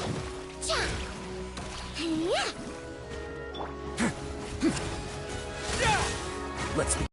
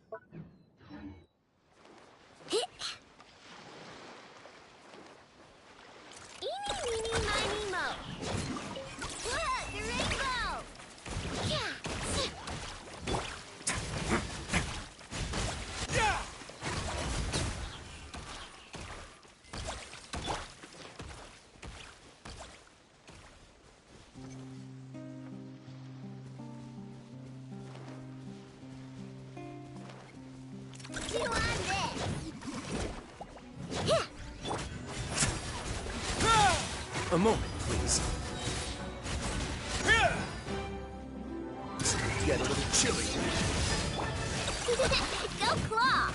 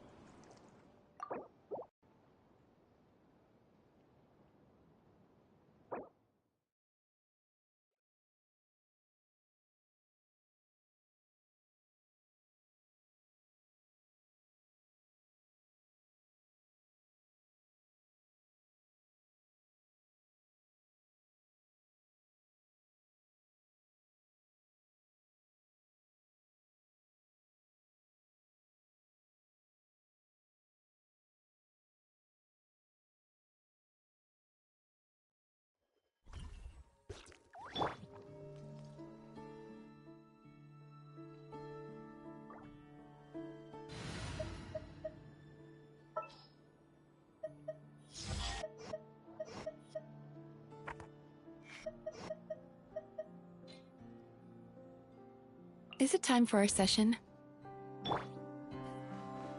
Sweet dreams.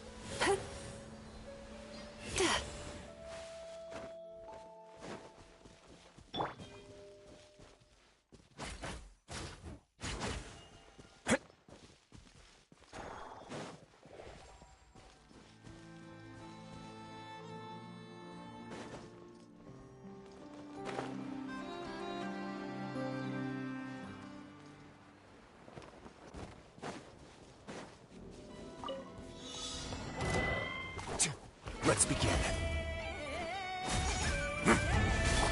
Solidify! Turn that frown upside down. Yachan, Taechan, let's go! This is order. Stabilize. Way now.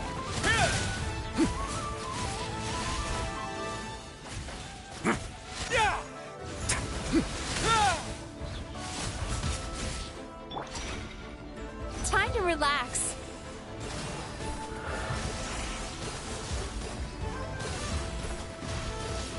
Ah!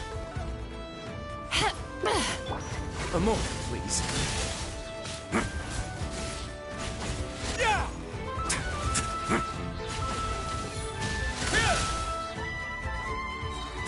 Have a seat.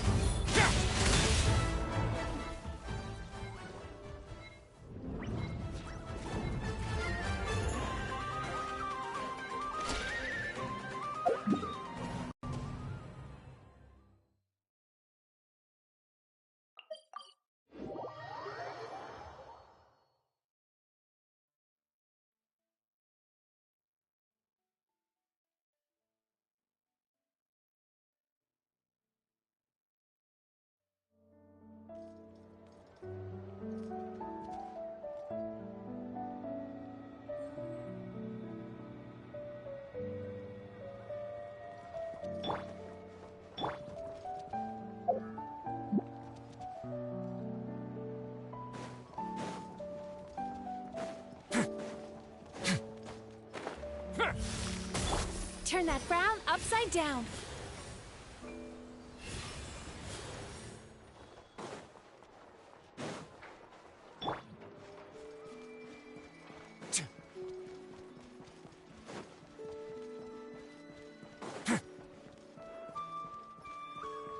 Ad Astra. Thank you for completing today's commissions. Here is your reward. Ad Astra.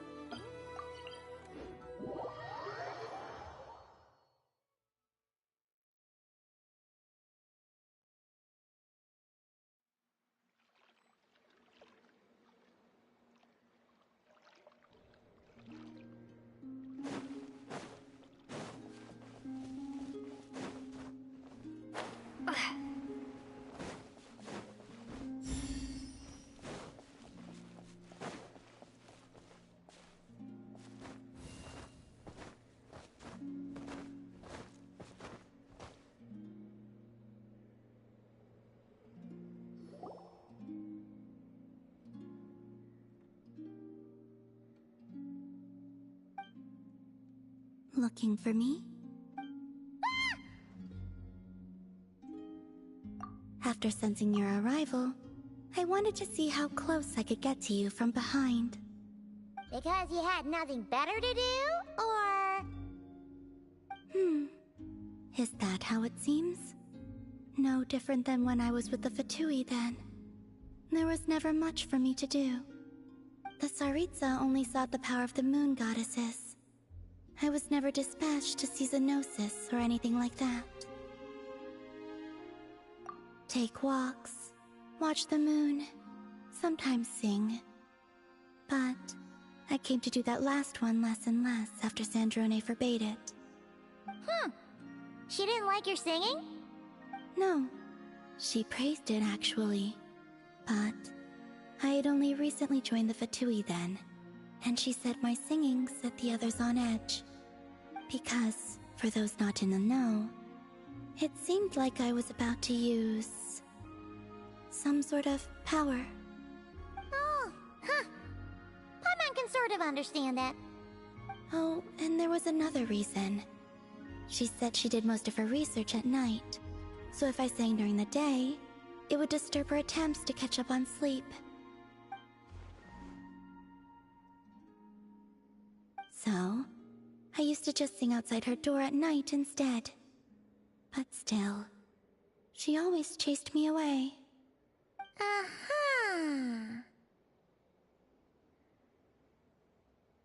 Get along? When we first met, Arlecchino did seem eager to get along with me. She often showed up behind me without making a sound, like I did to you earlier. She said it was an attempt to test me, I believe. I too attempted to join in on the game, but she always managed to spot me before I even got close. Eventually, I resorted to using Kuvaki and managed to give her quite a scare from behind. But she never played that game with me again after that. Yeah, Paimon doubts that was a game to the knave at all. What else? Oh, the doctor often asked me to assist in his light realm-related research. I obliged him a few times, but it was so dull. Use Kuvaki to strike this. Use Kuvaki to control that. I stopped going after a while. Yes, even though I've run away from home, I do have some fond memories of it all the same. Arlecchino and Sandrone treated me quite well, along with...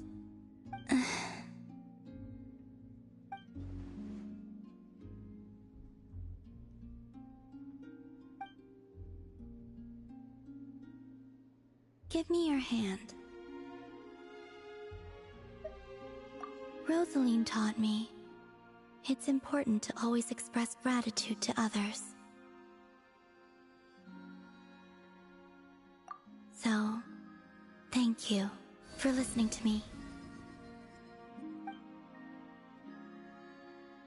I believe that's enough for today. Whoa, that was sudden. Yeah, guess you're right. Well, let's not bother her then.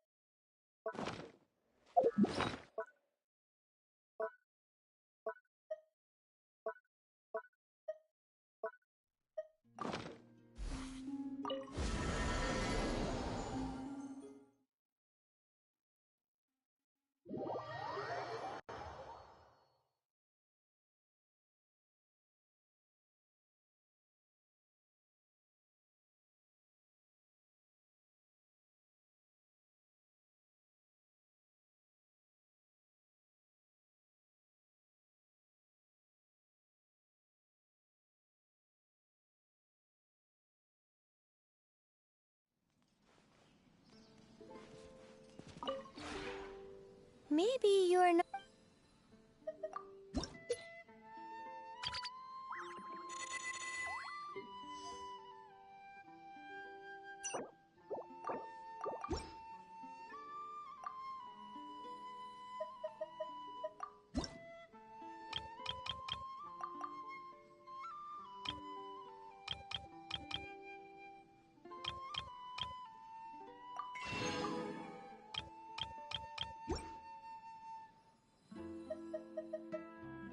If you ever...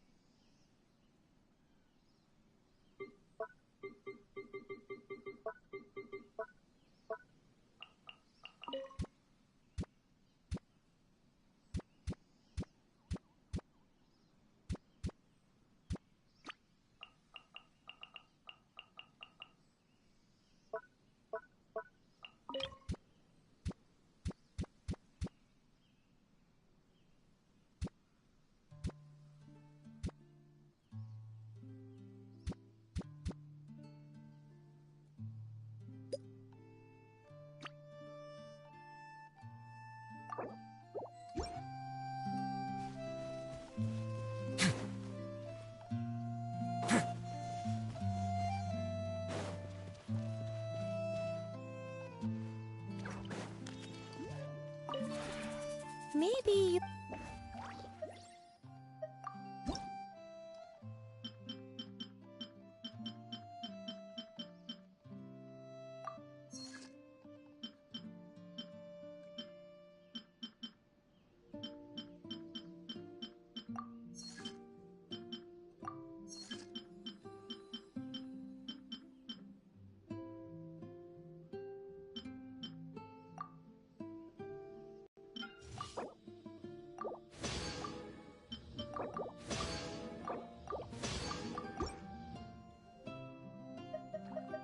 If you ever...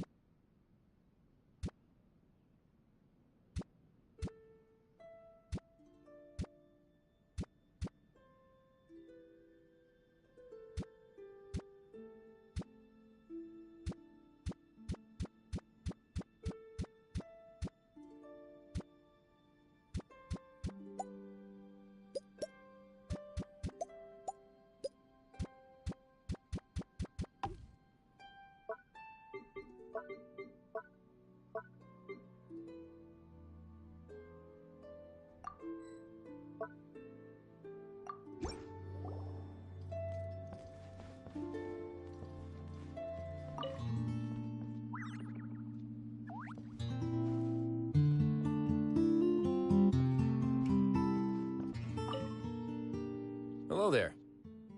I was just thinking about finding a patch of grass to lie down if you don't need me for anything. I quite like the environment. The temperature and humidity are both near perfect. It's a very fitting place for a leisurely vacation. You really are quite something to possess such a cozy and comfortable haven, but still be willing to venture out into the unknown. I like the sound of that phrase. I just might write it down and add it to one of the regulations at the Fortress of Meripede. Should I say that it came from you? Ah, you saw right through me. Don't worry, though. I was just joking around. If I was actually going to add some new kind of rule, I would be sure to take full responsibility for it.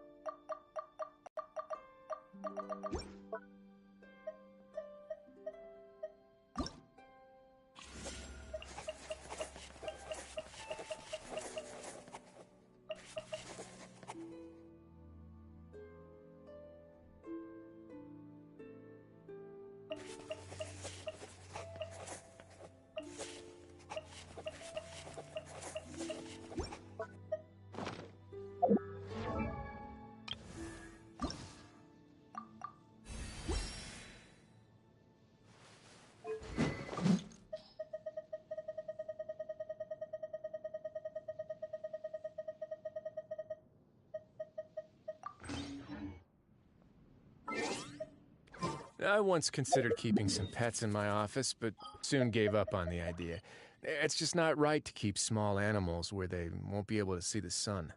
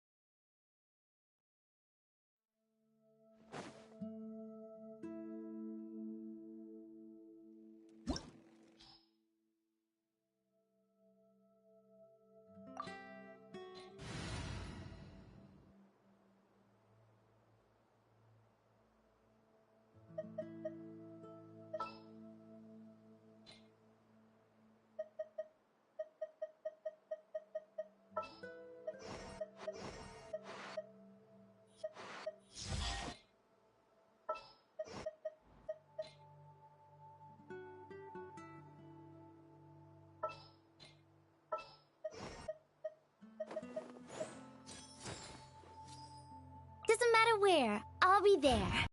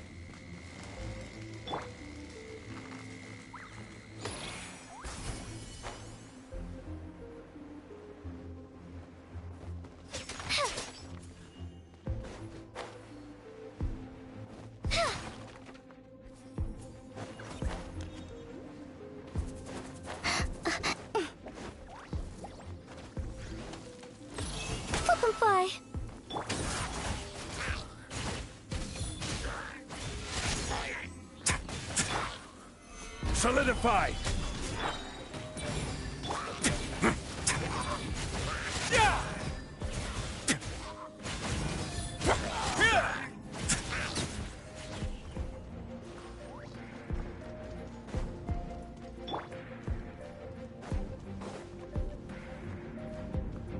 I will have order.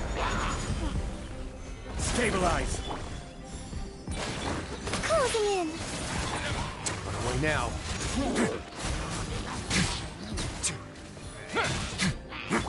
Ills be gone. Gather. This is order.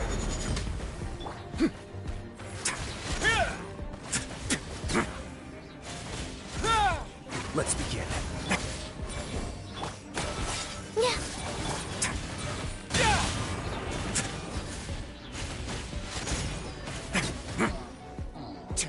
Stay cool. Face your guilt. I will have order. Solidify.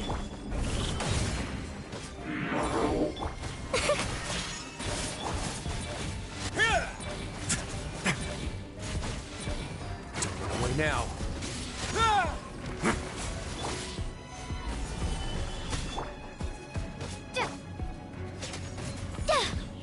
Up and away!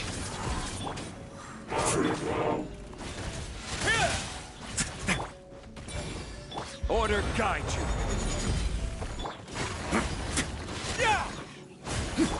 Swift as the swallow. Nothing to fear. Stabilize.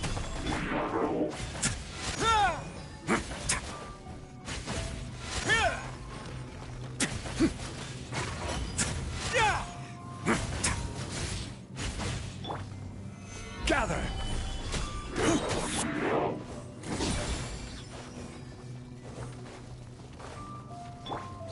Let them fly. The bell rings no more.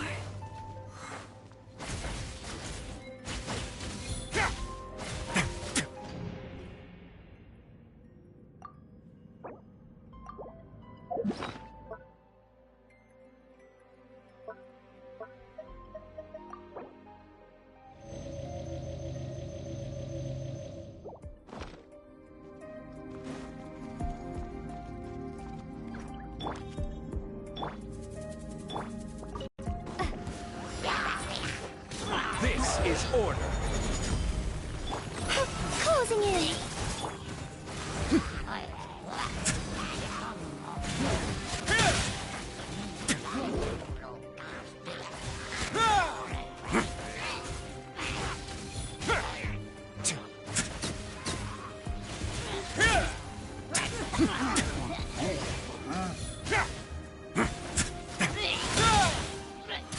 Get a little chilly. Up and away!